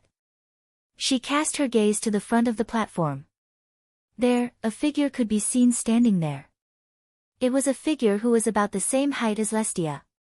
She wore an exotic costume that resembled that of a witch. Her long black hair reached her waist, and as the wind blew, her long hair and long sleeves fluttered in the wind. Looking at this figure, Lestia smiled sweetly. "You're late, Lotus." The young lady called Lotus didn't turn around. She was still looking forward, but her tone was as calm as an ancient well. "It's not that I'm late, but you suddenly left my side and came here early." Hearing the words of the girl she called Lotus, Lestia smiled innocently. "I can't help it. I'm just too curious about that male elven envoy named Noah Dole."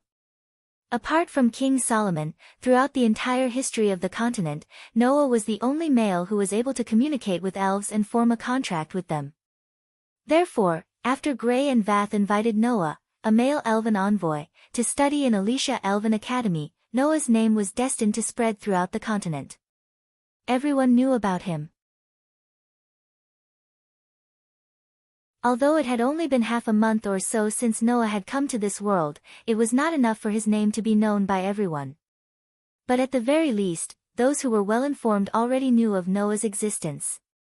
Not to mention, Noah's name had already begun to spread throughout the cities of Alicia Empire. Lotus and Lestia happened to be in Alicia Empire. Of course, these two girls also knew of Noah's existence. "As soon as you heard the name, Noah Dole, you immediately suggested coming here," Lestia said with a teasing look on her face. "From what I can remember, this is the first time you've been interested in a man, right? Aren't you the same?" Lotus replied without turning her head. "As for my idea of coming here, you agreed without hesitation. You even rushed here before me. Doesn't this prove that you're very interested in that man?" "That's true." Lestia's smile slowly faded as she spoke with a complicated expression. "After all, to you and I, a male elven envoy like Demon King Solomon cannot be ignored. You only care about why he's not a demon king, but can become an elven envoy as a male, right?" Lotus was silent for a moment before speaking with a complicated expression. "And to me, from the moment I was born, my fate has already changed because of that man." As she said this, Lotus pressed a hand on her heart. She felt the throbbing that did not belong to her and suddenly said this. If your destiny is to guide a male elven envoy like Demon King Solomon, then wouldn't it be better to follow that man? And here I thought you were going to say something. Lestia was startled at first, but soon smiled and held Lotus' hand. Listen carefully, Lotus. My destiny is not to guide a male elven envoy, but to guide the inheritor of the Demon King's power. And you are the Demon King. Lestia emphasized each word. I am the highest-ranking dark elf in charge of guiding the existence of the Demon King, so no one knows better than me that you are the Demon King's successor. But, I am only a person with the Demon King's power in my body. Lotus sighed. The Demon King should be a male elven envoy. I have only inherited his power, but I am not a man. I am not destined to become the Demon King. Whether or not you will become the Demon King is not important. Whether or not you are a male elven envoy is also not important. What is important is that you have the Demon King's power in your body. That is enough. Lestia smiled. Now, I am even more curious. What is the reason that allowed a female like you to inherit the Demon King's power that should have been inherited by a male? In this world, no one understood Lotus better than Lestia. In fact, Lotus did not have a name at first. When Lotus was born, a certain power in her body was awakened for some unknown reason. Lotus' parents, who were ordinary people, saw her as a monster and abandoned her in fear. Because of this power, Lotus was taken in by an orphanage. That was not an ordinary orphanage. It was not even marked on the map. It was a training facility for assassins that could not be exposed to the light of day. Teaching Institute. It was a secret organization that found witches with the potential to become elven envoys from all over the continent and gave them special training to cultivate outstanding assassins. When Lotus was abandoned, such an organization had noticed the power within her body and brought her back. As Lotus grew up, she gradually grasped this power. Then, in the teaching yard, she encountered the legendary fairy that was sealed away. The highest-ranking dark elf Lestia. She was once owned by the Demon King Solomon and had the fate of guiding the Demon King's successor. Lestia still remembered the first time she met Lotus. She saw Lotus use her power as if it was her own arm. Other than shock, there was only disbelief. No one knew better than Lestia, the Demon King's guide, what kind of power it was. That was a power that should have been inherited by a male elf envoy like Demon King Solomon. However, as a genuine young girl, Lotus somehow inherited this power for some unknown reason. More importantly, the power in Lotus' body should not have been awakened so easily. However, Lotus had naturally awakened this power the moment she was born. She did not even need Lestia's guidance to control this power. On the contrary, it was Lotus. This young girl seemed to be well aware of why she had such power, why she could naturally awaken this power, and why she could freely control it. She remained silent the entire time. Lestia, who was extremely curious about this, chose to stay by Lotus' side. Then, 4 years ago, a mysterious incident caused the Teaching Institute to be razed to the ground in a single night. At that time, the young girl took the opportunity to escape with Lestia. After a series of twists and turns, the young girl participated in the Elven Sword Dance Festival 3 years ago and received a name that truly belonged to her. Do you want to see him? Lestia suddenly smiled. Lotus Asubble. The young girl, who was known as the strongest sword dancer, slowly nodded her head. A terrifying light flashed in her eyes.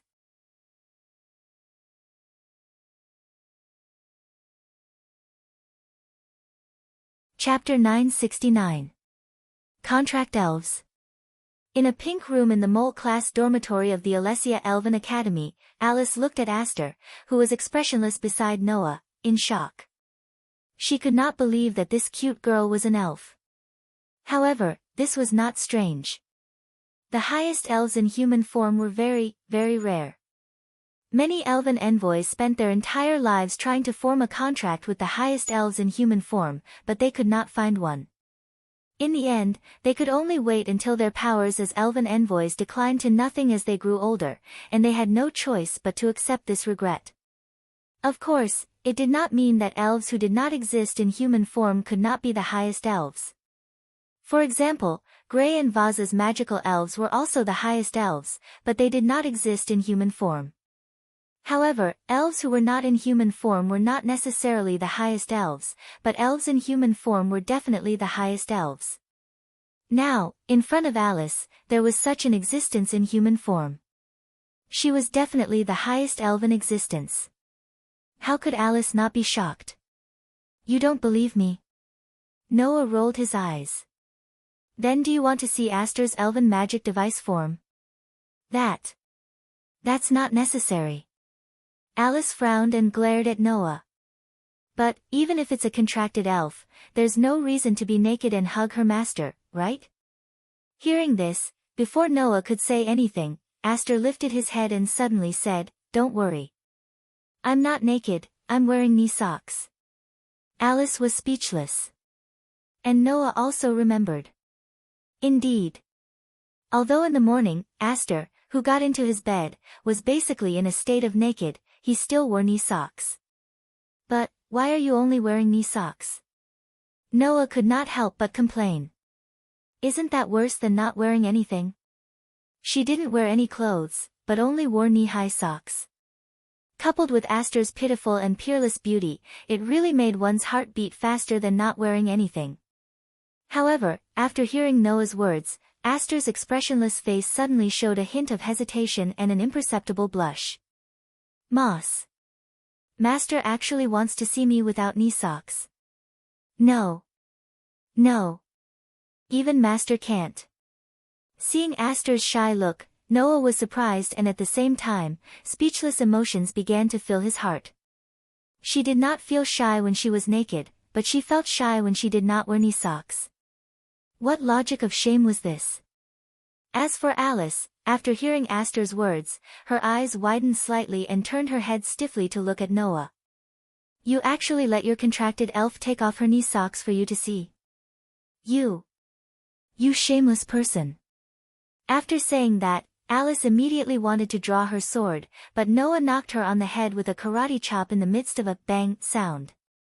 Instantly, Alice hugged her head and squatted down with tears in her eyes.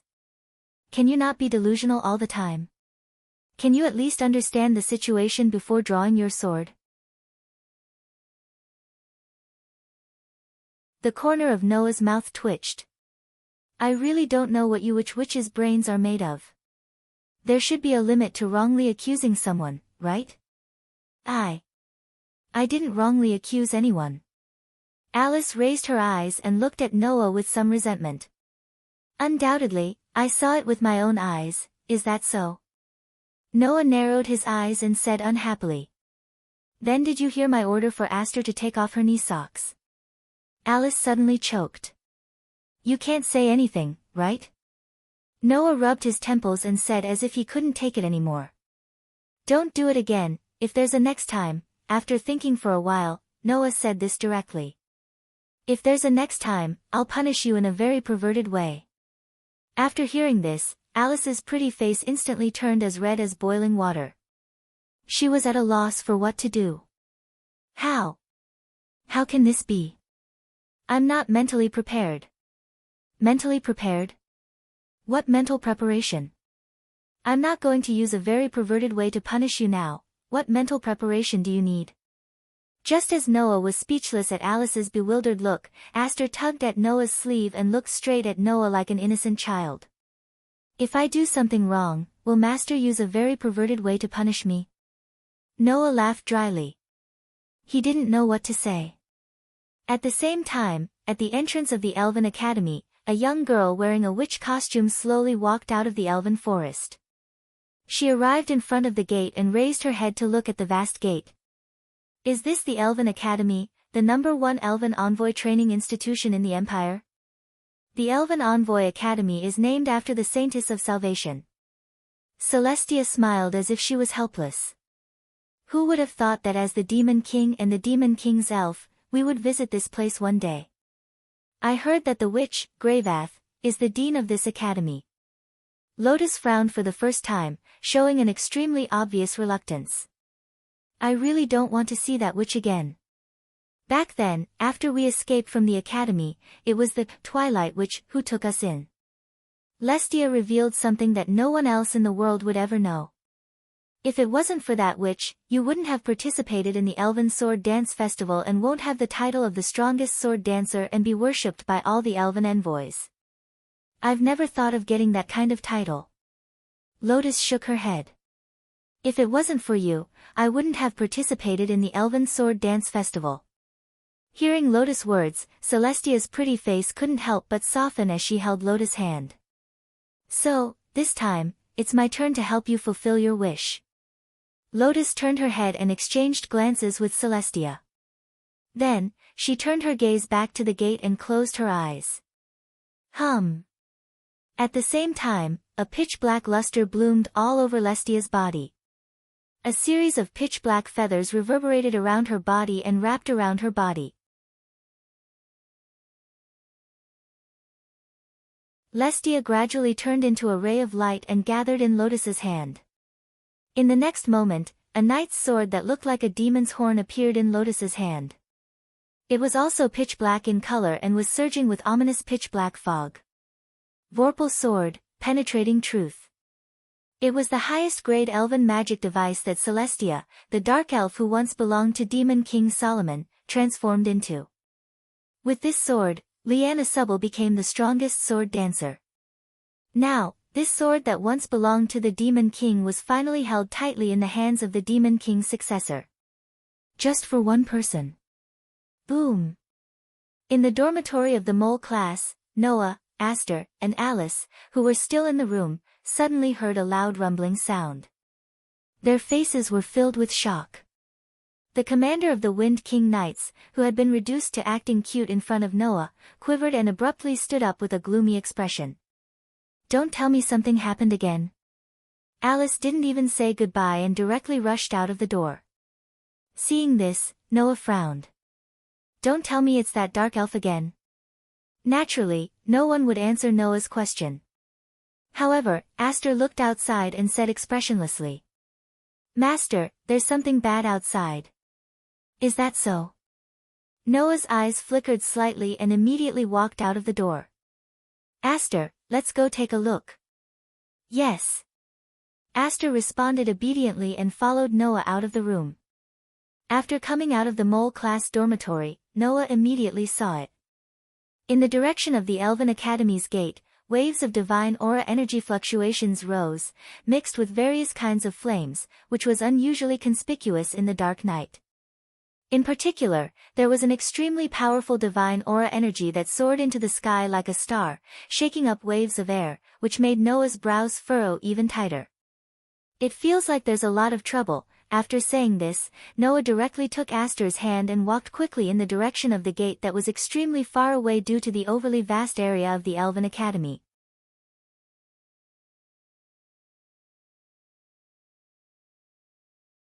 Chapter 970. With the help of magic wind elf Smoth, Alice rushed over from the air and landed in front of the gates of the Elven Academy. However, what appeared in front of Alice was an unbelievable scene. Alice wasn't the only one who found it hard to believe. Even the students who had rushed over because of the loud noise and gathered in front of the gates of the Elven Academy looked at the scene outside with incredulous expressions. In front of the gates of the Elven Academy, the elven envoys of the Wind King Knights who were supposed to be patrolling the gates were half-bent and panting heavily. However, their eyes were also filled with disbelief. In the middle of the encirclement of the Wind King Knights, there was a young girl who was holding a strange pitch-black knight's sword in her hand. She was wearing a foreign costume that resembled that of a witch. Her jet-black hair that reached her waist swayed in the air. She looked extremely elegant as she looked at everyone present and lightly opened her red lips. I only want to see Noah Doria. You are not my match. You should obediently withdraw from here. The young girl's crisp voice awakened all the elven envoys who were still in shock. Everyone present reacted. How? How could this be? Alice couldn't help but take a step back and stare at the young girl holding the pitch-black knight's sword. After confirming that she wasn't seeing things, she murmured. Lotus Subble, it had only been a short 3 years since the girl who was known as the strongest sword dancer in the world had obtained supreme glory. In the library of the Elven Academy, there was even a portrait of the young girl. Even though Lotus' appearance had matured due to the 3 years that had passed, it couldn't be said that she had changed. Among the Elven envoys here, almost everyone had seen the performance of the strongest sword dancer at the Elven Sword Dance Festival. Almost everyone was captivated by Lotus' beautiful sword dance. Thus, who would forget her figure and appearance that left a deep impression on them? In particular, the Vorpal sword in Lotus's hand was known by everyone as the elven magic equipment that belonged to the strongest sword dancer. Thus, everyone here knew who Lotus was. However, it was precisely because everyone knew Lotus that they found it hard to believe. Why? Inside the gates of the Alessia Elven Academy, Claire was also present among the crowd of students, her face filled with disbelief. Aside from Claire, Lindsley, who had brought Carol along, was also present. She stared blankly at Lotus, unable to believe what she was seeing. Why is Lena Schubel here? However, the most unbelievable thing was that the strongest sword dancer didn't seem to be here for a friendly visit. I'll say it again, Lotus said expressionlessly. Have Noa Doria come out? Noa Doria? Alice's expression changed. She bit her lip and took a deep breath. She calmed down and walked forward with a serious expression. Excuse me, why are you looking for a student from our academy? Lotus lifted her head and looked at Alice. She then shook her head gently. It has nothing to do with you. You should leave. I don't want to hurt innocent people. Lotus's words made many people secretly heave a sigh of relief. Even Claire and Linley, who were in the crowd, felt their hearts relax. So Lena Schubel wasn't an enemy. Alice was the only one who resisted the urge to relax as she spoke to Lotus. If you want to see a student from the academy, you can go through the proper procedures and apply to enter the academy, right? That witch won't let me get what I want if I use that method. Even if she does, she'll have to pay a hefty price. Lotus raised her eyebrows and pointed the pitch-black knight's sword at Alice. Moreover, I didn't come here just to chat. Have that man come out. Everyone could hear the determination in Lotus's tone. She wouldn't give up until she achieved her goal. This made all the elven messengers puzzled. Why was the strongest sword dancer willing to cause such a huge commotion just to see the male elf? That man. Claire said with a bit of irritation. Did he do something bad to Lena Schubel as well? It can't be. Lindsley also couldn't believe it. Did the strongest sword dancer cause such a huge commotion just to see a man? Just as everyone was feeling incredulous, a voice floated into everyone's ears. You're looking for me. Following this voice, Noah walked through the crowd while holding Aster's hand and walked out of the Elven Academy. When Noah and Aster appeared, Lotus's eyes flashed slightly. Even the surface of the Vorpal sword in her hand flowed with a black light. The difference was that Lotus was acting like this because of Noah's appearance, while Lestia, who had transformed into an elven device, was acting like this because of Aster's appearance. Aster, who was holding Noah's hand, slightly tightened his grip. He stared at the Vorpal sword in Lotus's hand and said softly. Master, that elf user's elf magic device was once owned by the Demon King. Noah was startled and also looked at the Vorpal sword in Lotus's hand. It was pitch black in color. A strange aura surged around it like an ominous black gas. That sword was exactly the same as the one Noah saw in Aster's dream when he was in the Demon King's hand during the final battle with the Saintess. Master, please be careful. Aster more or less became serious. That elven envoy isn't an ordinary elven envoy. Even without Aster's reminder, Noah knew. From Lotus's body, Noah could sense a tremendous divine power and powerful aura. That aura was many times stronger than that of Gravath, who was known as the strongest elven user in the continent. Noah even felt that Lotus's aura was enough to rival Saber, who was the highest level heroic spirit. Do you feel it? Lotus suddenly spoke. This is because of you that I have awakened this power. Because of me? Noah was once again startled. But in the next moment, Noah's eyes suddenly focused. In front of Noah, Lotus gently pressed her empty hand on her heart. Because of Lotus's action, Noah, who was looking at Lotus's heart, saw it almost instantly. He saw the inside of the heart of the girl named Lotus Asubble. It was an incomplete feather that emitted a weak, gentle white light. You. Noah looked at Lotus in surprise. Inside your body, when Claire mentioned Lotus Asubble, Noah had received a hint from the world about the location of the world fragment that was lost in this world. At that time, Noah had already guessed that the world fragment was very likely related to Lotus Asubble. But he didn't expect that the extent of the relationship was to this extent. The world fragment that was lodged in her heart. The girl in front of him was actually the same as Orpheus. Seeing Noah's performance, Lotus's eyes flickered violently and she stared at Noah. You can really see. As soon as her voice fell, Lotus suddenly clenched the elven device in her hand, causing the pitch-black night sword to tremble slightly.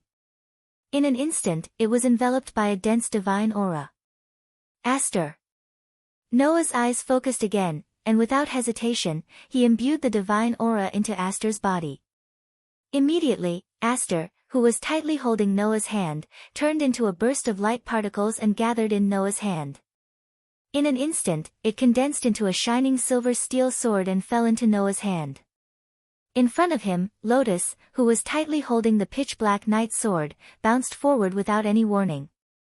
She heavily stepped on the ground and turned into a black shadow. The elven device in her hand rapidly condensed a large amount of divine aura, almost fusing with her body.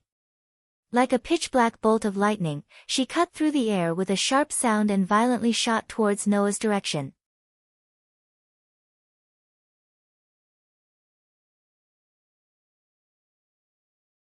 Chapter 971. Chi.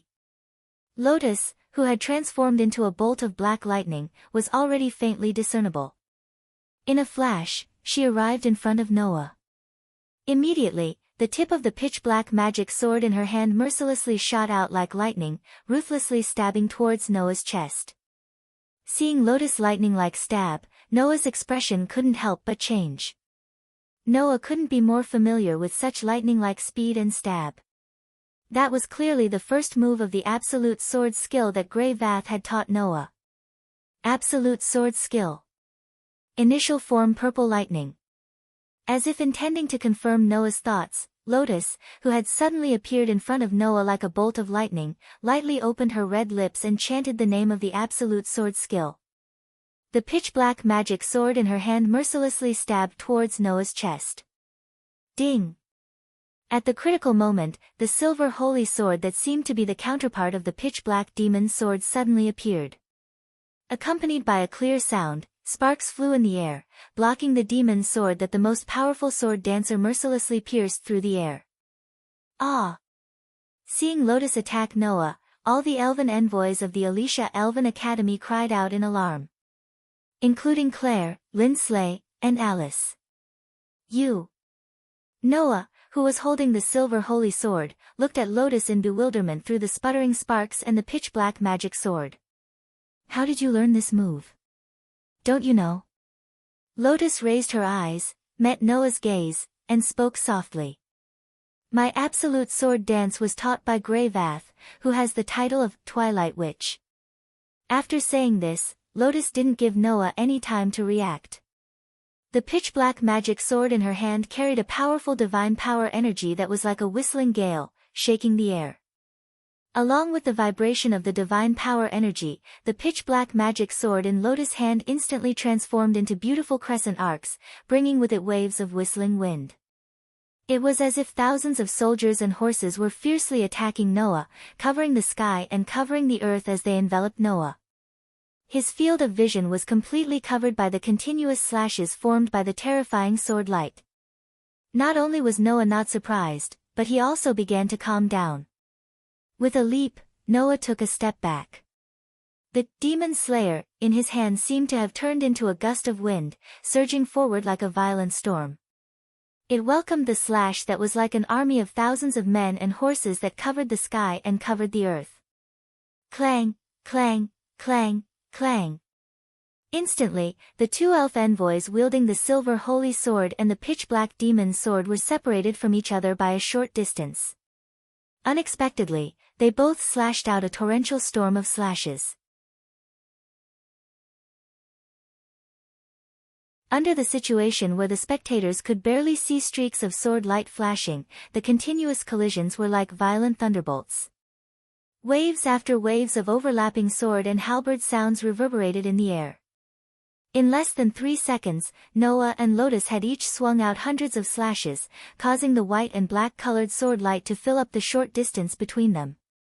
And every time the holy sword and magic sword collided, it would shake up ripples of energy visible to the naked eye and dazzling intense sparks that spread out, causing the air to become chaotic, and the ground to shake up small pieces of gravel. Clang!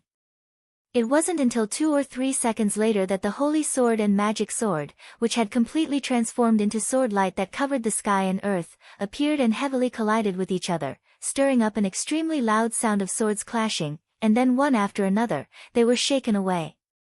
Bang! Almost at the same time, Noah and Lotus, who were shaken away at the same time, landed heavily on the ground, causing a muffled sound. No one could discover it. The moment Noah's and Lotus' feet landed on the ground, a vortex of divine power suddenly gathered under their feet, and then it exploded. With a sharp sound, Noah and Lotus both turned into a bolt of lightning at the same time, rushing toward the opponent in front of them. The silver holy sword and the pitch-black magic sword in their hands carried an astonishing cold light, cutting through the space, erasing the distance between them in an instant. Ding!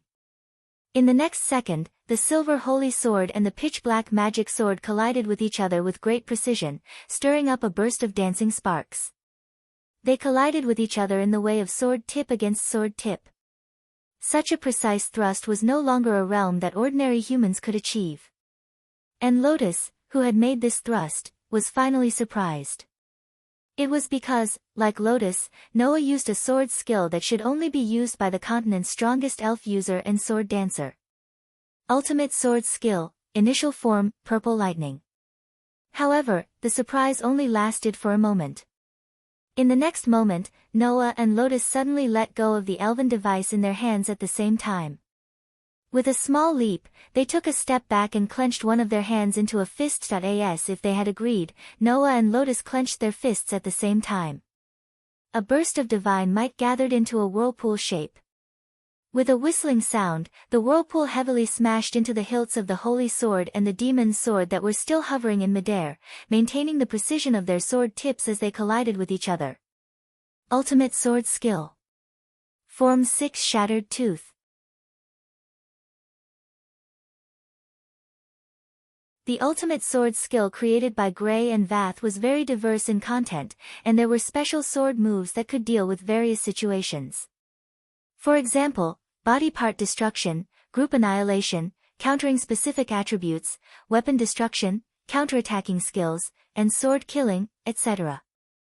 The initial form of the purple lightning was created for the purpose of destroying parts of the body. Gathering all of the divine power under the feet, and then exploding, it would stimulate a violent speed that no one could react to, and unleash an extreme thrust, instantly piercing through the opponent's body and directly taking away the opponent's mobility. This move was somewhat similar to Noah's leap. Therefore, Noah only used a short half an hour to master the initial form of this ultimate sword skill. And Form 6's Foot Shattered Tooth was a sword move for weapon destruction. By converting the divine might energy into impact force in one breath, and then directly instilling it into the elven device with the help of physical punches, the elven device would instantly stimulate its body due to the instilled divine might that was as substantial as a physical impact force.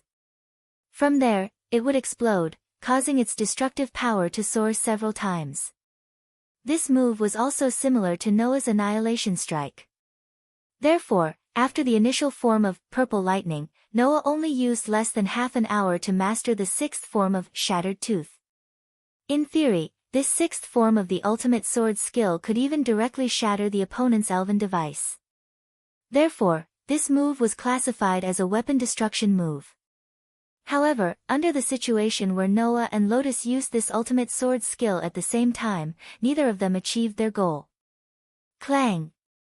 Under the stimulation of the divine power that was instilled in a violent manner, the demon slayer, that was once owned by the Saintess of Salvation, and the vorpal sword, that was owned by the demon king of Scourge, shook with a strong light, and rushed towards each other.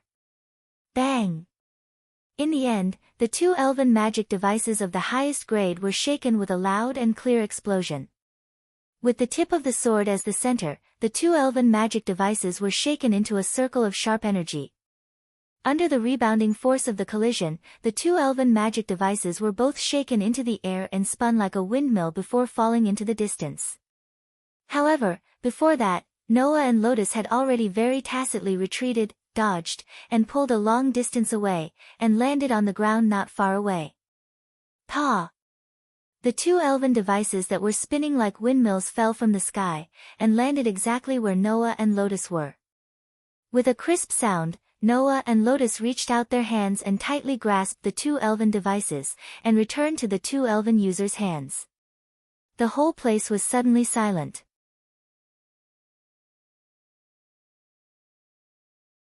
From Lotus's sudden attack to the two engaging in a brilliant sword dance, the whole process, not even 10 seconds had passed.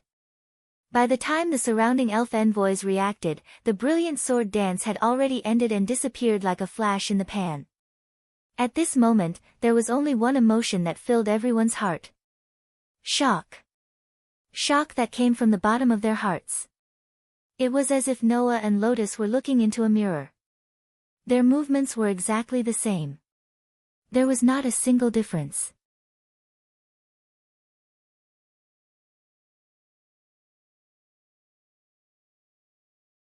Chapter 972.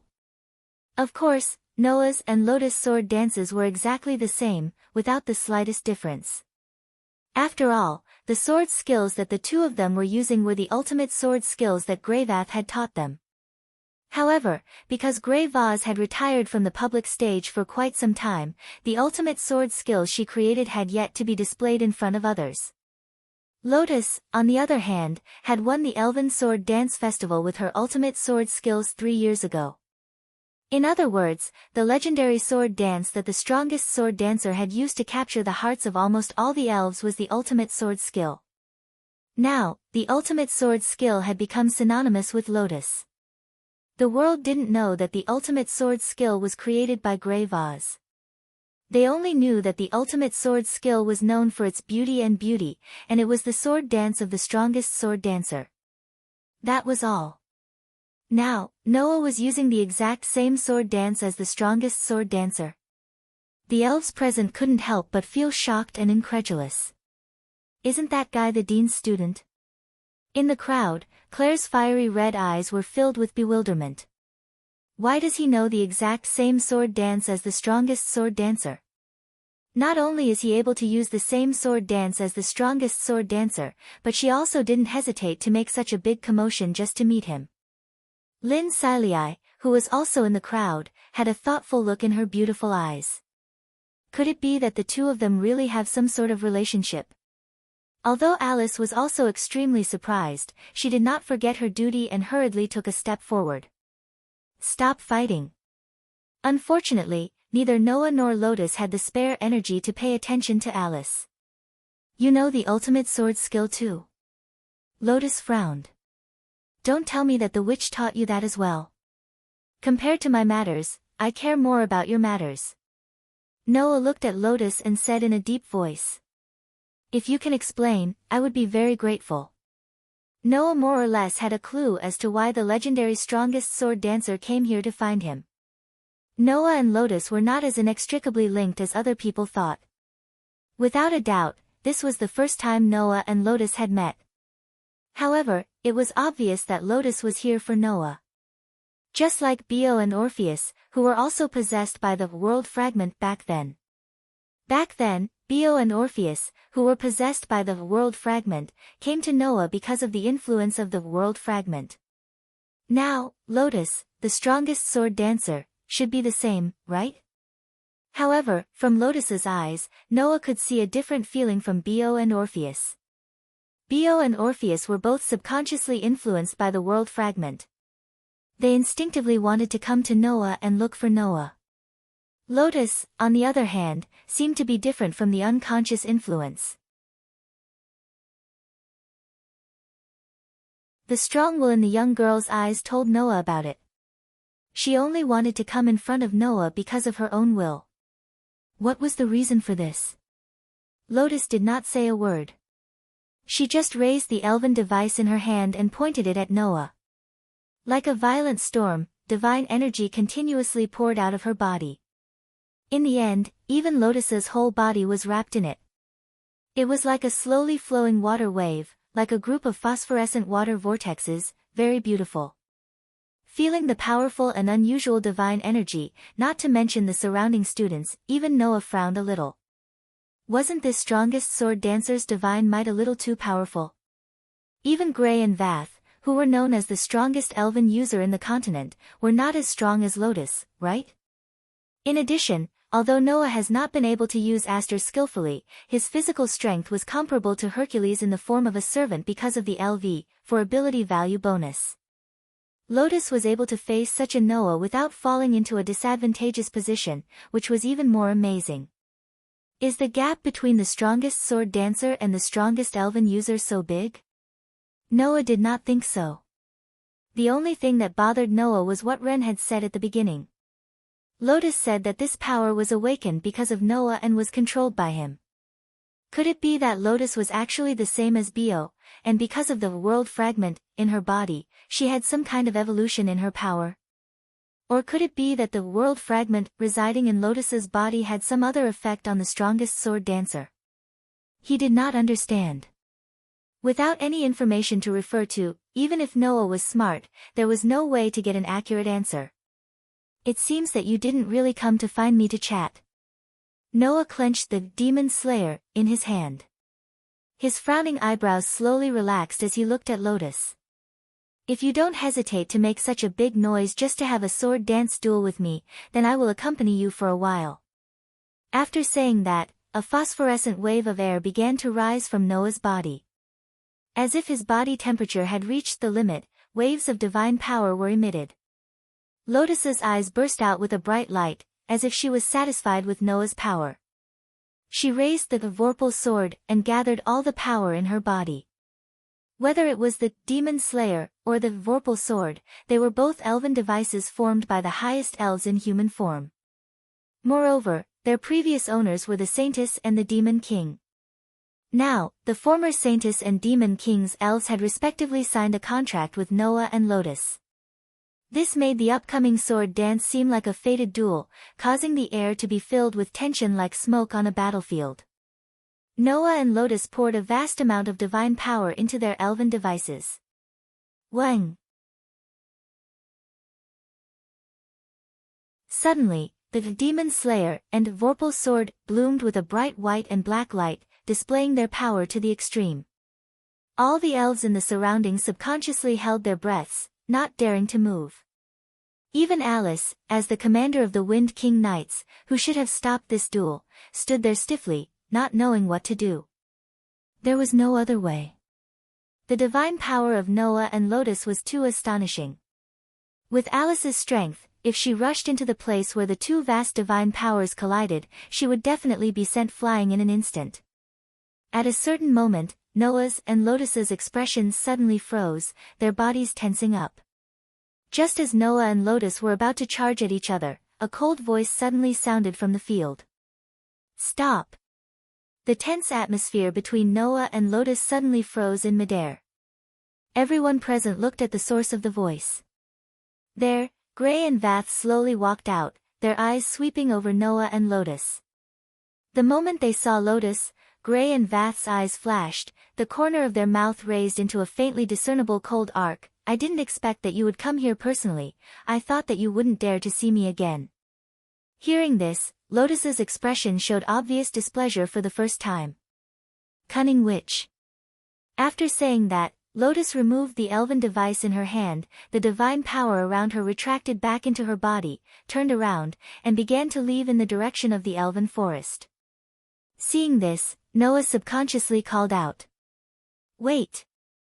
Lotus stopped, turned around, and looked at Noah. The Elven Sword Dance Festival in 2 months, I will be waiting for you there. Leaving these words behind, Lotus left without looking back. Noah just stared at Lotus's back. He wanted to chase after her, but helplessly gave up. Even if he chased after her, what could he do? Could it be that he could still get the world fragment back? But Noah didn't know how to get the world fragment out of a person's body. Unless he directly took out the world fragment in his body like what Bio and Orpheus did. Noah really wanted to get the world fragment back.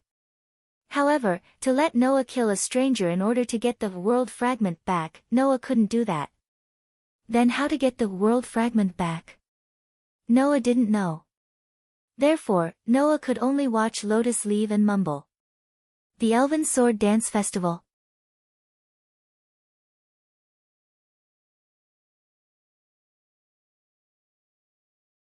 Chapter 973. Today, the Elven Academy was destined to not be peaceful.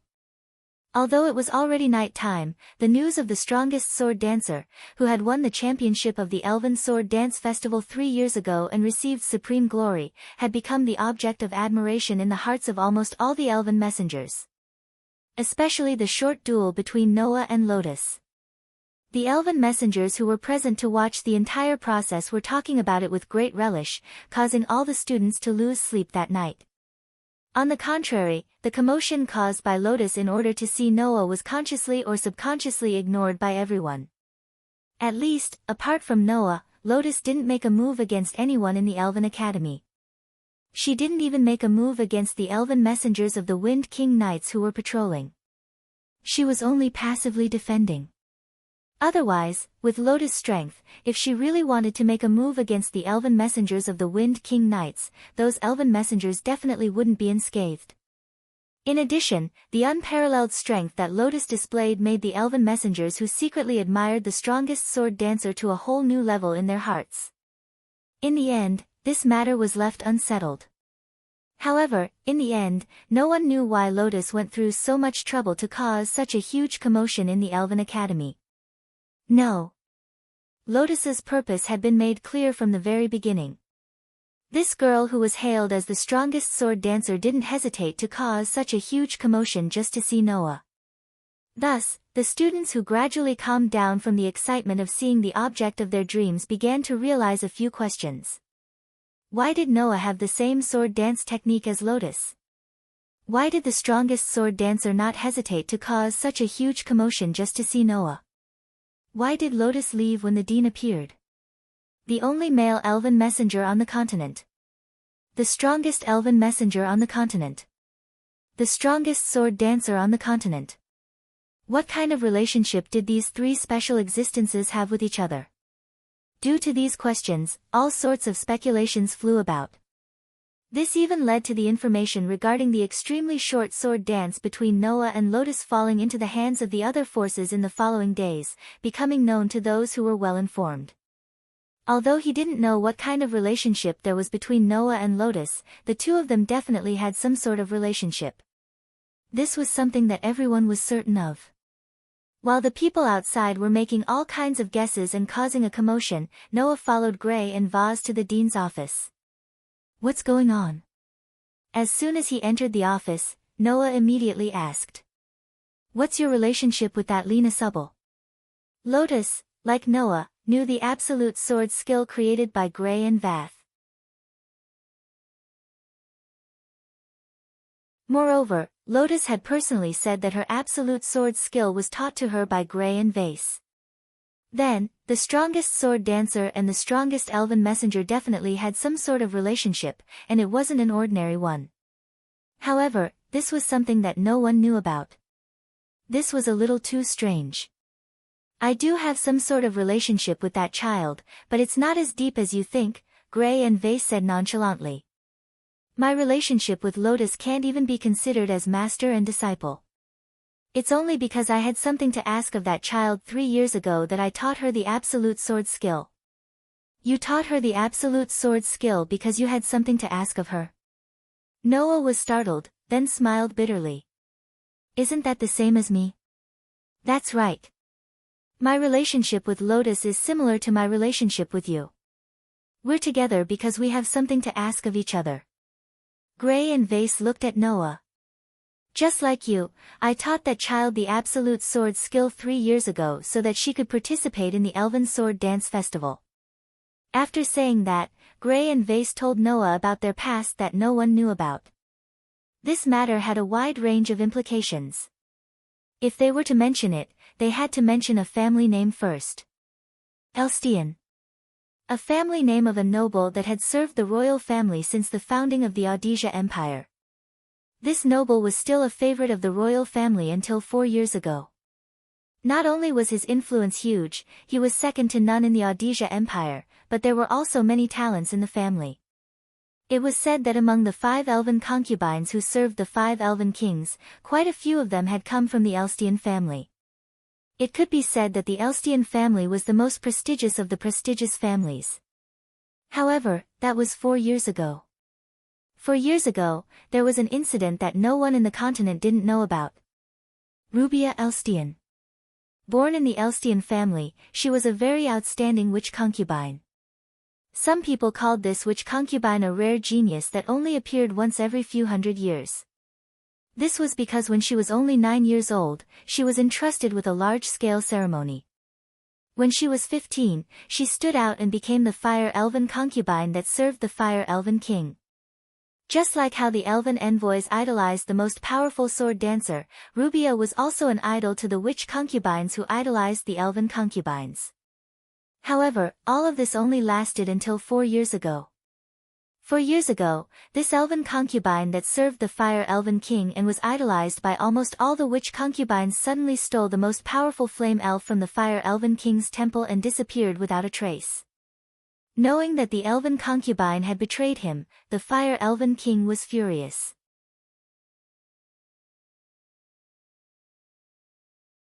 With the Elstian family's territory as the center, he set fire to the entire Audisia Empire, causing the Audisia Empire to suffer a great disaster. Since then, not only had the Audisia Empire been unable to receive the favor of the Fire Elven concubine, they had also tried to extinguish the fire that spread throughout the empire. However, it was futile and they suffered greatly. Because of this, while the Audisia citizens prayed for the Fire Elven king's forgiveness, they also gave the elven concubine, who had betrayed the Fire Elven king, a hateful title, Calamity Elven concubine. After that, the Elstian family was stripped of its title and territory, and Rubia's biological parents were sent to prison. That was the downfall of the most prestigious family, and it was disbanded overnight. In order to appease the Fire Elven king's anger and extinguish the disaster that spread throughout the Audisia Empire, I had no choice but to think of the Elven Sword Dance Festival. Grey Vath sighed. As long as the representative of the Audisia Empire can win the Elven Sword Dance Festival, the Elven King's anger will be appeased and he will once again bestow protection upon the Empire, causing the disaster to disappear. I see. Noah nodded in understanding. So, you had your eyes on that sword dancer at that time? I met her by chance. Grey Vath seemed to have sunk into her memories. She came from a bad place. Just like you, she didn't have a proper identity on this continent and had no relatives. Just like you, I gave her what she wanted and taught her the ultimate sword technique. I allowed her to ascend the stage of the Elven Sword Dance Festival and win the Elven Sword Dance Festival to appease the Elven King's anger. Grey Vath shook her head. After that, she disappeared. She only reappeared in front of me after 3 whole years. Today is the day. After hearing Grey Vath's words, Noah fell silent for a moment before looking at Grey Vath. Then, why did you teach me the ultimate sword technique and let me participate in the Elven Sword Dance Festival this time? You will know the reason sooner or later. Grey Vath closed her eyes as if she didn't want Noah to see anything from her eyes. You will understand after you ascend the stage of the Elven Sword Dance Festival. Noah didn't continue asking and fell into deep thought. Outside the dean's office, Aster, who was leaning against the wall, heard the sound of the door opening and immediately turned his head. Then, he saw Noah walking out of the office. Apologies, Aster. Noah walked up to Aster and reached out his hand to pat his head. Sorry to keep you waiting. It's nothing. Aster shook his head. Just as he was about to say something, he suddenly shut his mouth. At the same time, Noah narrowed his eyes and turned his head to the side. There, a pitch-black figure quietly appeared.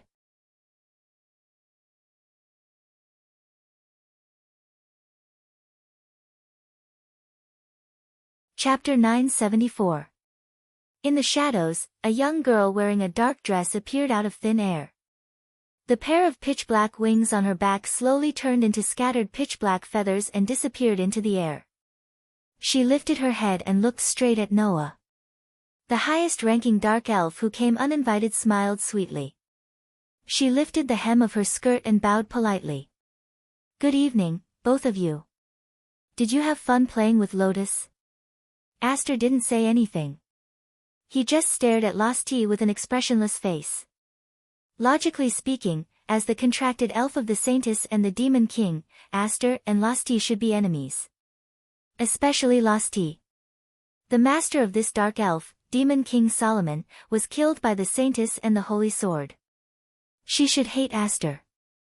However, at this moment, Aster was looking at Lestia as if she was someone he had met by chance. Losti, on the other hand, seemed to care more about Noah than Aster. She glanced at Aster and shifted her gaze to Noah. On the other hand, Noah looked at Lestia and spoke as if he had expected her to. The contracted elf of the sword dancer is indeed you. That's right, I am Lotus contracted elf, the sword of the former Demon King Solomon. Losti smiled. Although a demon king like Solomon isn't a true master to me. Not really my master. Noah raised an eyebrow. What does that mean? It means on the surface. Losti shook her head and said. He was just a failed product that was devoured by the Demon King's power and went berserk. Compared to Lotus, Solomon is far inferior. Hearing Lastia's words, before Noah could react, Aster, who had been silent, suddenly spoke. You want to say that the Demon King that my former master killed was just an unpresentable guy? Saying such a sentence, Aster's usually cold tone carried a trace of passion. It was obvious that Lastia's words made Aster a little angry. Regarding this, Lastia spoke frankly without commenting. This is the truth. Miss Sacred Sword, the existence known as the Demon King is not someone like Solomon. In fact, it would be better to say that only Lotus is qualified to be the true Demon King. What are you talking about? Noah grabbed Aster's hand and stopped him from speaking. He then looked at Losti.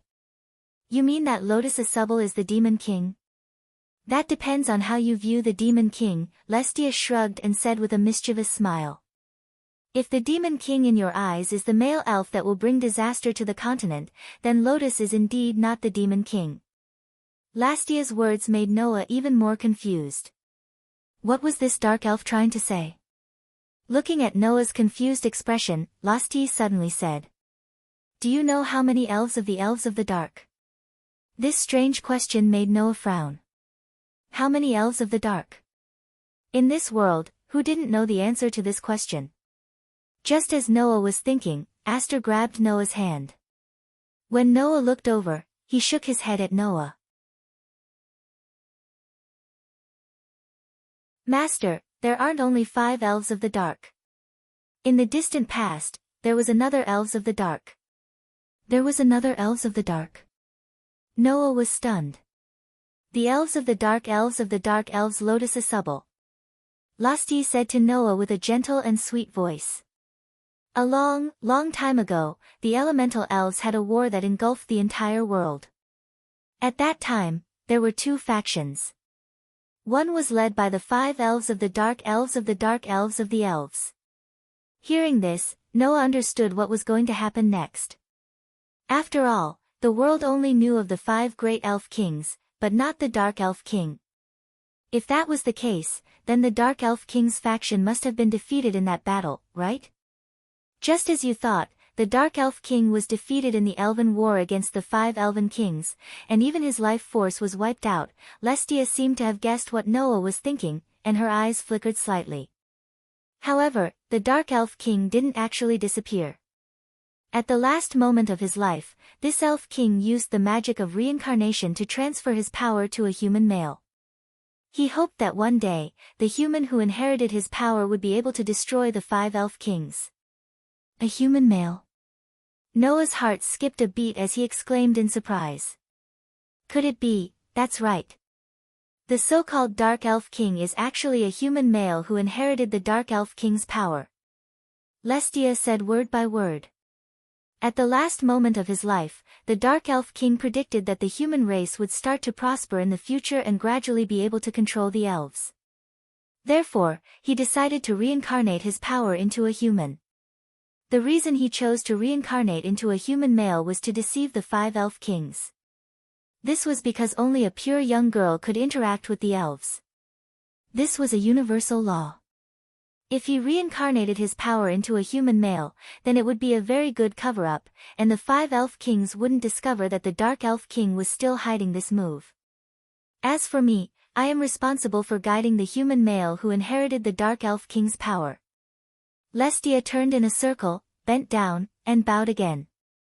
In the past thousands of years of history, there have been several human males who inherited the Dark Elf King's power. However, almost all of them ended their lives before meeting me, who was responsible for guiding the inheritors of the Dark Elf King's power. Only Demon King Solomon met me and formed a contract with me. However, in the end, Demon King Solomon was unable to control the awakened Dark Elf King's power and was devoured by that power. He completely turned into a lump of resentment, thus giving birth to the Demon King who is a threat to this continent. Hearing this, Noah and Aster looked at each other and fell into silence. Who would have thought that the existence of Demon King Solomon would actually involve the matter of the 6th Elf King?